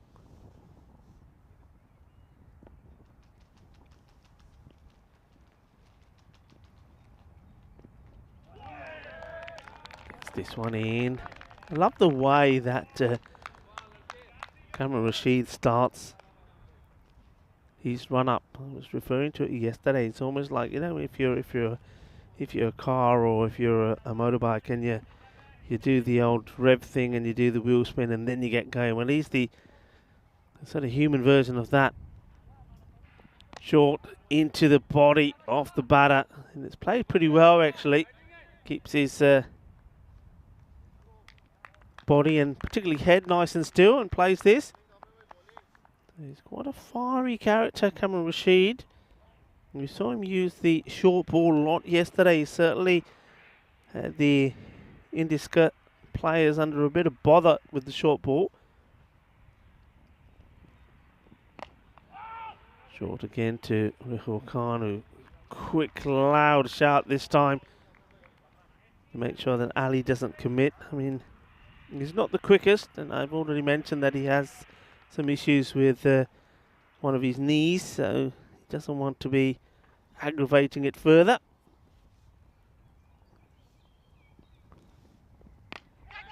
Goes for the up and over, and the fielder. Oh my goodness me! How about that for a catch? That is sensational. Oh, Udi Goodhart takes a magnificent catch. Well, Superman has got nothing on me. That's what Suresh has to say here. What a catch this is. This will take your breath away. And if you were dunking your digestive in your tea while you were having that, no, you're probably choking it out by now. What a catch this is. And what a moment for Vinny Sandy to come back into the ice cube. Well, I was just about to book Suresh Udagadagi for speeding because he absolutely cuts through the sound barrier to go and take that one. It was behind him for all money. Rahul can't take a trick, can he? I thought that had got over him for sure, but he flies and judges it perfectly. It sticks in that right hand. Almi just looking a bit shaky in the first over, as the score is 2-1 as Azam Khalil comes to the crease. But what a bit of fielding. I'm sure we'll see that time and time again, That Rico. was sensational. Well, you make a note of that because you will not see better. And they're probably saying to you, well, you have definitely got the Midas touch today. You are the only one that were able to perform with the bat. That you've just taken an unbelievable catch. And I think the captain, Saad Khan, says, here you go. Have a bowl, my son. Have a bowl, because you can't do anything wrong. Yeah, why not? We talked about the fielding status today being, let's just say, variable. It's an incredible grab. What a catch, Here's Vinny. What a catch. All right. Coming to the crease now, and Azam Khalil gets sent back. And Shahid Ali just hasn't quite gotten going yet. I thought maybe they would have gone for someone like a Naveed Akbar, but Gadagi, he's been so good. He said, all right, you grab the ball. And maybe he can pull off a miracle. It would be equal best defence if they were able to defend 63 here. In Shapik. Oh, this is trouble. Should be big trouble. Keeper should take this easily. Could have taken it with his eyes closed. Well, maybe he had something in his eyes. Maybe it was the sun, but it's cloudy, so forget that. Halim, he's a real excitement machine to watch. The ball's always following him around.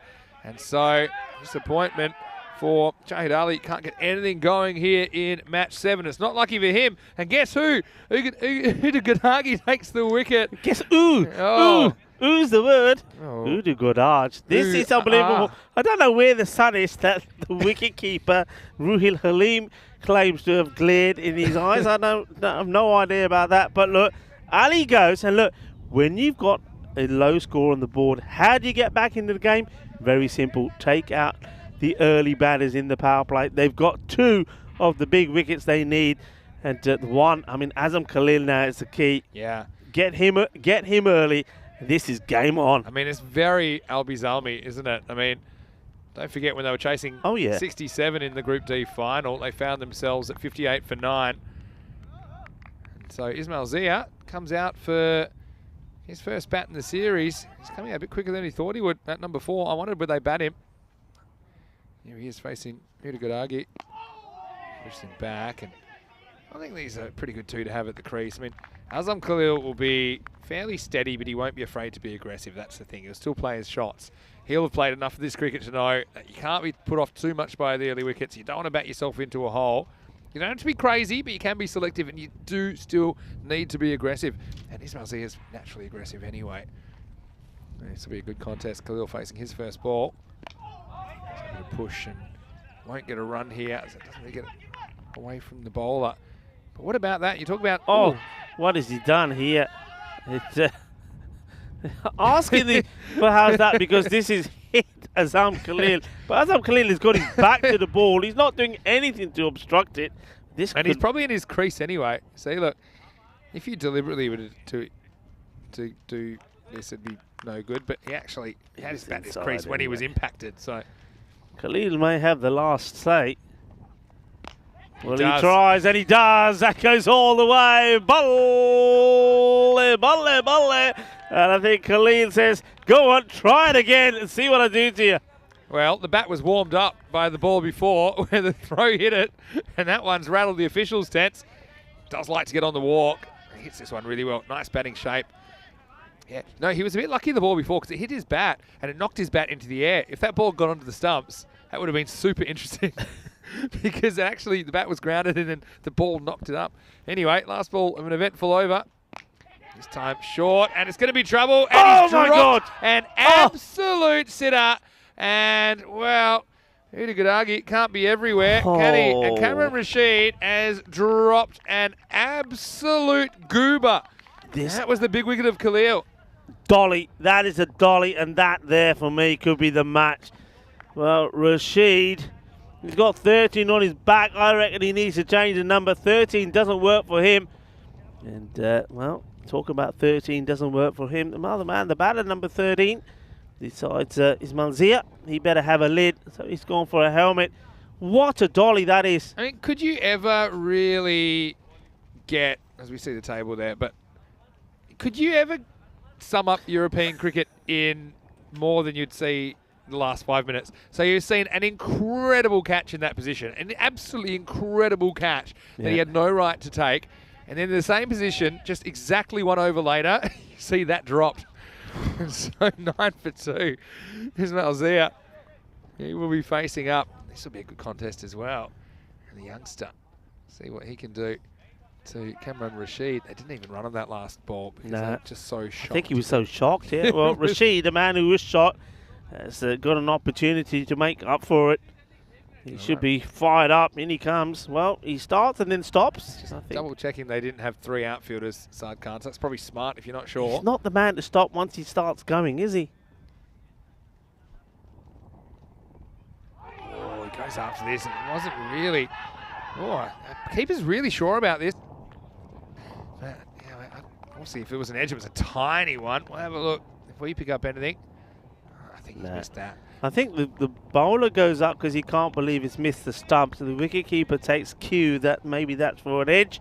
And as he's held on to it, he continues the appeal. No bat on that. Not a good all. shot selection there. It wasn't really short enough to pull. This one he can drive. He's going to have to get his skates on here. But took a bit of a Tortuga to Udagadagi.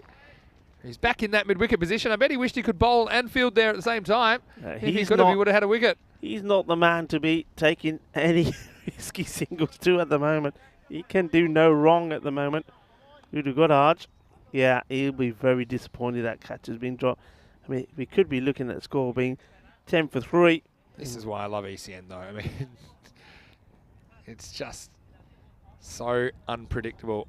And that's what I think creates the fascination. Here's Cameron Rashid. Has him reach, but doesn't get there. And so, yeah, I mean, you only need to go at basically run a ball pace through this innings. Just a little bit late on that. I mean, so, you know, you can be a little bit careful. You don't have to be crazy to the opening bowlers. Again, you don't want to be too conservative. And Albies, I mean, they've faced a lot of good bowlers this year, of course, playing in the ECL. Yeah, it's pretty smart. Doesn't really go after that. It's happy to take one, and just the one in the end. They decide against trying to take the overthrow. Ismail Zia. Not sure how much cricket he would have had lately. Of course, we did see him playing in the ECL in February and March, and actually doing a really good job. I mean, he was one of the catalysts of their chasers, especially late in that Group D week. This time he does pull, decides against the run. It's handled cleanly down there at square leg. And that is Naveed Akbar doing the fielding. So, I mean, it's some really good power play for Linköping, isn't it? When you consider they would have hoped to keep them down to something, 15 or less. And it does look like it's going to be that way. Yes, there's 2 wickets as well at the moment. And Zia seems to be playing very attackingly considering what the situation is. This one will get called. Yeah, but I mean, that's the way he plays. I think as long as it doesn't cross into insanity, it is a wide, I think grabs a fair bit of the line. I don't mind that, but I think it's about playing the correct shot as well. I think when you try to pull one that was too full to pull, that probably wasn't too smart, but yeah, you can afford to still play your stroke, especially with Azam Khalil still there at the other end. Last ball, the power play coming up from Cameron Rashid. Oh, he goes after this as well. This one goes straight over middle peg. So Zia living dangerously. Well, maybe he's missing his lucky moustache. Anyway, right now, after 3 overs, it's 12 for 2. Yeah, well bowled. from Rashid. He can't believe that he's got another one through without getting a wicket. 2 overs, 1 wicket, 5 runs, but, and it's a huge but, he's the guilty man that dropped Azam Khalil on 6, and it was a dolly of a catch. That win probability started off pretty big in favour of Albi's Army. Now, online shopping, they're coming back into it, 77% to 23. Let's get on with it. And guess who? Udugadagi is going to bowl out. Why not? He's the man of the moment. Azam goes after him and he gets lucky because this one isn't timed well enough to get to the long on, and it was just straight enough to get away from the man at mid-wicket. Just come on Rashid, although Azam would feel pretty safe with the ball flies to Rashid again, based on what we saw in the last ball last over. No, I'm sure that was just a little glitch from the mid-wicket. This one doesn't bounce at all. I think yeah, the line between being aggressive and being a bit crazy, I think it's probably on the wrong side of it at the moment. I mean, you see this ball, it's been a nothing shot. I don't even know what that shot is. That's one you can afford to hit through the offside. Yeah, he is, like you said, he's a much better batter than this, but maybe this is just all about not having had any time out there. You see once again there, this time he gets his feet involved, but head is all over the place. He's going for power rather than timing or technique, and at the moment it's not working in his favour. It's exciting to watch though, give you that much. Yeah, keep your eyes open, don't blink, because you might miss something. In the FanCode European Cricket Series, halfway through this 4th over. Does get some bat on this, and this will fall safely, so it gets a bit lucky. It's just sliced away. And Zia does get a single, takes him to 3 off 8. He's probably thinking, well, it's not really working for me, so I'm just going to hit my way out of trouble. If I get out, I get out. There's plenty of batting to come, but has used up a lot of deliveries. Azam, he's just eyeing off the leg side, wants to see where that guy is. He's just in front of square leg on the boundary. Instead he gets something outside, off stump, and this is smart batting, and it'll bring him 4 runs. And you see there the difference, just the composure of Azam Khalil. Yep. There's nothing too wrong with the ball. Yeah, maybe a bit short. It's probably 2-3 stumps outside off, but he just times this. Doesn't try to overhit it, gets full value, 4 runs. And that is a very steadying boundary for Albi's Army. Yeah, he plays that cut shot so well. Does Azam Khalil. That one wasn't that wide, but the length was right. He gets into position. Beautifully timed. He stayed leg side of the ball. And he's happy to respect this one from Ugadagagi, who actually was a pretty good spell. He takes 1 for 13 off his 2 overs, and the score after 4 is 18 for 2. It's game on, and a very, very warm welcome to you, no matter where you're watching from around the world. It's Vinny Sandu here. That's Rico Full, and it's great to be here with you once again from Stockholm. We are in the giant ice cube. That is why I've dressed warm for now. But if you saw the suit colour today, I've got the green on, the kind of joker. Look, if you want, you were talking about my flexibility before, but there you go. Look, I can do that. Okay. Go on, put your foot up here. It shows your purple shoe. Do you want it? Okay. No, don't hold Okay, on to the table. Right, no, here we go. Oh, man. Higher, higher. You know, it's so weird because there are certain things that I can do, especially behind the stumps, where I look quite acrobatic. But there's certain simple things I can't do, like touch my toes. And there's so many cricketers like that I knew that they can do some of the most incredible So you say you can't touch your toes? I mean, if I bend my knees, I can. But it's just one of those things, you know. That I just learnt to contort my body in certain ways. I like and being ignore it. next to you because you don't make me feel old. I'm aging. I can put my leg up. I'm aging No at problem. There like we a go. Look. exponential rate. Anyway, let's get back to the game. And this is a guy I think can do some damage. Naveed Akbar. And this is some damage off the bat of Zia, who just launches this length ball out of the ground. Maximal. Oh, Ismail, for him, it's 9th time lucky as he gets his first 6. Yeah, well, finally, he finds one in the middle of the bat. He doesn't swing wildly for this one either. That's the difference. Look, he keeps his shape. He keeps his head perfectly still. And, yes, it is the same batter, everybody. Just doing things right, which is about keeping his shape, not trying to hit the ball so hard. Fractionally fuller as well, which I think plays into his zone. This one's a bit shorter, and he's going to get 4 more. He just turns on it, so Zia gets away. He's lived dangerously, but at the moment, this kind of approach, like I said, this is not a bad approach because chasing this kind of a small target, you know, it's probably better than patting back a bunch of dots. So he does get 6, then 4, takes them to 28, just like that. And right back on track in this chase.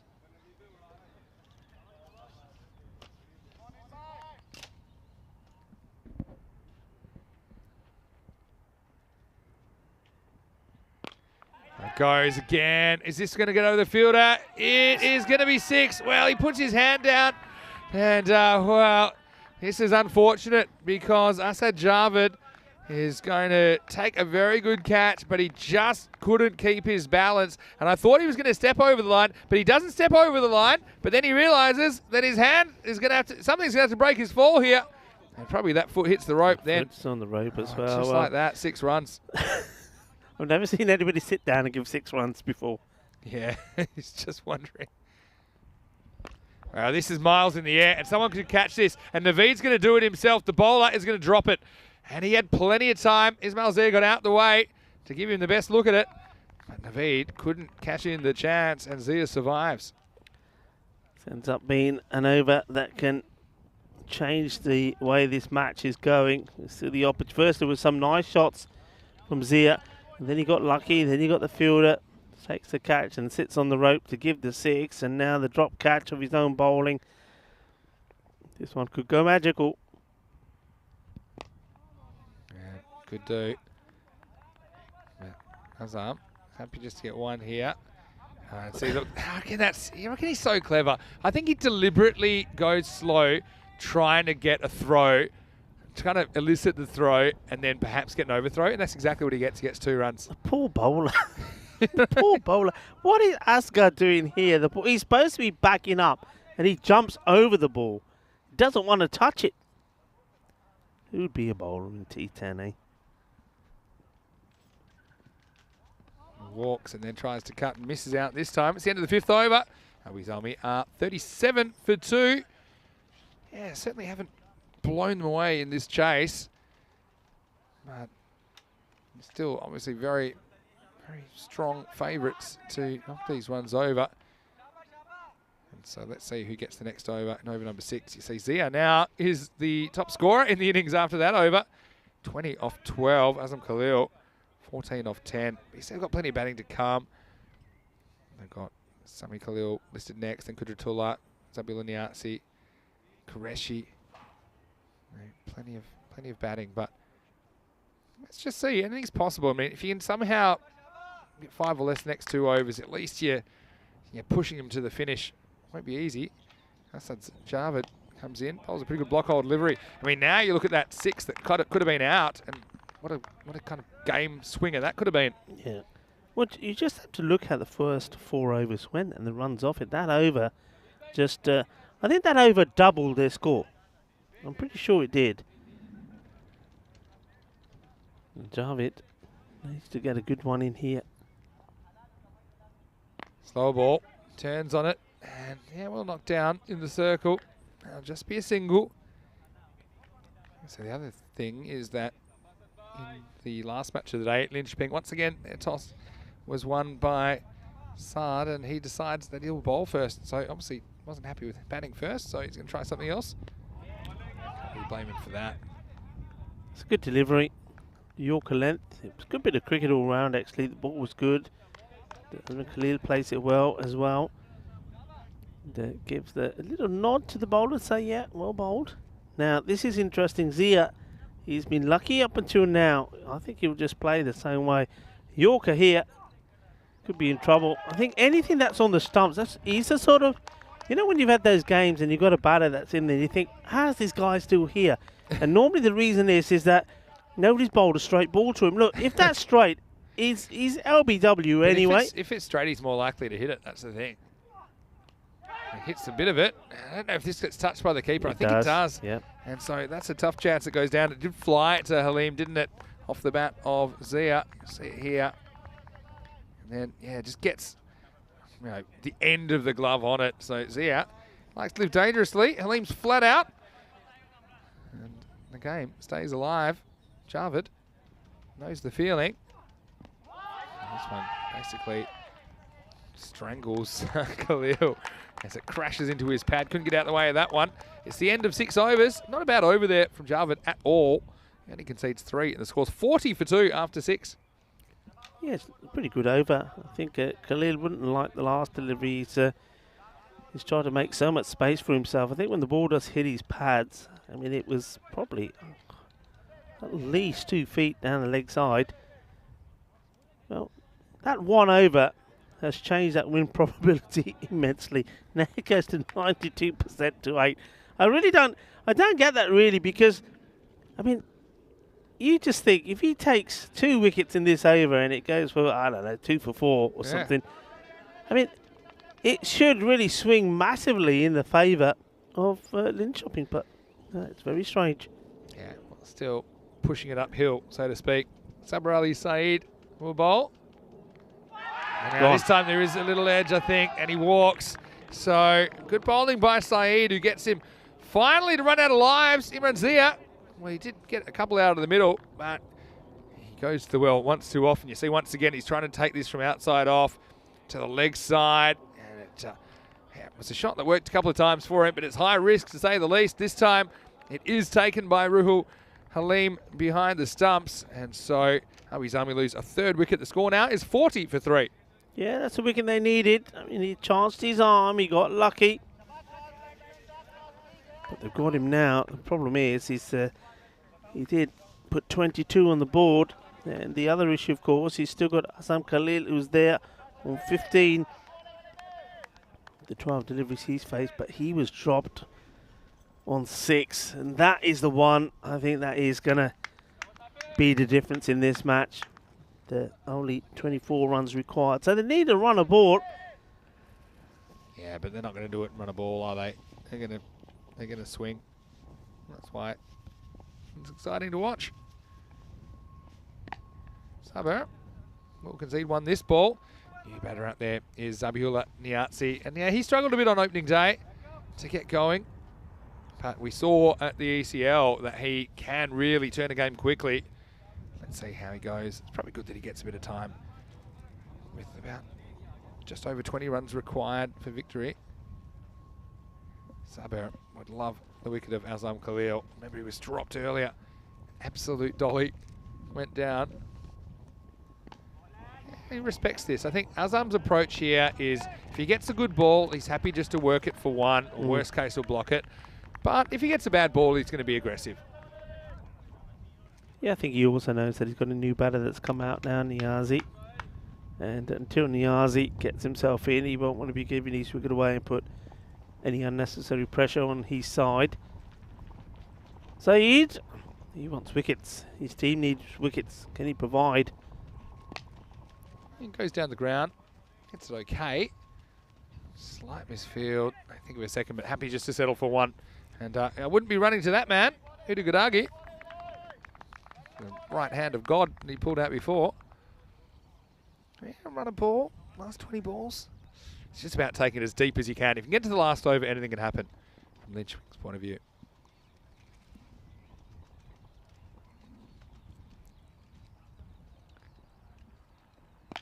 Khalil hits this very hard. Watch the bounce on it. And hits the deck firmly. Here's that throw again, and this time it is backed up. Good throw. They seem to be attacking the end that Khalil is going to, because Khalil is not really running very hard. Seems to be doing more walking in between the wickets than running. Last ball of the 7th over. Push, run, and Niazi gets a 3rd single. He'll retain the strike. 7 overs down. It's 45 for 3. And just a reminder that there is still 1 match to go today on ECN, and starting in just over half an hour's time, we're going to see Linköping taking on Albi Zalmi, and I know that these guys would love to finish the day with a win. One of these teams will taste defeat for the first time here in match 7, but that is the 4th and final match of the day. The news from the toss: Linköping have won the toss, elected to bowl first, so join us for that. And it is the 200th match of the year in the European Cricket Series, just like that. Just like that, from nowhere, eh? And you add 144 in the ECL, and you add in, I think, 22 in Gibraltar. So So we're getting, and then you add in the T20s, you're getting close to 400 matches for the year already. Pretty good effort from the guys, all the crew. Okay, this is hit straight, and it's hit really well. This is a blast straight down the ground. Niazi finds his mojo maximal. That one brings up the 50 and does it with some pure power batting. Beautiful shot. Absolutely beautiful. Top draw. That's one of the shots of the day. Hits it clean and big and straight. Loving that shot from the wicket keeper, stroke batter, Navizullah Niazi. Nice shot from him. Just like the way he stands so upright and straight before playing the shot. See here, he just waits. And there could be another ball. Balle, kinna sona, shaka, well, this was just too short.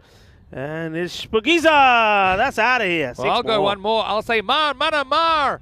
As this one was whacked out of the ground, and he picks a slow ball, and it's short enough he can really take his time, tee it up, and that's exactly what Niazi does. Goes bang, bang. Just a couple of offensive outbursts have killed this game now. And, well, this one was a bail breaker. It's well taken behind the stumps. But it will be the end of Niazi, but a pretty valuable 15 from him off 6 balls. Just have a look at this. This bail is travelling. Goes bang. And, well, if it's still in one piece, it's doing pretty well. Not pretty good catch by the keeper as well. But Niazi, he just tries to finish things pretty quickly. And here he becomes the 4th wicket to fall. And now it's 57 for 4. Still 7 runs required for victory. But with a quarter of the innings left, I think it's a matter now of when, not if, Abizami will reach the target. Yeah, good victory there, I suppose, for the bowler. That's a Javed. After being pumped to the boundary, 2 big sixes. Comes back and gets the wicket of Niazi, but I think by then the match is already over. And I think they've got well, that one's hit the bail so well. That's probably a bail that's broken. Yeah, I definitely knew that bail was broken. Just the way the ball pretty much flush hits the bail. Bang. And yeah, the little, what's the thinner bit of the bail that attaches the stumps is probably likely to have just snapped off just because of the impact. Yeah, the finger part. Well, the thing is, though, even though they lose that wicket, I think those big hits made all the difference as Semi Khalil makes his way out. Yeah, nice chance for the Khalils to bat together. So just 7 required. You wouldn't feel too much pressure at this point for sure.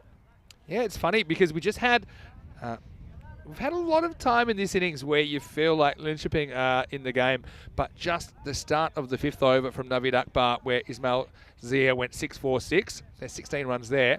And then just the back-to-back maximos off the first 2 balls of this over. Well, you look there, that's like 28 runs right there. So half the runs, pretty much, that we've seen. And listen, what would you do here? How's that? What? Oh, because he's not ready He's got 90 seconds and he has to take card and be ready to face the ball. Oh, it'll be a tough one. Why? He came out with a helmet, didn't he? Yeah, he should already have it on though, shouldn't Tell he? you what, you say you're not pro Mancad, but you guys trying to put the helmet on. No, Mancad. What about, did you see Santi Mancad? Oh yeah, the Mancad King. He was amazing. He was sensational. The Mancad Maestro, Oh, I think they called Santi. him. Hello, Santi, if you're watching. Santi Mancad. Yeah, at least Santos. pays to pay attention when he's bowling. 7 to win. Azam, pretty quick to put up the stop sign. I like this field. It's aggressive. They know that there's hardly any runs to play with. Just keep the field tight. You never know what may happen. And David. That's a pretty nice shot. Does find the fielder. Doesn't get a run. So, got a question in the chat about Helix. Saying how much of the domestic competition have they played so far this year. The short answer is some, but not much. So, weather has been pretty good so far. So they start to see it a bit earlier than sometimes. It's still pretty cold, got to say, by what I would call normal standards. But, yeah, fairly pleasant by this time of the day. Yeah, I mean, when we were talking about how much cricket they've had, I know that at Landskrona they were telling us that it's only been a matter of 3 or 4 weeks that the ice and snow in a Yeah. lot of areas has melted. That's So true. they haven't had too much cricket at all. They have played some indoor cricket. I know that Aman, the secretary here of Al Mazami, was telling us that they've got a venue where they play indoor, but because this is a good story actually, the actual the owners of the facility had a look at the cricket ball and said, "You're not playing with that in here. It's too hard." They said, "We didn't realise the cricket ball was so hard." So they are playing, but it's more sort of softball type. But Yeah. they haven't had too much cricket because of the weather. 9th over, his sub out. And this one, once again, hit straight at the fielder. Somebody's been pretty good at picking out that fielder so far. So, yeah, and I mean, that's the thing. Kind of the more north you get, the shorter the season typically is, just because of the weather conditions. Having said that, it's blasting sunshine right now. They want to try and finish this in this over. They will not want to be taking this into the last. Swing and a miss. Well, every swing and a miss, you just creep back into the contest. See, this is where 6 runs still needed. I'm starting to now think more functionally about this chase, less kind of flashily. You know Because what? I think I'm now just trying to get off strike. Third man, the mid wicket's got to come up. Khalil is just going to take a single. Well, he goes in the air. Well, this is a big moment in the game. And guess who? Ugadagi will take he's it. taken it. Yeah, well, guess what? He took it one-handed, so that one, he could have probably caught it with his eyes closed. And Sami Khalil, he's going to have to go for 1 off 6. He burns it over for just a single effectively. The new batter will be on strike. And, well, there's a bit of life in this game yet. And once again, we see that man. He takes this cleanly, does he? Let's have Yeah, a look. I think it's... No, oh, look at Yeah, it's that. a one-hand catch, but he just tried to catch it 2 hands. But I mean, This is- it goes 2, but it sticks in 1. Oh, So it's the old reverse turkey grip that he's tried, and see that whatever works for you. And that right hand has been on fire, so it will be a 5th wicket, 58 for 5, and they need 6 off 9. And let me give you a statistic: that in the last 7 balls, we have only had 1 run. We've had 2 wickets. So ever since Niazi has got carried away with his own hype, with the back-to-back 6s, then getting bowled next ball, pretty much nothing going on. Sami came for, yeah, well, Sami Khalil, he went for 1 run off 6 deliveries. Now, what do you do here? Now, you've lost 5 wickets. Would Azam just be saying to all the other batters, look, you come out there, just try and play your shots, because he just wants to face the last over. He knows he can do it in the last over. That's still a long way away, last over. I think you're trying to not miss the ball. I mean, Yeah. the good field here, it's coming on the offside. They're trying to force some more dots. And it is Aman Momand that is facing up. And he hits it straight to the fielder who dives over it. I said straight to the fielder. It's probably a bit harsh. And we'll get 2. Smart batting when it comes down to it. I mean, you still have to fall over to lose here. Well, they did. He fell over there. He fell over the ball. I mean, you've got to stop this. Takes a step in and then, man, made it tough to go sideways. Anyway, it wouldn't be Albi Zalmi if they did it easily, you know. That is true, actually. It's very them. Go back and watch that Group D final if you want to know what I'm talking about. Full toss. And they're going to go on the hit. Wow, I mean, if you run out Azam there, that could have been a game changer. This hits, I think he's gone. Yeah, I mean, it was kind of a scrambled throw. So he throws it off balance. But if that does hit, I mean, no doubt he would have been out. Look, there he is. And look, even if it throws even a bit close to the stumps, the keeper could have probably taken the bails and got him. But anyway, 4 to win. Azam on strike. And they've kept the field pretty up here, taking a bit of a risk. So he goes for it and he finishes the game and he does it in style. It is straight. And well, guess who? Azam Khalil finishes it with a maximal. 7 balls to spare. Well, they had the staggers, but the new captain, Azam Khalil, he was up to the task and he made it look really easy. Didn't matter where the fielders were. That one was always leaving the building. And Albi Zalmi, they are winners in match 7 and they keep their undefeated stretch alive in this FanCode European Cricket Series. Yeah, the man who'll be having the nightmares for that match would be, of course, Cameron Rashid. He dropped Azam in an absolute dolly. And Azam at the time was only on 6. He goes on to make 23. That, for me, when the catch went down, I said at the time, that is the match. And that's why you cannot drop players of the class of Azam Khalil and then still hope to win a low-scoring battle. It just ain't going to happen. And you see, never in doubt. Finish it in style. Well, this was the start. What a catch this is. That is got to go down. Is one of the best catches that I've seen in a long time. I don't appreciate how he actually got there. When you see that again, he's flying in the air. I don't think that is sensational. He didn't know either, Sudesh. When he got up, he looked like about as surprised as anyone.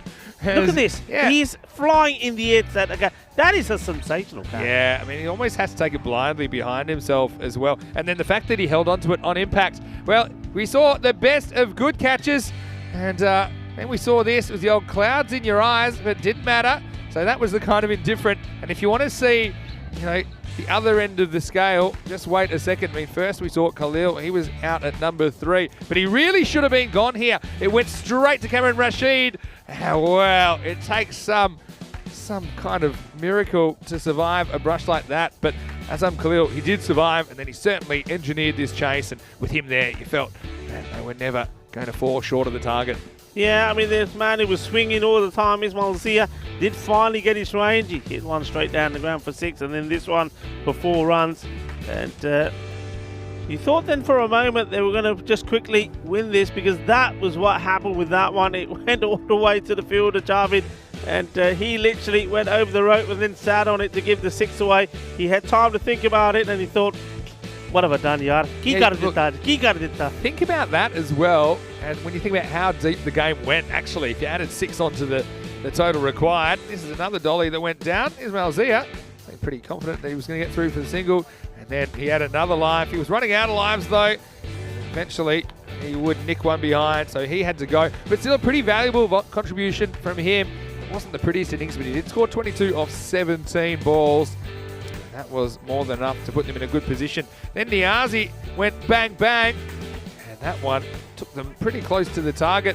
But then when he fell, it was a bail breaker in the 9th, all happening in the 9th. Sami Khalil came out, and he looked a bit rusty, Sami, as he chewed up a few balls. And ultimately, this one went in the air, and this one just kept them alive in the game. It was well caught, a little bit unorthodox, but effective from Uda Gadagi. That brought Haman Moman to the crease. He did well because he got a couple and then was able to get another one before Azam Khalil just finished the game in style. Now looking at match 8 coming up, and I can tell you that it will be Linköping that will be bowling first in this one after winning the toss. They won 2 tosses today. Means Albi Zalmi, they'll get to come out and bat, and let's see how they approach it, because will they keep the same kind of order? I think they probably will. Shahid Ali at top with Rahul Khan. But have a look at the fantasy points of Azam Khalil. Isn't he flying? And you can add a few more from that game. On the other side of the equation, you've got Cameron Rashid, who's been very good opening the bowling. He will be opening first up because, like I said, Linköping will be batting first in the final match of the day. The first ball is 20 minutes away here from Stockholm, Sweden. Why don't we have a look at the scorecard? And both openers going for just a single. It was Rahul Khan, who can consider himself a little bit unlucky to go to probably the catch of the year so far. Well, right up there at least. Azam Khalil ends up top scoring with that last strike, 23 not out of 15. He was important, wasn't he? And Ismail Zia, for all his histrionics, he scored slightly less runs at a worse strike rate than Azam Khalil, who was just steady as she goes. Then 15 to Niazi, got a bit closer. And well done to Moman as well. I think he kept his cool in a tough situation when he came out. Yeah, Zia there, I mean, he's got 23, but he got 16 off those runs from 3 shots. So it just goes to show the troubles that he had, swinging and missing a lot. With the bowlers, look, what can you say when your batters have only given you 63 runs on the board? Yep. You got to bowl out your skins, and they did. I'm going to say they really all bowled well. I mean, okay, Akbar was suspended. He went for 19, but all the others bowled so well. Good bowling there from Saeed. Took 2 wickets at an important time. He kept them in it. Cameron Rashid, look, he speaks for itself. 1 for 5 off 2 overs, but he's going to be very disappointed. He knows that that catch that he let go is made the difference in winning that match. But look, nobody dropped him on purpose. That's the one thing I was told when I was a young lad and I dropped the catch, and I used to hate it. It makes you feel bad. And a very wise man came up to me and said, look, nobody drops them on purpose. So the key thing is to get your head back up and keep going, and that's certainly what I think Cameron Rashid will need to do. If he can come out there for the start of this match and pick up some early wickets again, and look, keep it to that sort of score. I think even if they can keep Al Mazami to around about 85 to 90, they've got a good chance. Yeah, for sure. And Azam Khalil gets another Player of the Match award. Put it with the rest. 3 for 8 and a catch and a run out, even though it was an accident. And 23 not out, hitting winning runs. What a tournament he's having, but also special mention to Sudesh Udagadagi, who top scored for Linköping and also took a magnificent catch, also 1 for 13 off his 2 overs. So we're going to take a quick break. We'll be back with match 8, the last match of the day. Linköping winning the toss and batting first. We'll be back in around about 15 minutes. But until then, this is Vinny Sandu here, Mr. Maximo, alongside Rico Full. Hope you're having a great day wherever you're watching from around the world. We'll see you shortly for more action, fun and excitement. The final installment of ECN on a fantastic Tuesday. You're watching the FanCode European Cricket Series.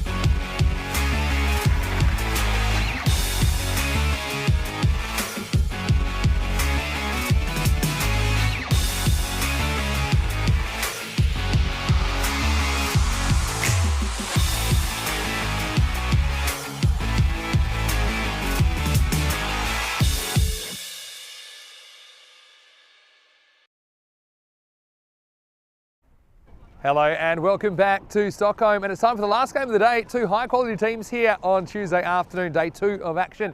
And once again we're going to see Albi Zalmi, the defending champions, taking on Linköping. Let's see who wins the toss here in match 8. Stefan Gooch is with the two captains. Linköping to call. Heads. Heads to call. It's heads. We're gonna both them. Okay. Good luck. And we will bet first. You will bet first. Thank you. Well, Saad Khan's been good with the tosses so far today, hasn't he? And well, this time he's won it. He's decided, look, we're going to bowl first. I think it's because when they batted first last time, it didn't go very well. So they are going to kind of take that opportunity to try and do something different. It means Albi Zalmi, they'll get to go out there. Shahid Ali, well, we see him open up. Rahul Khan as well. They've got plenty of options, but also we know that Albi Zalmi, they're not afraid to share it around to some of the other players. They're backing all of themselves as a unit really to come through. And that's what makes them such a dangerous side. Also means we'll get to see Kamran Rashid first up. I think he'll be a likely bowler for the first over, and along with Naveed, I think they've got a pretty good opening bowling combination. So it's all to play for. Last game of the day. Will we see a clean sweep of this series, or will one team be able to square it at one match apiece? We'll soon find out. Last game of the day, and Rico Foot, he's still powering on in the commentary box over in the Giant Ice Cube. Over to you now, Rico. The news from the toss here is that Linköping have won the toss. They're going to bowl. Let's get ready for some cricket. Thank you very much to Mr. Maximo. Certainly looking forward to this one. And I think it's an opportunity for Linköping to bounce back. They're deciding, having won the toss, that they'll take the field first. Maybe they're hoping that chasing is going to be something that suits them better. They've had problems putting the runs on the board. I did like the way that they fought back there. So look at these sides. So I think for Albi Zalmi, it's going to be Rahul Khan. Once again, I can't see him failing again. Well, surely not. Ismail Zia may be promoted up the order. Certainly did like the hitting of the wicket keeper, but some changes there.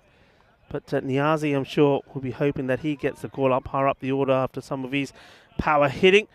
On the other side, well, it's certainly saw Suresh Udugoraj. He certainly played a great game. We saw him do well with the bat, 25 runs. He bowled well as well and took that sensational Superman catch as well. He'll be key as well. Somebody like Halim, he needs to get going with the bat. I think he's going to be pretty key for them. And Kit Naik, hope to see him coming higher up the order. And maybe just making some of those changes will work for them. Kamran Rashid, though, to start off with, has to be on the ball. He bowled very well in the last match between these two. He bowled his 2 overs, picked up a wicket and just 5 runs. But one thing that will be playing on his mind is that catch that he put down, that catch of Azim Khalil. That could have been the one that shifted the balance of that match. So looking to improve and looking to make it even Stevens in this contest and stay as they did before the start of the day at the top of the table, joint on point with Albi Zalmi. But if that is the case, net run rate could also be very important. We saw in Landskrona how important the net run rate was. It certainly made the difference in the Group A, which team went through into the quarterfinals or which got eliminated, because team in 4th and 5th were on exactly the same number of points. So it was all down to net run rate. And I think here it's going to be pretty key as well, especially with the teams that will be fighting it out for the 3rd, 4th place. It will be Kamran Rashid to open. He's just having a bit of a chat with his captain, Saad Khan. Maybe just discussing about where they want the fielders to start off with. With the bat, looking at the way the man is practicing his swinging, it will be Rahul Khan, and he'll be hoping for just a bit more luck in this one. He's caught by that outstanding catch from Suresh. Here we go, off and running. Well, maybe not just yet. The umpire decides we're not ready to go here. Non-striker. Interesting change. Sami Khalil has been asked to go up the order. I'm sure he'll make the most of his opportunity. This is well hit from Rahul Khan. The fielder ends up going down. This ball has barely just got to him, and he's on the ground already. There we go. I'm not sure what happened there. He's had to have slipped. I don't know. I'm certainly not going to say there's a lot of power in the shot. Well, he has a little smile to himself, a bit of a chuckle as he gets up. In comes Rashid. That's well bowled. Good delivery. And gets it past Sami Khalil.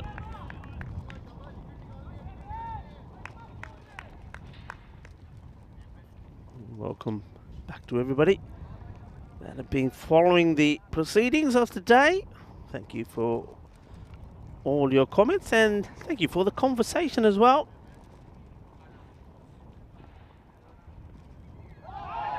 It's well bowled. Asking the question here, I don't see anything here. I think this ball I think it was the movement. This moves away a fair bit. Look at that, see? Hits the seam, moves away, but certainly nothing on the bat. Good delivery. Kamran Rashid, once again, just showing why he is such an important part of this chopping side.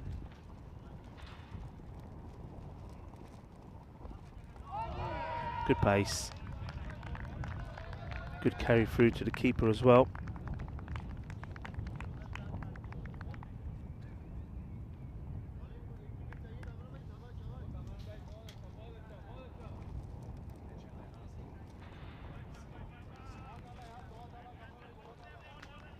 And back on the 45, behind square on the boundary and third man.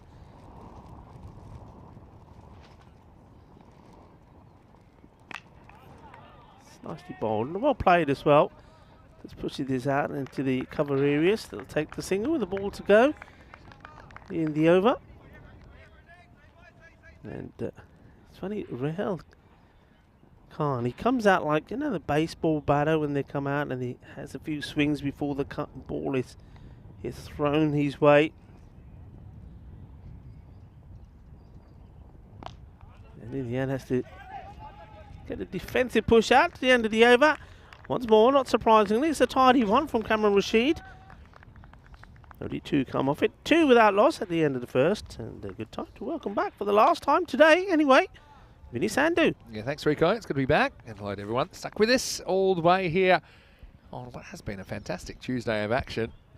And Linköping, it's their chance to try and get something out of today. They were comprehensively beaten, you'd say, in the end, although they did have their moments, particularly with the ball in the field. Albi Zalmi as well. Let's see if they can put a good 10 overs together. Well, a good 9 overs together now, because that first one, not too much happening. Rashid, he's been a threat all day. Only concedes 2 in the first. Right now, it's the man of the moment, Sidesh Udagadagi, to bowl over number 2. This has been absolutely punished. The umpires will decide if this goes all the way or not. I don't even know if it catches in the camera. It was hit so hard. What a shot this is. And that's come from Sami Khalil. And yeah, just bounces short of the line. But he's absolutely crunched this. That's great camera work.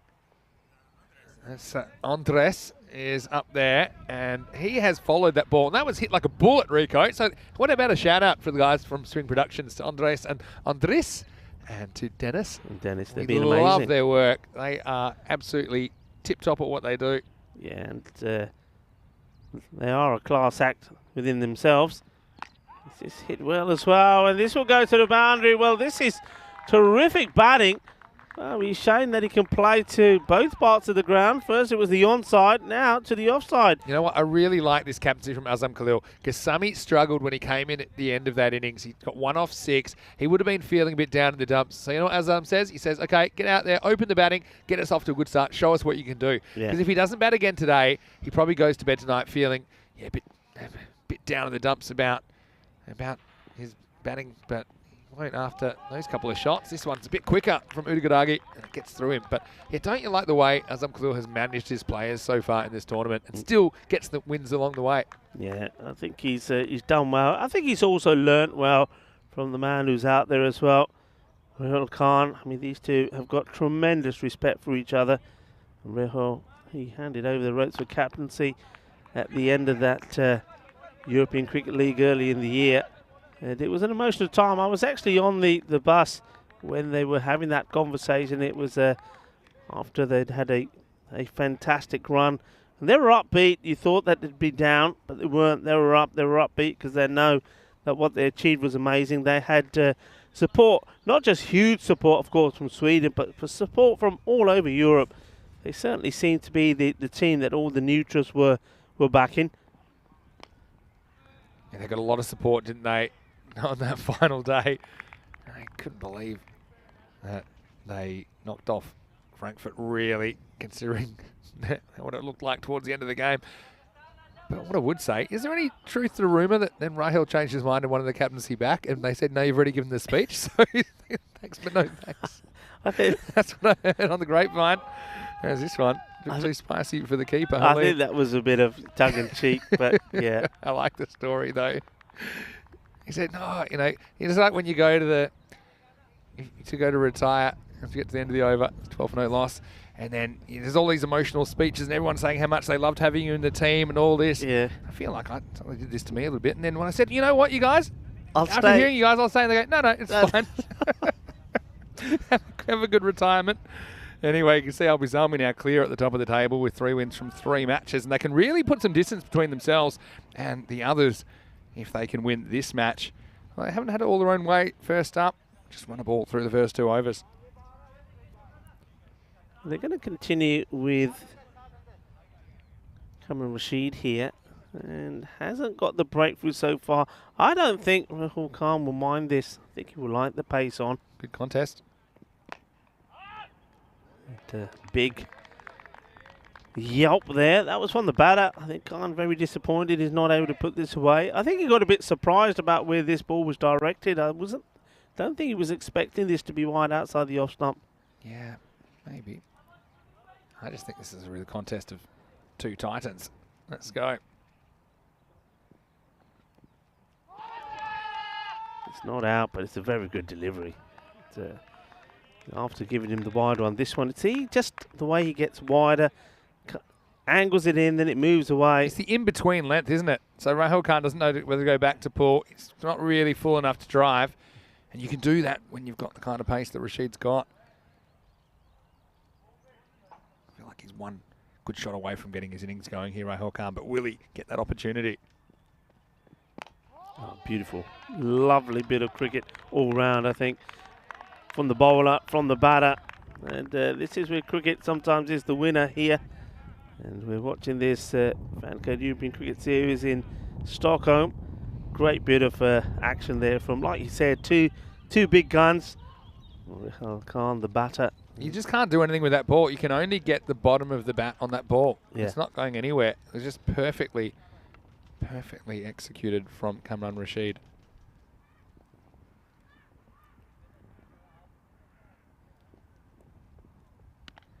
I can't say I can understand why he's changed the angle here.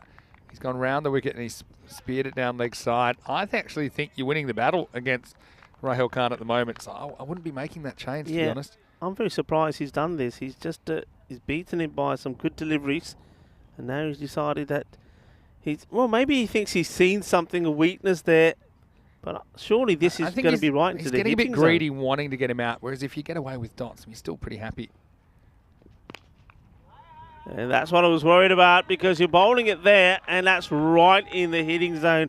This was not a good choice, not a good decision. You see, he just needs to create a bit of space, and he sends it over. Lovely shot, 6 runs.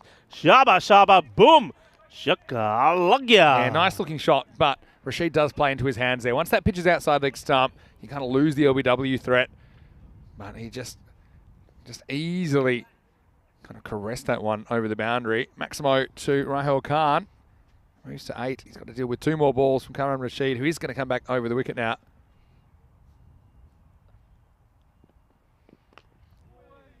Gets a bit fortunate. Inside edge, will go to the man behind the square. So, can't mind that. Gets a single with a ball to go in this spell from Rashid. And he's gone for 10 so far of his 11 deliveries. Want to finish off his spell. He'll be looking to see if he can get a wicket. But, well, Sami Khalil has played some electrifying shots so far. Yeah, he's gone for 10, but 7 of those have come from around the wicket in one delivery, essentially. He's been very, very good from this side of the stumps. Last ball of the over. That was a real rip snorter. If you nick that, you're in great form. This one actually goes out a long way off the seam. Just have a look. Oh, it's almost one that Shane Warne would have been proud of, actually. And Well, fortunately for Cameron Rashid, it was a bit too good, and it takes us to the end of his spell, and also it takes us to the end of the power play. It's 20 for no loss after 3. Yeah, he's bowled well, hasn't he, Rashid again? Once again, he's not been rewarded with loads of wickets. But that's one thing I think he has to learn. You see, he tried to change something there to try and get a wicket. But it's not about getting wickets, it's about keeping it tight. And you're absolutely right. You saw that one smack for 6. You take that out of the equation, it would have been, again, more sensational bowling figures for him. I wonder what they'll turn to here. They're not going to go to Sudesh to bowl his second straight away. He went for 10 off his last over. So this man bowled pretty well towards the end of the innings in that last match. It's Sabar Ali Saeed. Yeah, Sabar Ali Saeed pretty well last game with the ball. Let's see what he can dish up here in match number 8. This is a Gandhi ball. It's got full toss, which, well, even the batter jumping up in the air manages to only just get a bit of bat onto. Wow, I mean, this is the highest. That's the beaniest of bean balls you can ever imagine. How high is this? It's way over his head. You need a tennis racket for that. He's done well to hit it. But what he has done, he's cost himself the free hit, Rahul Khan, because Sami Khalil will be facing up. Well, he's back on strike, Will Rahil, but not for a free hit. That's a good result for Sabar Ali Saeed. He essentially goes for 3 off his first ball. But that first ball, I'm not even sure it would have bounced on the field if an Annie hit Rahul Khan's bat. That might have just bounced off the side screen. That was so high. Would have gone over the wicket keeper. I don't think the keeper would have stopped that. No. Right. This is a lovely shot. This is probably one of the shots that Rahul Khan plays so well. We've seen him play it so often. He just gets into position so early and well, just helps that on its way without trying to hit it too hard. He knows there's nobody out there. You've got to bowl well to him. You can't bowl to him that length where he plays a couple of shots and then gets into the groove, because when he's in the groove, oh, he can certainly punish you. Yeah, for sure. And he makes it look easy when he's batting well, doesn't he? Moves to 14 now. Up in the air, over pitch, and that's 4 more. Lovely placement. Doesn't try to hit this too hard. Bota shot. 1, 2, 3, 4 carreras. Yeah, fantastic stuff there. As he just eases that one through the offside. You can see, despite this fairly even start, you say, Salmi's still being predicted to be the likely winners of this contest, but a lot of cricket still to play. Now they're going to get an overthrow. Oh, maybe they're not. I think maybe this hits. No, it doesn't hit anything. You don't think so? No, it hits nothing. Really? It's just, yeah. He's very unkeen then to come Sami back through the Khalil just says, no, I don't want it. And Rahul Khan is saying to him, right, he sees it early on, and he's saying, come on, come on, come on, this is a run. Sami Khalil says, no, I'm batting pretty well at the moment. I want someone to strike as well. Shot. But has he got enough on it? And he does. It goes all the way over. I get the feeling that if the fielder was right back on the boundary, I don't know about catching it. He may have been able to stop it, but what a beautiful shot this is. It's stylish, it's elegant, and enough on it. But yeah, I think he's on. If he's on the boundary there, yeah, he's certainly got a chance to stop it. I think catching it may have still taken the momentum over the boundary. He just can't get set though, because he can't get there and stop. So that's why he's still on the move. Now he goes for the leg side fielder. Comes. Oh, he's going to try and take it one-handed again. I thought for a moment there for Sudesh. Takes another catch. And he's still got the wounds of the one before. When he comes running in here, I thought he's not going to drive over him and take the one-handed. Is he going to run in too far and then dive backwards? Because he certainly runs in when he doesn't have to here, Sudesh Udagadagi.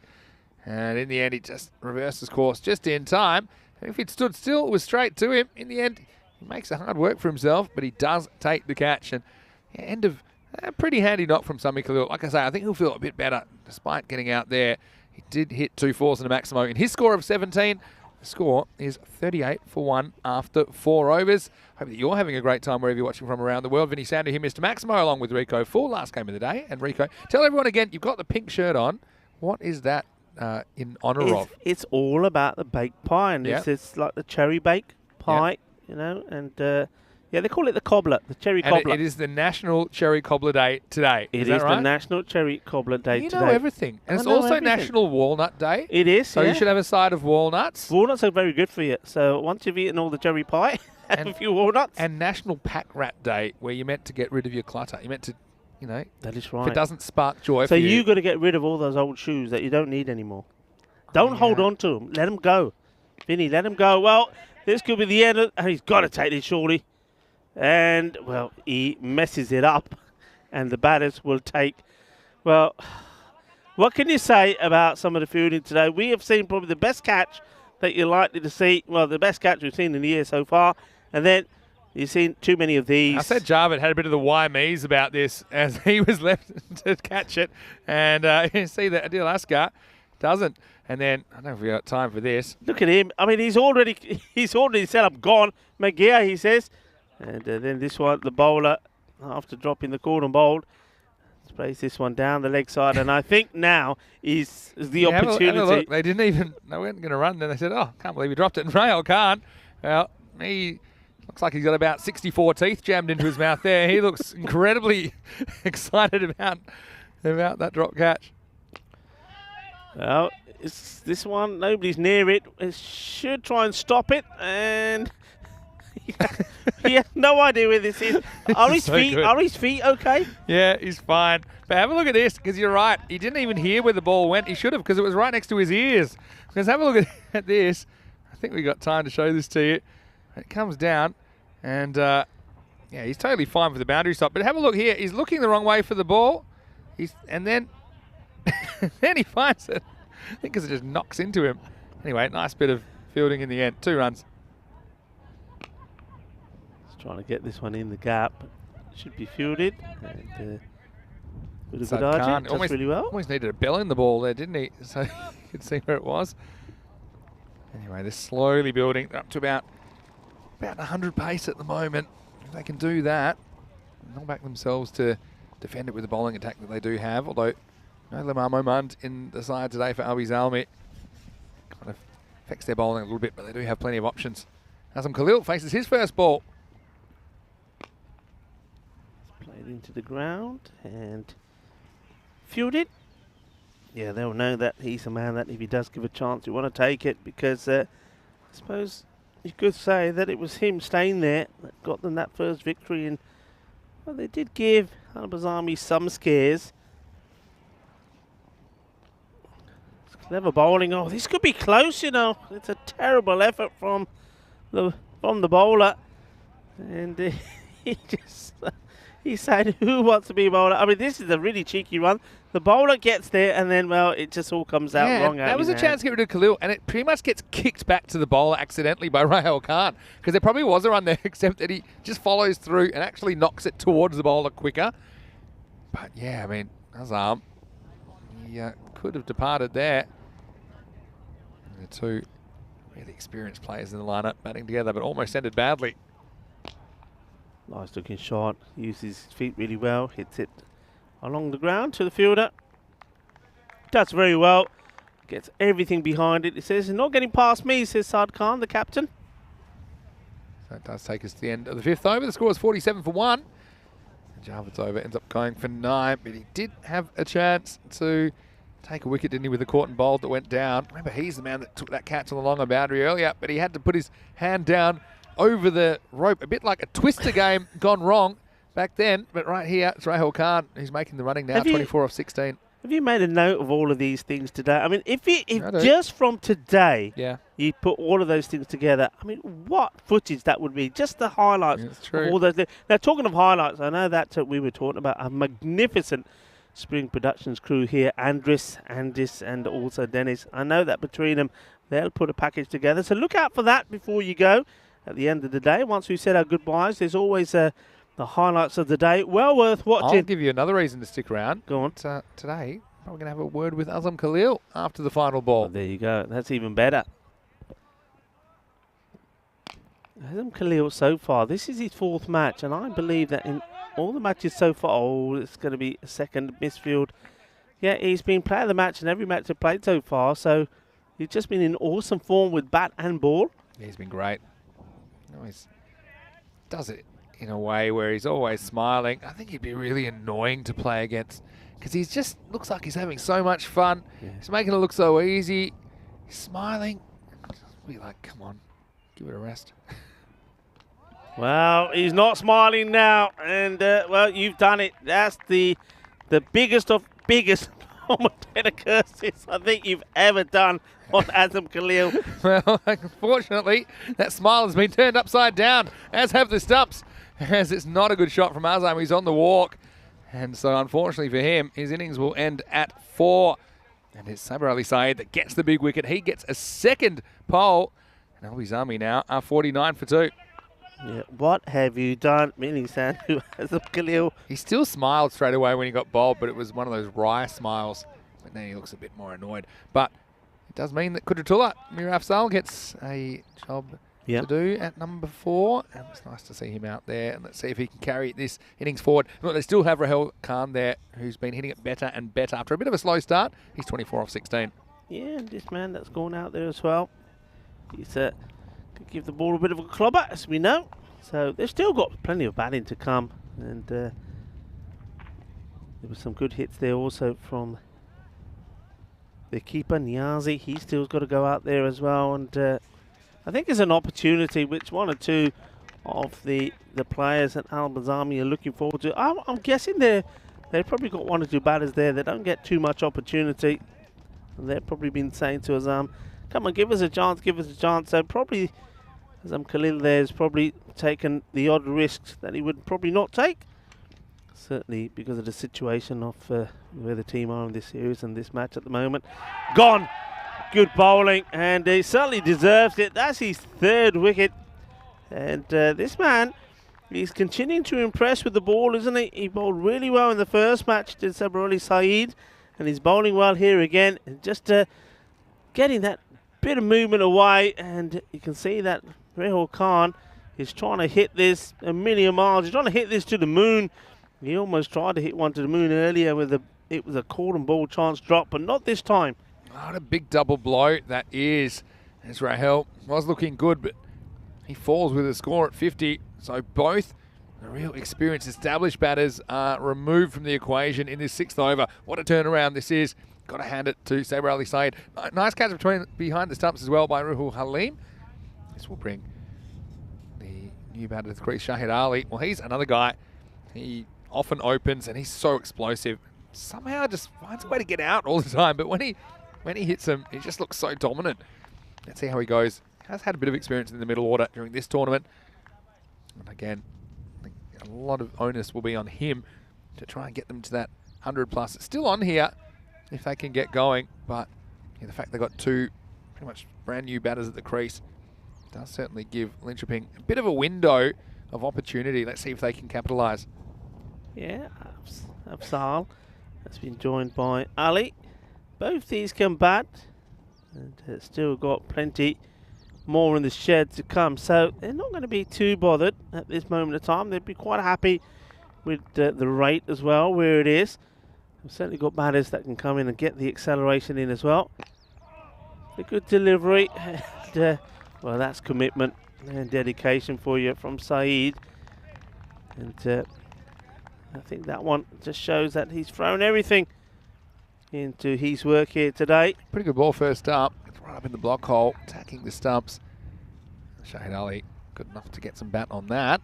Gets enough bat to get it away from the bowler.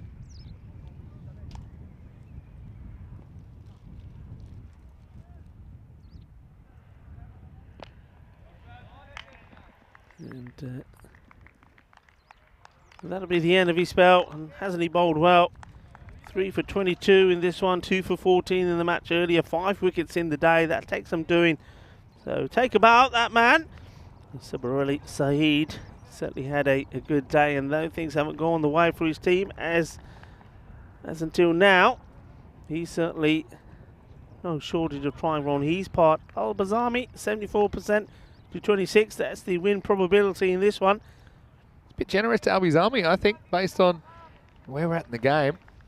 I mean, they're only on 85 pace here.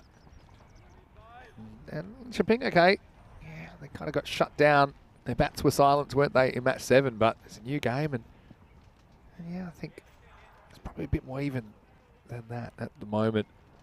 We're going to see Naveed Akbar. He was one of the few bowlers that really got hurt last game. Let's see how he goes. He's bowling the 7th. Not a bad start. He's bowling to his field. It's full and straight. And liking that as well from the captain. He's charging up behind Cameron Rashid just to give him some extra support so he can attack the ball. Now there's somebody backing up.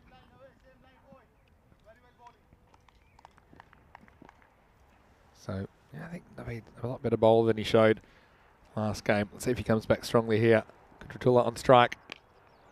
Well strikes. Man, that square has work to do. He's got to get down, and he can't. He does this the cockroach style, not able to get anything on the ball. It's 4 more runs, and it's Asad Javed. He's certainly had his troubles out in the field, and this is one you've got to stop, and just very slow getting down. And there's 4 more. The fielding इतनी अच्छी नहीं ये team दी अज काफ़ी chance miss किते हैं काफ़ी बॉलां stop नहीं कीतियां चौका लग गया उतरवेस. That doesn't help the bowler Akbar, and this is more like it. Well bowled, and Akbar says, well, if I can't rely on my fielders, I'm going to have to do things myself. He gets this one in the right place. He's trying not to smile here. I think he's pretty happy about this. It's a really good delivery. Yeah, that's a real sweet Georgia peach, that one. Have a look at this one, angle in and come away.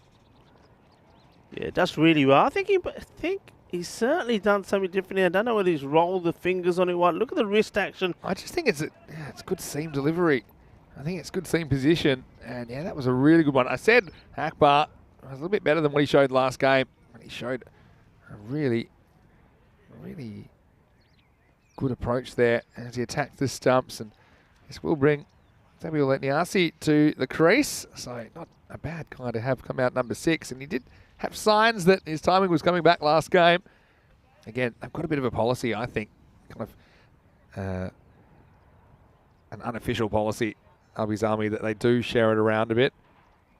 And I think that's for the team's benefit and the benefit of all the individuals within the team. So Niazi, they could bat a lot higher than this, but he's coming out at 6 and he's got 3.5 overs to try and put something together. So 2 hyper-aggressive batters at the crease now for Albi's Army.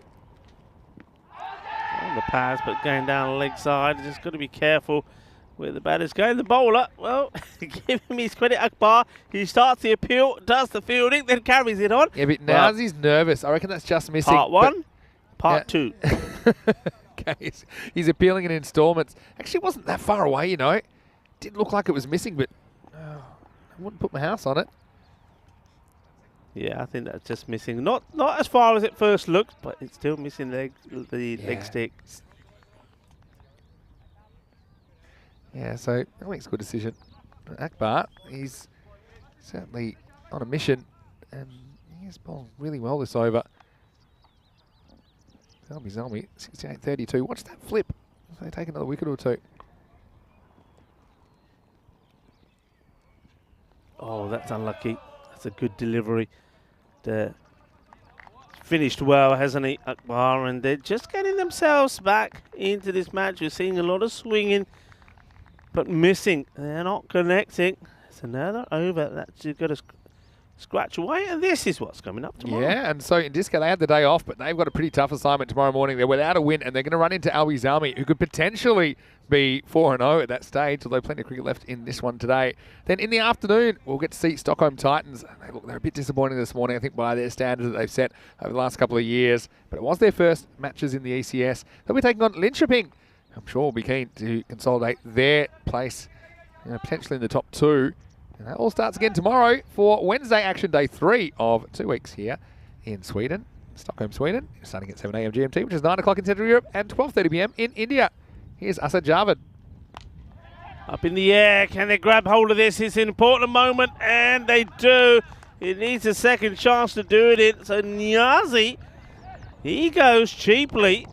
And all of a sudden here, they're starting to throw their wickets away. And just have a look at the last couple of overs, maybe the last 3 overs. Not too many runs from it. Niazi takes himself away. He was going to always struggle to get enough power in the shot to get it past the fielder. And, well, Adil Asgar, he juggles it. But most importantly, he holds on to it. And another one bites the dust. As we see, it's going to be Ismail Zia now coming in. And, well, if he can't get quick runs here, that could be in a spot of bother. Yeah, this is what I mean, though. The hitters keep coming, so it hasn't really worked this innings, but they're still not in terrible shape. Could potentially get 80 plus, 80, somewhere between 80 and 100 if they bat well. But if they don't, yeah, they could easily fall over for something like 70. Gotta say, Adil Asgar, he was the one that left the last high ball off Asajavad to Asajavad. That didn't work out well. He dropped that one, but luckily he dropped it upwards, and he was able to catch it on the second attempt, or third attempt. As we see Zia getting off the mark with a single. And yeah, so Shahid Ali's only faced 3 balls so far, but don't forget he's a regular opening batter for Albi's Army. Let's see his approach. Oh, well, his approach is that he's going to go. I don't know if he gets anything on this. He may have got a bit of bat onto it. It goes all the way through and knocks them over.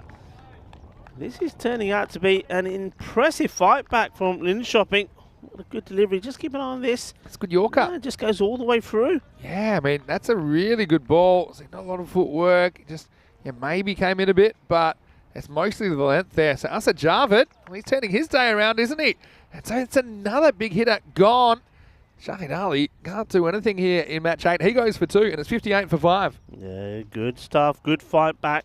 They're just picking them off one by one.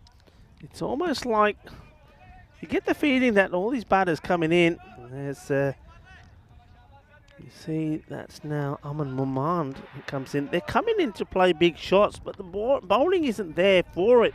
They're not prepared to take the odd single here and there and get little partnerships going. They just want to play big shots. They want to go for glory. That's what they do, and normally it comes off for them, but sometimes it doesn't. And if you watch last year's tournament, early on in the tournament, it wasn't really working for them. They only won 3 of the 8 group games, Albi's Army.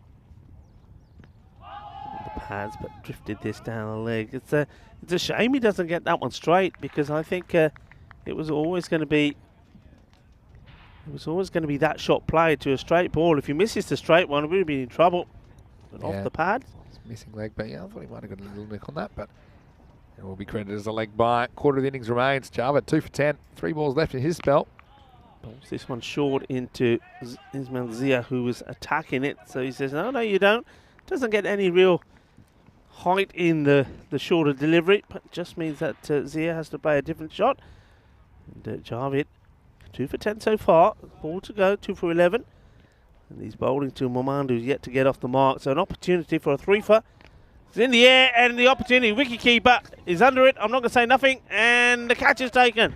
And well done to Halim. And well done also to Javid. 3 for 11. He's going to look at... This time there is the sun. And yeah, so, I mean, this time he can blame the sun potentially, but it is pretty much straight up. Gets himself in a bit of a muddle here.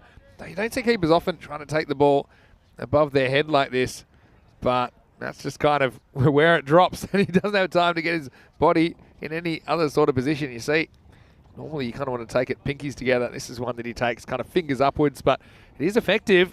And so yet another wicket. I mean, what a good performance that was from Jarvis. He ends up with 3 for 11 off his 2 overs. 8 overs down now. The score is 60 for 7. Well, it may be late in the day, but there's always times for a few to go into the waterwork around Stockholm. That's another dark, and well, we're certainly contributing to the environment here, producing plenty of ducks to go with this lovely green scenic view we have of Stockholm. And what a finish to the over. 60 now, 7 wickets down, 12 balls to go in the innings. Hit hard, hit well, hit long, goes for 6. Shaba. And that's what they need, and that's what this man can do. It's the way he bats. It's all or nothing.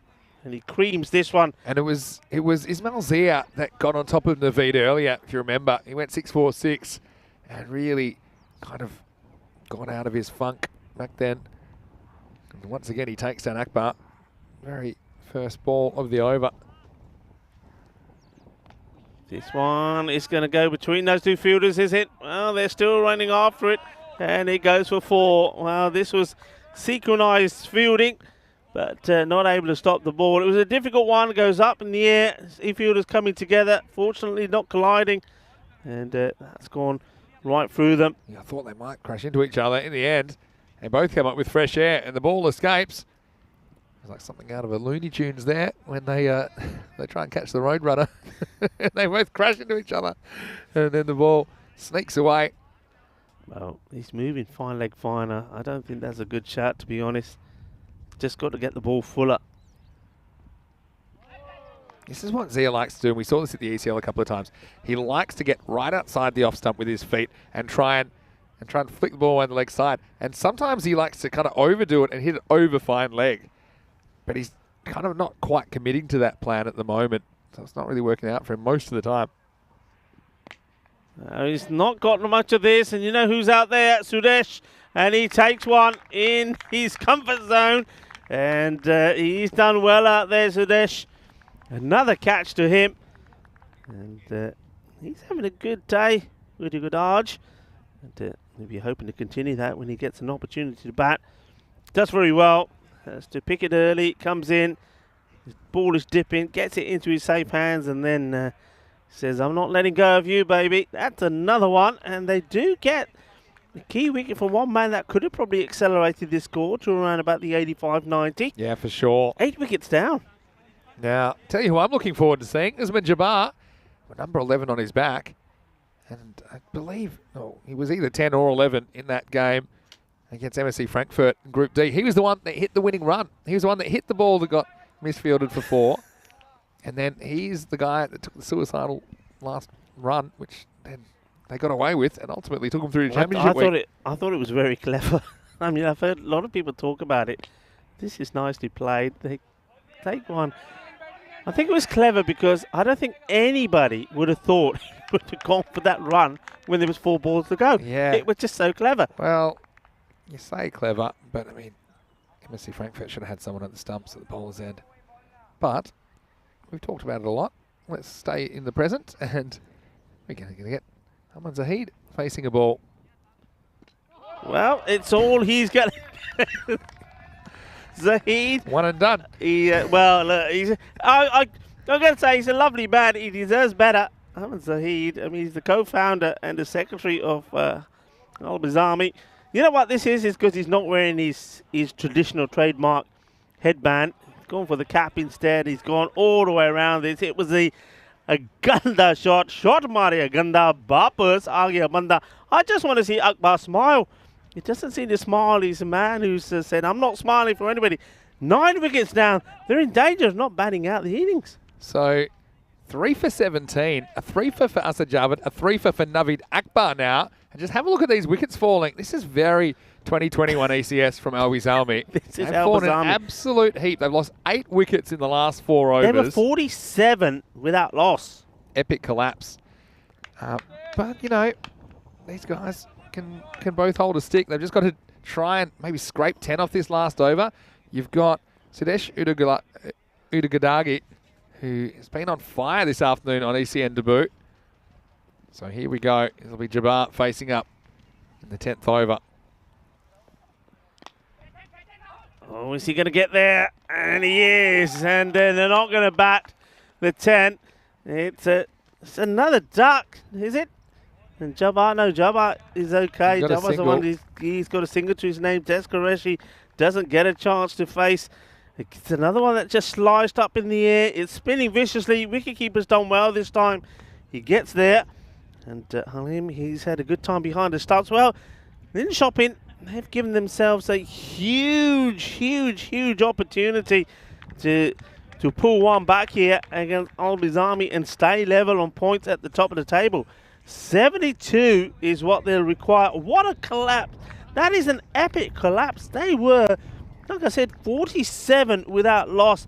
And I know, Vinny, you're going to have a quick look at seeing how many wickets they've just lost there. Well, they were 49 for 1. So they lost their last 9 wickets for just 22 runs. In fact, they lost all 10 wickets for just 33 at the end. But I tell you what, early on, I thought it was a good move to get Sami Khalil at the top of the order, and he played some cracking strikes. But yeah, this is what can happen with Albizami. When it goes wrong, it can go really wrong. And despite Azam Khalil going out there and, you know, trying to build something with Rahel Khan, after this opening partnership, we saw Rahel coming the ball pretty well. And so, yeah, that one was one of my favourites. Although, you wonder if the fielder could have maybe done a bit better if he knew exactly where the rope was. Yeah, if he was on the line, on the rope, there was every opportunity for him to, well, at least get his hands to it. We're talking about hands to it. But that man, Sudesh, well, he gets his hands to everything, and he takes the catches as well. This is where it was all going wrong at this stage, but just if you stick with it, your luck can change. And although this one did fly away, and this was a bit of the, needed the bell on the ball here, because he didn't know where it was. There, he saw it, okay. You know, at this stage, they were struggling to get anything going, weren't they, in Shopping. And see, they were a bit lucky a couple of times here. Azam Khalil, he survived that, but he wouldn't survive a lot longer, as it wasn't a shot for him to remember. Mr. Invincible, unfortunately, this time going for just 4.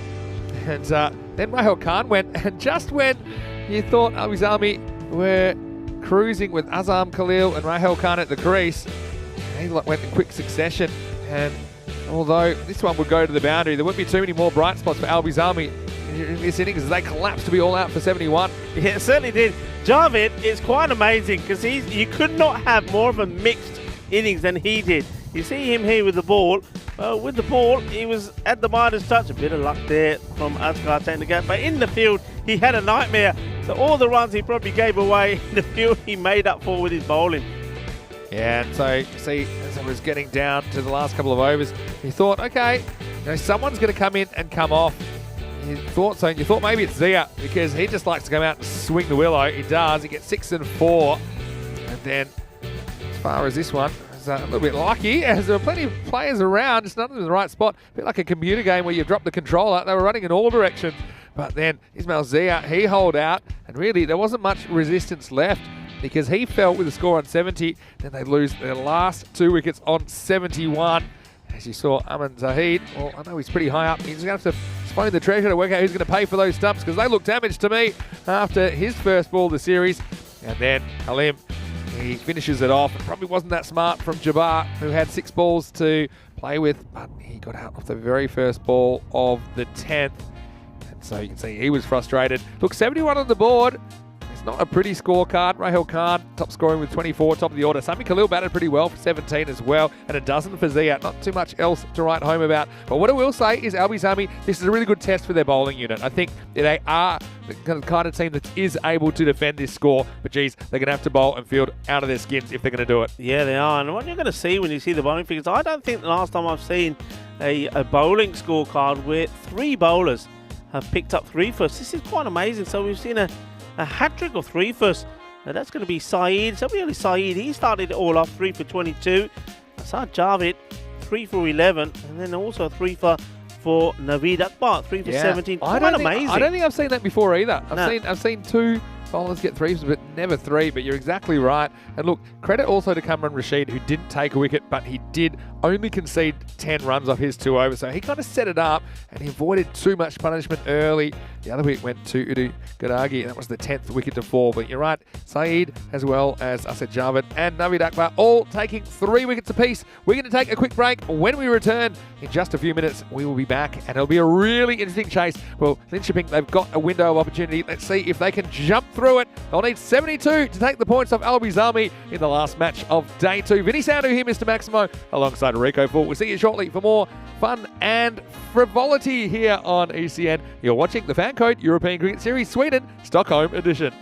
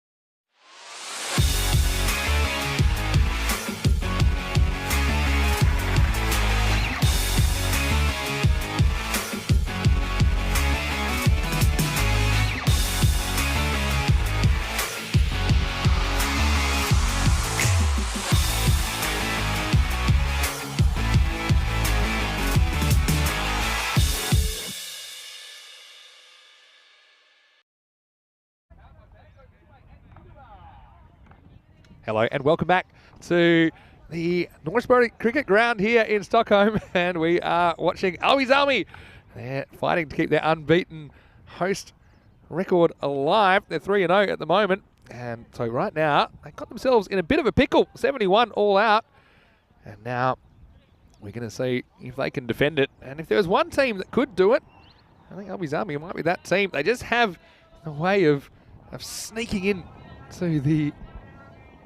into the wins sometimes. But I mean, what an opportunity for Linköping to be able to try and steal a win here, especially after the way they got played off the park really in match 7. This is match 8. Last innings of the day. Vinny Sander here with you. Mr. Maximo alongside me is Rico Full. Rico, we've really got the table set for potentially quite a thrilling last innings of the day. Here's Taz Qureshi to open things up for Albies Army.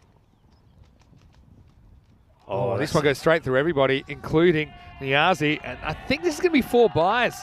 Well, wait for it. Yeah, it is. No inside edge. And Niazi. Oh, is this Niazi? No, in fact, yeah, it is Niazi behind the stumps.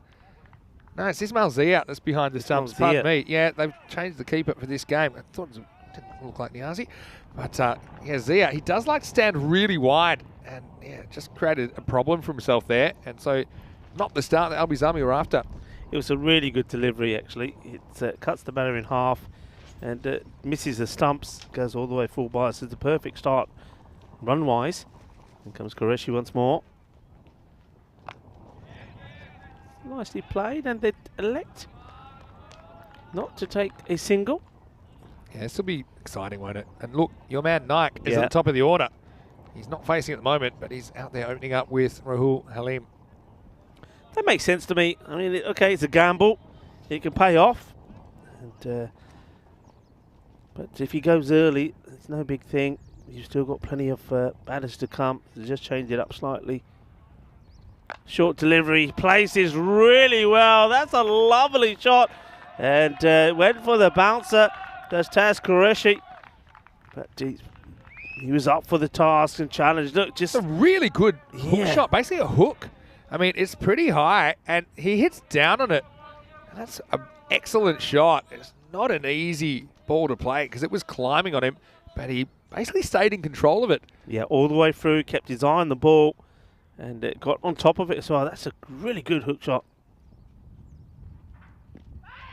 This one's down the legs. This one is one that he could have dealt with maybe better. He's been overcritical now. Just step inside it and just get... Well, anything on it, I think even if he steps inside it and it catches the outside of the pad, that's going down for 4 runs because Qureshi is bowling with a bit of pace. I think he realises that if they're going to win this match and keep their unbeaten run intact, they've got to bowl really well here and take wickets early. In the air, chance, and it's bobbled a couple of times and comes out of the hands. And, well, that's not what you need. We need him to get his headband back. Oh. Don't we? We need Aman's headband back. He needs his headband. He's powered by his headbands, is Aman. And he has it 3 times, I think. Even, that last time where he tries to scoop it up on the rebound. It's exciting stuff. Qureshi, well, he's could have had a wicket there, but he doesn't. 9 off this over so far. Last ball coming up, and Knight gets to face for the first time. Place it well, but straight into the hands of the fielder. He made good room for himself. No run there. That's the end of the over, but it's not a bad start. They're on course and they're on target. Yeah, so 9 off the first over. And look, some people talking about the boundary sizes. What I would say is, okay, the boundaries have come in a bit from last year, but actually the scores, I think, are lower across the board. And I think part of the reason about that is batters are getting carried away, taking risks, and that's what we want to see. We want to see entertainment, and it has created quite a few innings where the batters have collapsed. So, I think it makes for pretty gripping viewing. We've seen a lot of kind of boundary chances as well, catches that are taken near the rope or sometimes just over the rope. But right now, we're looking at the second over, and it's going to be Kudratullah Mir Afzal to bowl it. Yeah, I've got to say, Nike hit that first ball he faced really well, even though it went to a fielder. So good signs for him. But Rahul Halim, he'll be hoping to get amongst it a bit here in match 8. Potentially set up the chase. Hits this well. It's mine. Well, we'll get there for It four will in the come end. in eventually. Oh, and it's just trickled to you. It doesn't even get to you. Yeah, I thought this is hit better than it was. Yeah, I knew it wasn't, but I still thought Rahel might get there. He does come around, but maybe He can't get there because you got his shades.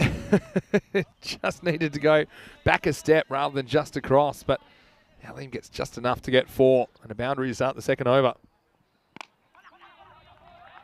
Let's see play. So at the moment, they've got this pretty much in control. It was that one chance, wasn't it, which Aman couldn't hold on to, which was disappointing. Not a great game for Aman Zahid so far with the golden duck and the drop catch, but he's got a bit of time to turn things around. Yep, can change. I'm going to have a chat with him because he's been so good. He's also obviously been doing the transport duty as well. I'm going to talk to him about his headband. Up in the air, and there's nobody there. I was going to say, I did steal Rahel Khan's sunglasses because he's fielding in front of us. Who wants to go skiing? He looked the part, actually. He does look the part. Rahel has probably not noticed that Last game of the day. we pinched the You sunnies. stole them We off pinched him. the sunnies off. He's looking at us now. He didn't He realise. doesn't realise how look. He says, I don't know, they took him. Now you can include Rico Full, cricket umpire, scorer, lover, kleptomaniac, because you stole Rahel's sunglasses and you put them on my head. He's But like, can I this have is him? real last game of the day. Yeah, should we give him back to him? Look, hey, you're back on here. It's not even sunny, is it? I can't tell. Rahel's blaming me. I didn't even notice, he says. Well, if there's any pickpockets in Stockholm area, I'd say Rahel Khan is a pretty good target. As we see, they scrambled through for another run. So, yeah, Rahel is a There he is. good character. Rahel, do you need him back? Do you need the sunnies back? He's like, it's okay. Keep hold of him. We'll get Maximo to sign him for you. There you go. Not for free. Here's the next one, and it's going to be hit to point, and it's a bit of a misfire on the throat from Sami Khalil there. Yeah, but end of another over. So, yeah, interesting start anyway. It's 15 for no loss after 2. And what will this table look like? Let's say Linköping, if they can pull off a win here, then they will join Albizami on 6 points. And again, I think the net run rate will kind of split them tonight. But I think you need to take your jacket and everything off. And I think with the green and those sunnies, you look the best. all right, You would. Come I'll on. organise it. Come on, get You- brave. Give me 2 overs. All right, so, yeah, see there, if they win, it'll be pretty neck and neck, in fact, on net run rate, because it's still early in the tournament. They might both be around 2, +2, but I guess it's not so much where you are tonight, it's where you are on Friday night, because only the top 4 teams will go through to quarterfinal Friday in just over a week's time. And we are going to see the 3rd over now. Usman Jabbar being used a bit earlier. I don't mind this. I think that he's a pretty handy bowler. Has a bit of height about him as well. Here he is coming in to bowl the 3rd over. He's bowling to Nike. Push and run.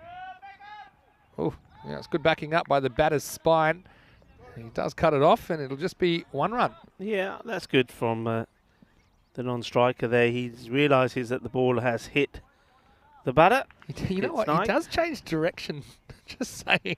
Goes from one side of the pitch to the other. Yeah, was going to hit the stumps, though, was it? No, but Oh, this is a big swing. Everything, including the kitchen sink, is in his direction again. well, this is an interesting point that Corey brought up in Portugal, and I'd never thought about it before. What's that? It was last year in Portugal. He said if you change direction, it's actually irrelevant if the ball's going to hit the stumps or not. So, you know, Because it's even if the obstruction, ball yeah. misses misses the stumps, but I mean, no one ever thinks of it. No one would really ever appeal unless the ball hits you. He said, you know, it doesn't actually have to hit the batter. Let's say if you throw it and it goes wide of the batter, you still could make a case. Anyway, bit of a furphy. Here's Jabbar. Gone, and he's chasing a wide delivery.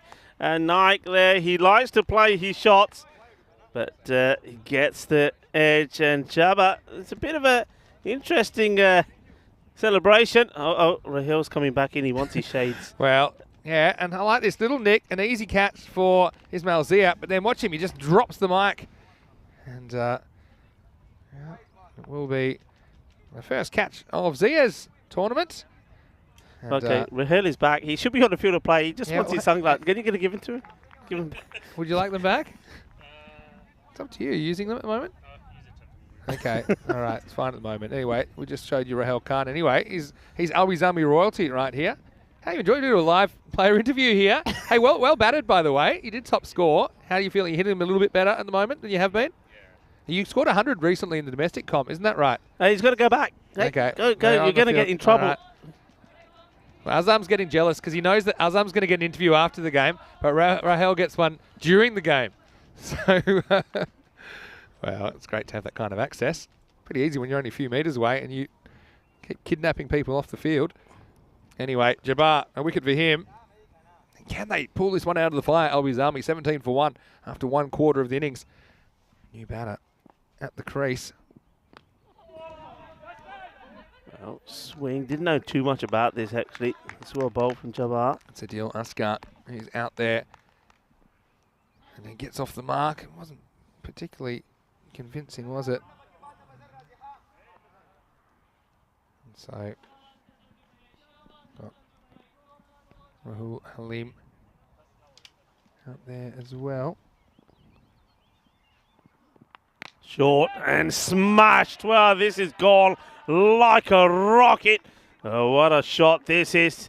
He says, you're going to bowl short to me. You're going to have to go fetch it. Bang. Well, he's already shown us that he's not afraid.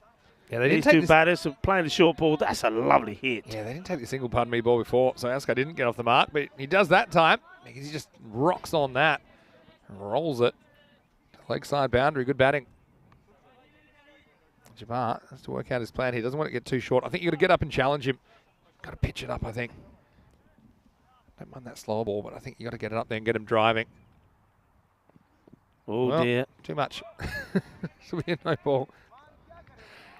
This is that slower ball again. It just gets it slightly wrong. He said he needs to get it full and get him driving, but he overcooks it. I don't know. Got a helmet on. I probably would try to swing at that. Wasn't as high as the one that Rahel hit in the first innings. Almost needed the Q extender to reach that one over his head. The extension bat, that was. So, free hit coming up. Asghar's already pumped one to the boundary. And that's good recovery from Jabbar. Just doesn't use his feet there at all. That's Asghar. That's the end of the over. Yeah, they don't catch in the free hit there, Rico. So it's not a bad over at all from Jabbar in the end. It goes for 7, and that's pretty much the asking rate for the innings. It's 22 for 1 after 3 overs, and that's the end of the power play. Yeah, interesting who they go for here. I would have thought here this is where you get Azam Khalil. Have a look at how the win probabilities intersect, and it's just when that collapses on. You see, that's the collapse where Albi's Army go from favourites, and they dip below, but still 41%. So, yeah, for sure, it's not out of this contest at all yet. Tas Qureshi is going to bowl over number 4. So that's a sign. Obviously, they want to break this partnership. I think that's the key as well. Taking wickets if you're going to defend a score of 71. Halim's been good but not great so far. 11 off 10. Asghar, fairly new to the crease, has hit a boundary. Yeah, middle overs super important coming up. Starting with the 4th here, and Qureshi. Swing and a miss. Dot ball. That's one thing about Ismail Zia's keeping. I think he just stands way too wide. And I know that sometimes people think, okay, well, maybe you'll catch a few more edges if you're wider, but you just tend to wrong foot yourself more. You tend to be moving to your left. Yeah. And then when the edge comes, you're wrong-footed and you're actually covering less territory. Yeah. I mean, it worked for him taking that catch, didn't it? Because he's pretty wide. Yeah, but the ball was really wide he as still well. should have caught it if he was back. He would have been moving towards the ball. I mean, he would have had a better look at the ball, if anything. It's Qureshi. Inside edge. They do take him on. And the throw is a wild one. But that's well. Tas Qureshi knows he has to get there, though. It was good alertness from Rahul Khan. Gets there, and he's going to go and just have a little chat with Tas Qureshi. Big over this. And Qureshi, I think this is all about trying to pick up that wicket to break this partnership.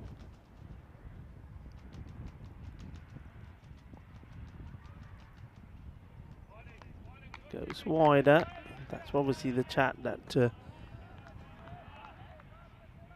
On had with him, goes wider here, and that's well bowled. Doesn't really, this one doesn't come up. We've seen the odd one, sort of that sort of length, I would say, wide the off stump that doesn't come up. Fortunately, out there, it's not a danger, or too much of a danger for the batter. They'd be concerned if they didn't come up wicket to wicket. Qureshi's bowled well so far, just 6 runs off 9 deliveries, but he'd love a wicket. So, more swinging and missing.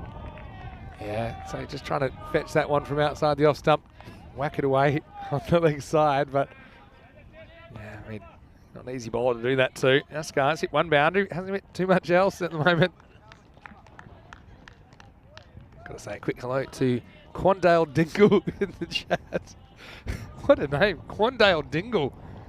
And to the whole Dingle family. Yeah. Hope you're well. Here's the next ball from Qureshi. And it's more of the same. This is the slightly slower one. Askar, he pumped one to the boundary. The one scoring shot he's played so far since then. He's looked a completely different player, not using his feet at all. So he's got a maiden around his boundary. Yeah. He's had 6 top balls. And Qureshi, clever change of pace from him a couple of times this over. Yeah, look at that run rate required. Just 7.94. Slightly behind where they need to be at this stage. Plays this pretty firmly. You should be looking for 2 here, and very close to the line there. He's with okay though. Foot. Did they just take the one? Yeah, just the one, I think. Poor So runner. Askar will retain the strike. See his back foot was close to the line, but doesn't touch it. So it'll be the end of 4 overs. The score is 24 for 1. And well, you got one of the whole colour combo. Here you go. So I've got this.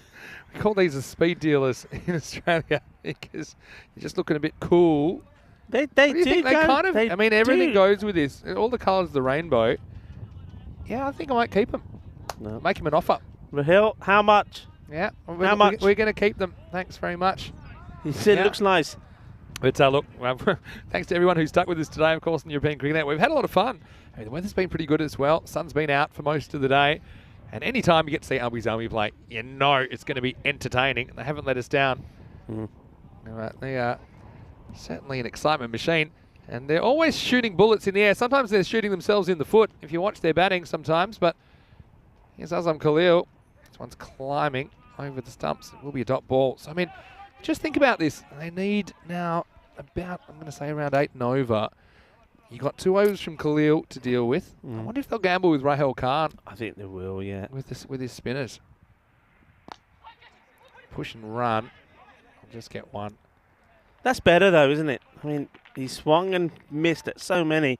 He's far better just getting bat on ball, take the single. Because they were at a point where singles would have done it, but all that swinging, all the dot balls didn't help.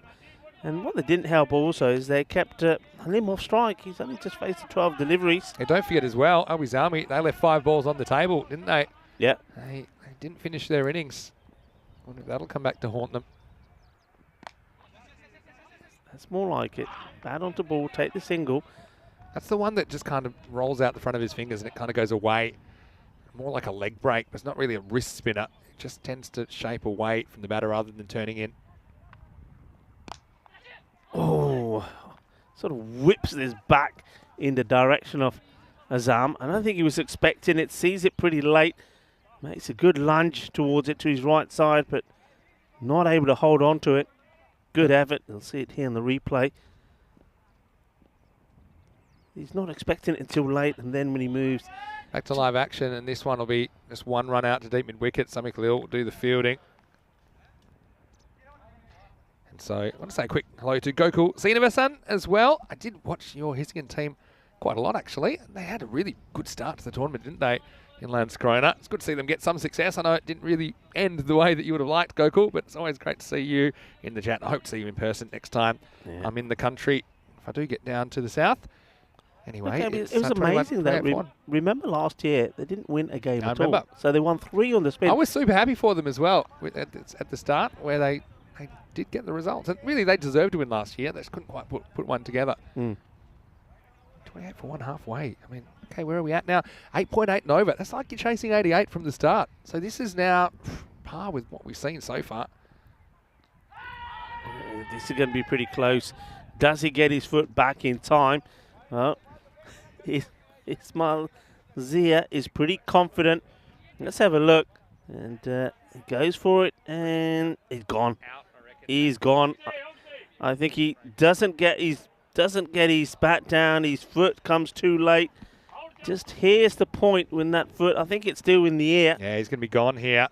And so what a good bit of keeping as well that is from Ismail Zia. And, yeah, and Ruhul, well, I don't know if he's much of a square dancer, but he's basically got the wrong step here. And his foot's in the air, his bat's in the air, and Ismail Zia, good bit of keeping, creates the stumping, spin to win. And so Sami Khalil gets a wicket off his very first delivery. It's the dangerous Halim. He's got to go for 14. The score now is 28 for 2. Yeah, good work behind the stumps there from Ismail Zia. Very quick, and he couldn't make up his mind, Halim, what he wanted to do. I mean, if he just took his step back, he would have got himself in. But first he decided to swing the bat all the way around. And when he realised that wasn't going to be quick enough, he went for the foot. But look, it's not all over yet, because here comes Sudesh. Yeah, well, this guy's having a day and a half, isn't he? Udagadagi. He took one of the catches of the year earlier on, and then had a pretty good time. And Rahul Khan was the unlucky guy that went to that one. We also saw one of the easiest catches dropped of the year, and exactly an over later. Yeah. But yeah, I mean, game on here. 28 for 2.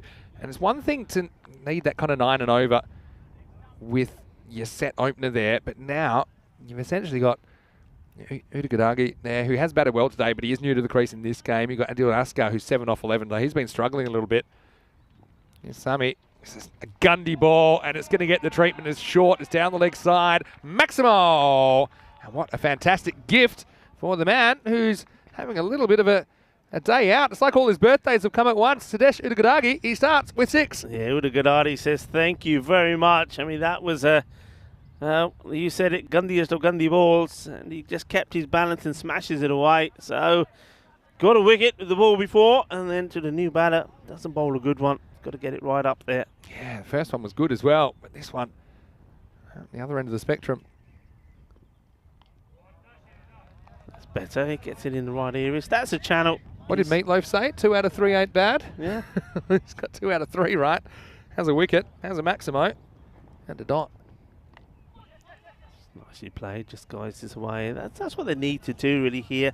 It'd be nice to see these two put a partnership together for the team. It's about playing the good balls into creating them into singles. And when you get a bad ball, and you will get a bad one, you put that away. That'll win you the match. He's bowled a good over, with the exception of that one ball. It was just genuine half-tracker. But, yeah, this game is on a knife's edge at the moment.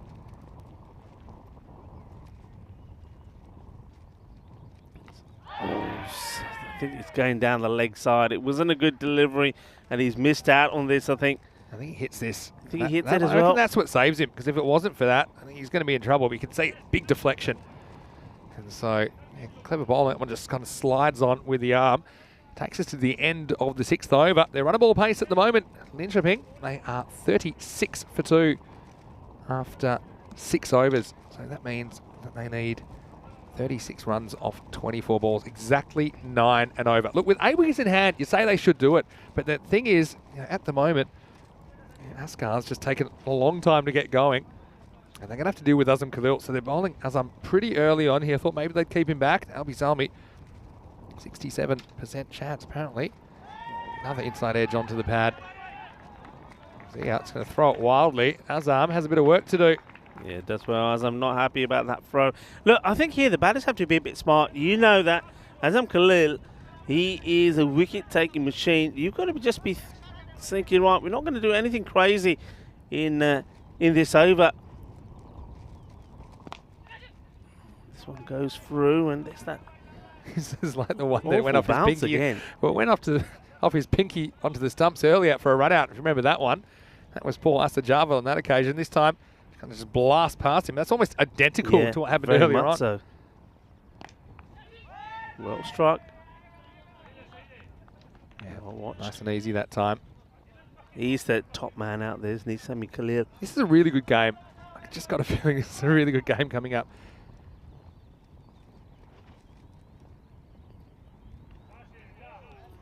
quicker one, wasn't it? Hey, so who do you bowl here? They've got 3 overs to go. They're swimming in options. That's the thing, Always Almi. They can bowl pretty much whoever they like, except for Qureshi, who's bowled out, and Azam Kalabi bowled out after this over. Bowling and just keeping Udaguraj guessing where's he going to go. He's only conceded 7 runs. And now he's only got 1 ball to go in his spell. Even when he doesn't take wickets, he's just such an effective bowler in this format. Into the ground, just be a single. So that's a good spell of bowling. Yeah, you're absolutely right. He only goes for 8 off his 12 deliveries. Keeping this match very much in the balance. But that rate, it's just got up to just under 11. That's going to be the concern. They are looking for 1 good over. And who's going to be the one that they're going to go after? So we have a look at the schedule tomorrow. Indiska, they're back. The team making their debut. Didn't have the best of starts yesterday. It's not going to be easy against them. Al-Mazami is going to be facing them. And then the Titans. Yeah, the team made their debut here against the team that we see out there at the moment as well in shopping. So yeah, that'll be interesting. 4 matches. Botchirka get the day off tomorrow as well, but they'll be pretty happy with their day too. They can take 2 wins away from today, but they get to watch tomorrow. They'll be back on Thursday. Join us again, 7 a.m. GMT, which is 9 o'clock in Central Europe, and 12:30 p.m. in India for day 3 of this FanCode European Cricket Series. Okay, a bit of time they're taking to work out who they want to bowl, and they are going back to Sami Khalil. I don't mind this. He bowled a pretty good first over. Just 1 ball got away from him. Oh, he's pretty kind of warm and he's fresh. 32 required off the last 3 overs. Charges him and doesn't get what he wants. And these 2 fielders out to a right are going to be right in the firing line here. What I do think is clever is he's stuck with spin, because that seems to be working. Powerfully hit, and it's going to go through, but that's good bit of work. No Jabba saying it's 4, and that's so good to see. Loving the sportsmanship there. I thought Usman Jabba does enough. No, you see, he just touches the rope. Yeah, because his last step is his non-kicking foot is on the rope, so I think that's why it's 4. So it's a badly needed boundary for Linköping. Oh, and he makes space, and he hits this one big. Bolle, bolle, bolle, manos, arriba, arbitro. Eso 6 carreras. Another one of those half trackers. I mean, that was the risk. He has bowled the occasional bad ball, and this one is 6 by some distance. Udaguraj has had an amazing day. I know that you did an interview with him for social media in the break. And, we might be talking to him a bit more if he keeps hitting balls like that. Well, if it's short, he steps right across his stumps. Maybe fire a quicker one in here. He's gone, he walks, and I'm not sure if this is the quicker one, but it was better directed. And Sami Khalil gets the wicket they needed. And there was a couple of boundaries. He scored 10 of the over, which is the rate they need to be going at. And then gets a little bit on this. And yeah, you're going to say that maybe Ismail Zia does get a little bit lucky here with the deflection, but sometimes that's what you need. Yeah, he's in a good position, and that will happen when there's a deflection. It won't hit in the middle of the hands, but what he does do well is he reacts, and he has a bit of an idea the ball's gone up, so he doesn't panic. I've got to say, though, 2 very good bits of sportsmanship in the over. Firstly from Usman Jabbar out on the boundary, but then also from Udaguraj, who's had a very good day, but he was quick to walk. He didn't wait for the umpire's decision there. And so, cat amongst the pigeons time, 50 for 3, and still over 2 overs left. It's a very, very, very good game, isn't it? I think all the batters that come out now they've got to bat themselves. I think they've got to be saying no dots, no dots. If it's not a big shot, just take the single. Well, he goes for the big shot down the ground, but luckily for him, doesn't get the any power in the shot. I think Raheel Khan was waiting. Yeah. So, I mean, are you happy with 4 and 6 and a wicket? Maybe. Up in the air, this will be another one. Oh my, oh dear. It's Aman again, is it? I think Aman. it is. Well, I don't know how dark those glasses are that he's wearing, but that's the 2nd time we've seen him shell a sitter to go with a golden duck. Well, Aman, at the moment, his driving is better. He rushes into it, doesn't he? I think his eyes light up. We couldn't tell because he's got the shades on. 52 for 3. His eyes light up and he ends up rushing it. Oh, wow, that could be a big moment. 52 for 3. I don't think they don't take the run though, do they? So I suppose not the wicket. Yeah, they got one. Did they take the run? They got one. So yeah, I'll tell you what I got. I got 52 for 3. Yep. So they need 9. They need 20 essentially. 19 to tie. 20 off the last 2 overs. You know, I think it's only 4 or 5 times in about 2,500 matches we've seen teams get bowled out but win the match. This could be one of those times. So, no. 9th overall happens in the night, and they've gone for Kudratullah Mir Afzal. That's well bowled. You just got to see. This is what I'm saying. Is you can't afford the dots. Get bat onto ball, bat on the ball, take the run. Here's the batter on strike. Now he's been very good in short delivery. So maybe what he needs to be doing is taking a step across the off stump and playing on the onside. That's where he's played his shot. He's got to give himself a bit of take a bit of a gamble, really. Here we go. No, it's outside the off, and that's where his weakness has been. We saw that earlier when he hit the 6, and then it was dot, dot, dot, dot. It's too many dots. He's had 16. Is that the 17th delivery now for 11? Yeah, I think that is. So he's 11 off 17. You take out the one boundary. It's not pretty, but there's still time to do it. Windows open. No good. Ascart, frustrated, won't he, at the moment. I don't know. If it keeps getting closer and closer, it's been the kind of game where, you know, the boundaries seem to come out of nowhere and things will get really tight really quick. But, I mean, 3 balls this over. They've got to make something out of these, don't they? Ascart, can he heat up? It's hit pretty well. It's going to take some stopping, and it does. It only keeps it to 1 as well. But you see, this is where I think the batters have to go for 2s. All of the singles that they've missed out and the 2s they haven't gone for is what's going to make a difference in this match. It's been lazy running. It really has. Yeah, early on, they didn't take a few as well, did they?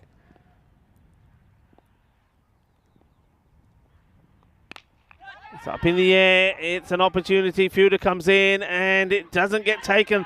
And it's Qureshi. Can he get the throw into the keeper? He gets it, but they've taken the 2. And big opportunity there for Qureshi.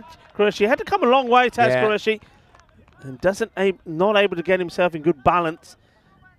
Good running. And Qureshi, he just can't regain his balance. That's what it is. You see here, he has kind of throwing it off the wrong foot. So do get home for a couple. Last ball of the night, the big ball to Javed. Hits it straight to the field. It goes down. And this is another Aman, but it's Aman Momand. So I think this might be a record amount of drops from players called Aman in one innings, because that's 3. And I've got to be honest, all of them were pretty simple. But hopefully there's no finger damage, as it will be the end of the over. Where are we at here? Let's have a look. 50. Do you think is this on here? I'm not feeling it after watching the 9th. I was probably looking into 16 brings you a golden ball. Yeah, I mean, come on. But you need to be able to hit the ball more consistently if you're going to get that. But at the moment, we haven't seen a golden ball in a while. The last one was back on the 31st of March, so we didn't have one in April. Surely we can have one in May. And at the moment, 11-18. The bowlers have been on fire in the golden balls in the last couple of years. Early on, it was all the bats. So they are going for an interesting option here. They're going for Shahid Ali to bowl the last over. And so, yeah, 16 required. Let's see what happens. Strap yourselves in. Oh, it's not a good start. Ball. It's a no ball. And has it gone all the way for 6 as well? And yes, it has. Manos arriba. Well, that's 7 of them. Wow, wow, wow. There you go. How about that? 6 and a no ball. So the next one is a free hit. Now, free hit, they haven't made the most of free hit. Will they do this time? Even if they don't, they just hit that one, and that was one for free as well. And, well, the win predictor, I reckon that's about to take a bit of a dip. It was 90-10 before that ball. I want to see what it's going to be after that. Vinny Sandhu said no to the golden ball. It's definitely on now. Can we finish day 2 with the golden ball? Yeah, so they can't change the field because the same batter's on strike. So now it's 9 off 6. So essentially that ball never happened, but it cost them 7. What a time for it. Yep. Are they going to go? Taz picked it up. They are going for it, and it should be out because The thing about this is there's going to be a new batter that's going to go and strike, so I'm not sure how smart this was. Yeah, but what they're thinking, the theory is, okay, you're going to the safe end, but it's not a safe end when they've got that long to throw it in, and you've got someone like Qureshi that has a good arm. It's actually pretty good keeping from Ziad. Bounces off the pitch, which is a bit unpredictable, but he knows as long as he takes it clean, he's got plenty of time to take the stumps. So that will be 1 and a run out. It'll be 7 of 4. Run out off the free hit. That's the other thing. It was I mean, I can understand the theory. One way you can get out on a free hit. They did get 1 run, though, and that will count. But, yeah, I mean, I think for me, it's a new batter on 80% of the time, that's going to be run out from where they were. But it wasn't really the striker's idea to come back for a second there. It was just the non-striker trying to be unselfish, but it backfires, essentially. So that one really gets things tense now. We are really in golden ball territory. Thanks to that no ball 6 at the start of the over. 8 or 5. And is it 8 or 5? I had, okay, give you that one. Does well. They won 1. Will they try it again? It's the same man. Well, one of the batters tried. Well, it worsened on. So here's the thing. I think they both had a plan, but they weren't quite sure what it is. So they decided, okay, well, we go for 2, but why do we want to go for 2? Well, we're not sure, so we're going to give up on it. So 7 off 4 now. They can tie the game with 1 swing of the bat. And it's Asghar, who's had such a weird innings. He's 12 off 19. And I don't even know if you want him on strike at the moment, but he's on strike. He's got to find one more shot, one more big shot. Well, this will help. This will be a wide. They don't need to run here, but they will. It's going to be out. But they do get another run. Yeah. So it's still going to be 6 or 4. 6 off 4. And Asghar, he's run himself out, but he was run out of form, really. So he's saying, well, I can't do much. Get someone else out here. They're hoping maybe they can replace him with someone that has a bit more luck. What they have done, they've got the captain, Saad Khan. He was pretty keen to get down there. That's a good sign for me that he wants to be the key man. And now they can win the game with the 6. So 6 off 4. What a finish to the day. Oh, 6 or 4. I mean, Azam Khalil is having a big chat with Shahid Ali. Shahid Ali, I mean, what must be going through his mind, especially when he bowled that first ball that was a full toss, no ball, tonked for 6. Wow. Hello, Jeff Maguire. He's watching from Northern Ireland. He's enjoying the action. Shahid Ali, where's his head at right now? 6 off 4 required, and he's facing up to Saad, the captain. Hit hard, is dipping on the fielder, gets a throw in really quickly. They're going to go again. They will. This is overthrows. It was Azim Khalil that threw it. Of all the people, I mean, he throws it quick, and I think he's trying to throw it to the bowler, but it was just, there was too much on it for the bowler to handle. So I don't think he's really trying to go at the stumps. He's thinking maybe he can effect a run out, but what it has done, it's cost a run. And with so few to play with, that is quite costly. 4 off 3. 3 singles, Rico gets us to a golden ball. Just saying. Hits this well. This should just be 1, and they're going to go back for 2, and they will make 2. Oh. Yeah, it's a tough one. Well, Rahel Khan, his priority A, you got to stop the boundary. So he was a bit more careful, even though he knew he wasn't in a great position to throw and prevent it too. But if he misfields that, and we've seen plenty of misfields in this area, then it's game over. So I think it was essentially the right decision, but not a great outcome to give up 2. What do you do here? Whatever happens here, do you go? Do you try and make this count, whatever happens with the ball to go? I think that you are running on no matter what now. Yeah, you've got 5 wickets in hand. You don't really have a set batter, so to speak. So I think I'm concentrating on not swinging and missing. I want to see the win probability now. Yep. Show me now what you're thinking. That's what I'm saying. All right, geez. I think a wicket. I've got a feeling this may be a wicket. I think it's going to be a swing and a miss and a run out. Okay. But, I mean, neither of us know. Good game. Good game, We've got Azam Khalil. He's going to chat to us after this game. Let's see what kind of mood he's in. So, here's Shahid Ali. He is going to deliver the second last ball of the day. 2 to win. Hits it pretty well. It's a wicket. He called it. Just on cue, I called it. Wicket. Oh, wow. Probably lucky because they brought up the long on into the circle, and essentially that creates the wicket. He wasn't really there for the catch, but he's in the right spot. Taz Qureshi, He'd make sure that he doesn't drop this one. We've seen a few go down, and this would have been disastrous if they had. So, well, what a game this is. Last game of the day. Golden At the moment, it's ball. 71-70 with a ball to go. They've got, look, whoever goes out there now has to be the quickest runner you've got on your side, and they've got to be told, whatever happens, just run and run fast. I hope they understand this. I mean, Yeah. if they don't, I'd hate to see they're not trying to go for this run. Have a look at the field as well. That's the other important thing. What do you do with the field? Do you bring them in too much? Bring him in. Well, Bring him in. I'm gambling here. I mean, Qureshi's you still don't want to staying give up deep. at 2, though, because you probably back yourself in a golden ball. So you can actually afford to have a few out, actually. You don't. Yeah, you want to have your outfielders not too deep, though. The man on strike is Kamran Rashid. All right, and he's had a very interesting day. He's bowled very well. He's dropped a sitter of a catch, but he's in the hot seat right now. He will be on strike, Kamran Rashid. All right, so 1 for a golden ball, 2 to win. If there's no score, Albizami win. His last ball of the day, or is it? Oh, it's up in the air. Is it going to be caught? Big moment. Oh, it's been caught. Well, oh, what a finish to the game. Rehal Khan takes a catch. I told you he didn't need his shades. We got the shades. If he dropped that and it's because the sun was in his eyes, we would have been in trouble. That is probably the most swagger I've ever seen. Not only has he caught it, he's gone back. And just imagine if he lost his balance on the last step, because he's literally on the edge of the cliff, but he doesn't step over. Rahel Khan says, there you go. Oh, that hand there.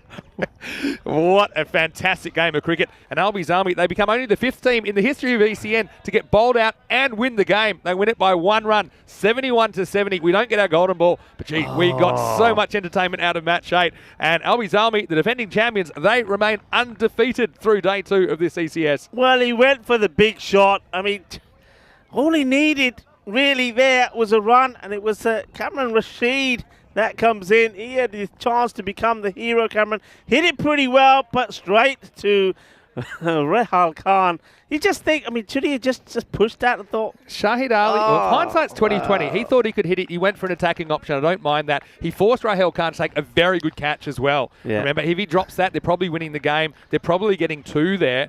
And look, how about Shahid Ali? Starts with a terrible Gundy ball, goes no ball +6, and he dodges too much trouble on the free hit that turns out to be a run out. Then we had a wide that would result in a run out as well. And he finishes with 2 wickets, so he's on a hat-trick when we see him again eventually. But let's go back and roll the highlights. We'll have Azam Khalil coming up with you shortly.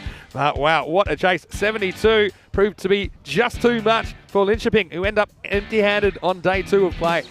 Yeah, they'll go back and watch these moments, won't they? I mean, that man had a nightmare out there. Aman, he couldn't catch anything, and he kept dropping it. Well, this one went over Rehal Khan earlier, and it didn't when it mattered. They did it. That was a good catch there from Ismail Zia. But they will go back to the earlier part of the innings when they just weren't taking the singles. And I was saying then it was so important. And this man, well, he played some nice shots when he smashes the ball to the boundary earlier on. Asghar, but then it was all those dots that went that were dot to dot after that boundary. All of those things come back and haunt you. Sometimes, as we say, you've got to take your singles. That one could have been major as well, as he just steps on the rope as it goes for 4 runs. But all happening out there. There were some big hits as well. How key was that? Well, Sudesh, he couldn't believe that he gets a little tickle on there. He was looking to win it for his team. Yeah, there's that catch from Aman, goes down again. We're going to want to see him with his headband on from now on. They don't want to see him with those with that cap. We want Aman back with the headband. And this one was hit pretty well, but dropped. There's another Aman that put it down. That was Aman Moman. Then this, the Gundy ball. This is what Maximo said. No, I don't think there's any chance of getting anywhere near a golden ball. Well, that one was a full toss smashed away. That was 7 of them. And then it was all, well, it was tension. This was the throw that gets a run out. But then there was a throw from Azam Khalil, showing that he's human as well when it went for nuts. 2 runs. Yeah, I mean, Shahid Ali, what an interesting last over, to say the least. 16 became 9 on the last over. But then he finishes with back-to-back wickets. And this is, look, it's just a game breaker. Because, look, if he drops this, I'm sure they're getting 2. And he doesn't drop it, he catches it. And not only catches it, he dances almost on the rope. Well, I've heard of a Houdini act, a high wire act. Well, that's what we saw from Rahel Khan. Last ball of the day. He pulls in the catch. And so they do get over the line, 71-70. Coming up tomorrow, we've got Indiska versus Albi Zalmi in the morning session. We've got the Titans versus Linköping in the evening session, starting at 7 a.m. GMT. 9 o'clock in Central Europe, 12:30 p.m. in India. And yeah, we're looking forward to that. Well, it's been a great day. We've got a special treat for you here. And what we promised you Azam Khalil, but we've got an extra special treat here because we just thought it was very, very important. We got this man as well. Vinny Sandu here, Mr. Maximo, along with Rico Full. And look, joining us, not only Azam Khalil, but the first man with the microphone is the man of the moment. It is Rahel Khan. Yeah. And, well, Rahel, congratulations. I mean, what were you thinking? Let's start with the last ball of the day. When that ball went up in the air, were you pretty confident you were going to be able to make the catch?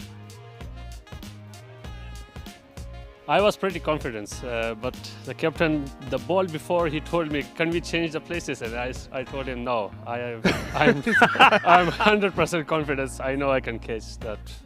So, Okay. yeah, I did it, and I'm so proud that we Oh, won well, the match. Rahel, it was pretty exciting, and then you were kind of dancing around the rope. You obviously were pretty happy with yourself, but I want to know, how does it feel? I mean, you've been captain of the side for quite a long time, and now you've given over the captaincy to Azam Khalil. Do you feel that you're maybe just enjoying the cricket a bit more, just playing and not having to make as many decisions?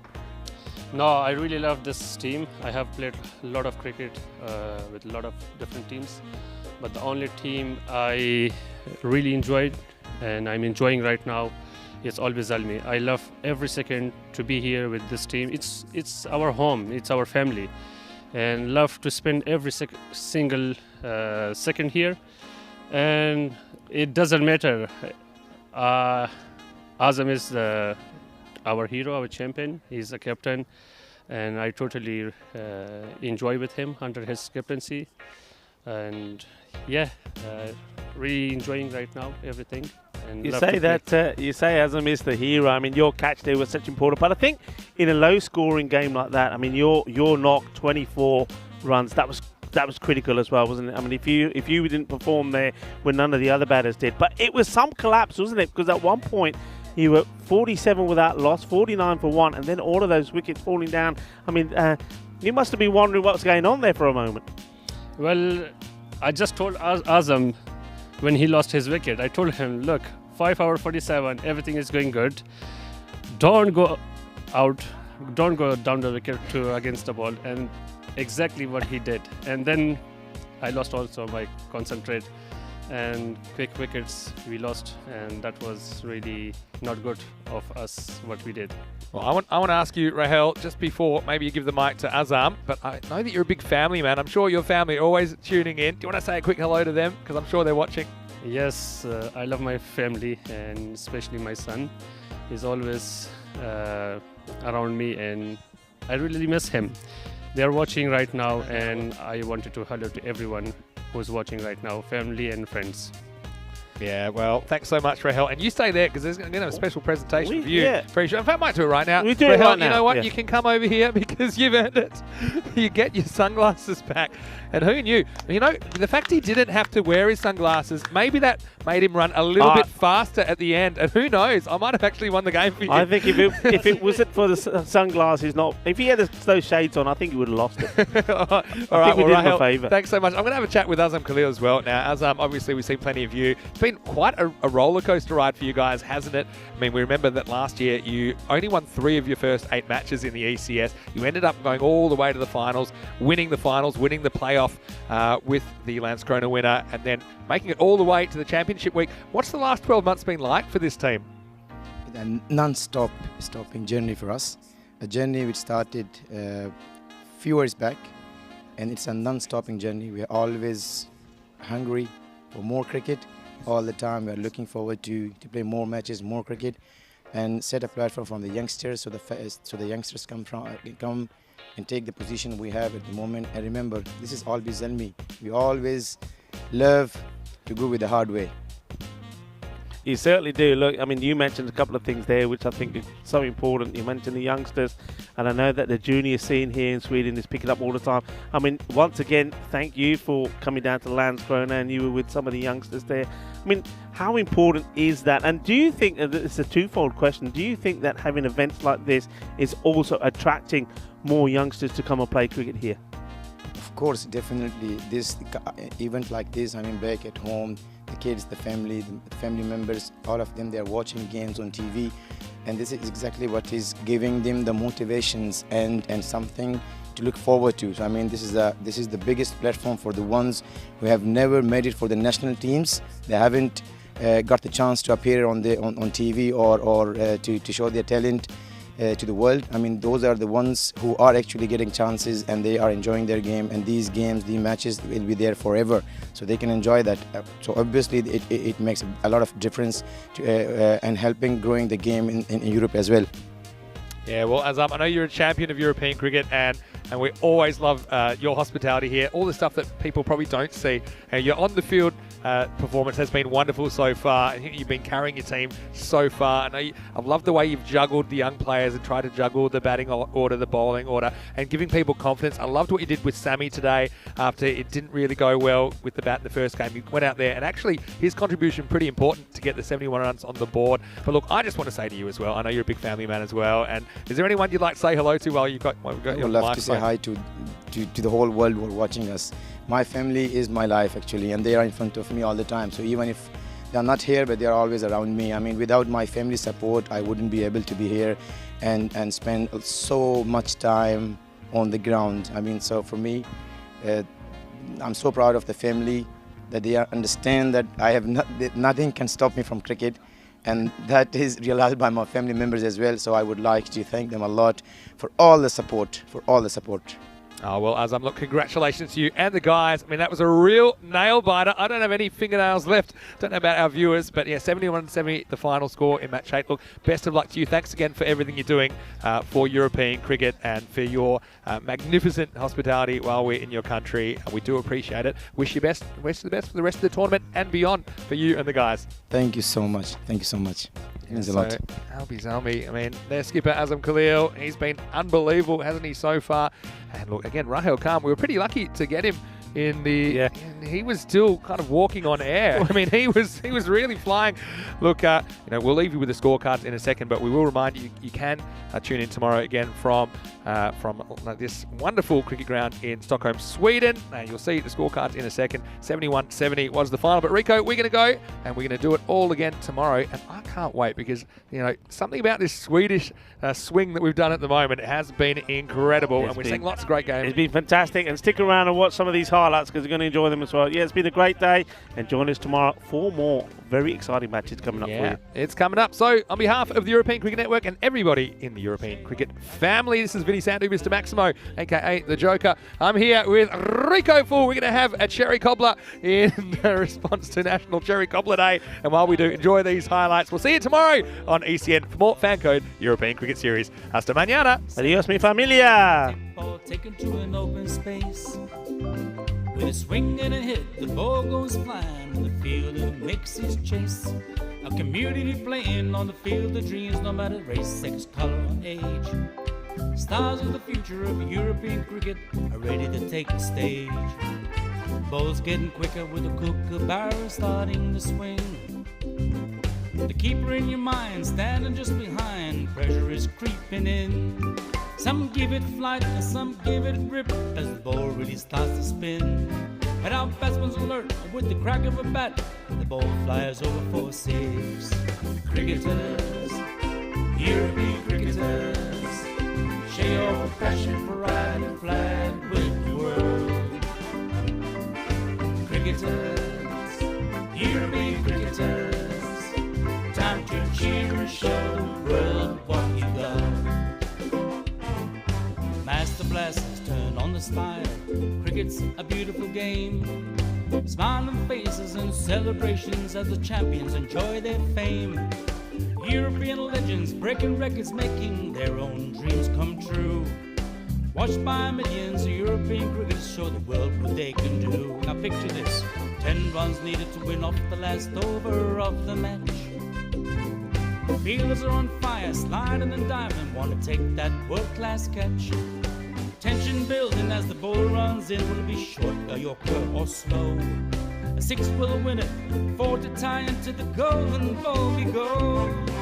Cricketers, European cricketers, share your passion for riding a flag with the world. Cricketers, Here be cricketers, time to cheer and show the world what you got. Another one, that's the big one. That's gone all the way over into the clubhouse and ordering a pint at the bar. Hundreds of clubs all over Europe are coming together today. Thousands of cricketers want to be stars, show their talents when they play. We've got commentary, action-packed cricket frenzy. You're hooked, you can't deny. Worldwide audience watching to see which team will lift the cup up high. Oh, cricketers, here be cricketers. Share your passion for riding the flag with the world. Cricketers, here be cricketers. Time to cheer and show the world what you got. La la la la la la la. There we go. She sent that pack in but the shaka 6-4. Oh, cricketers, here be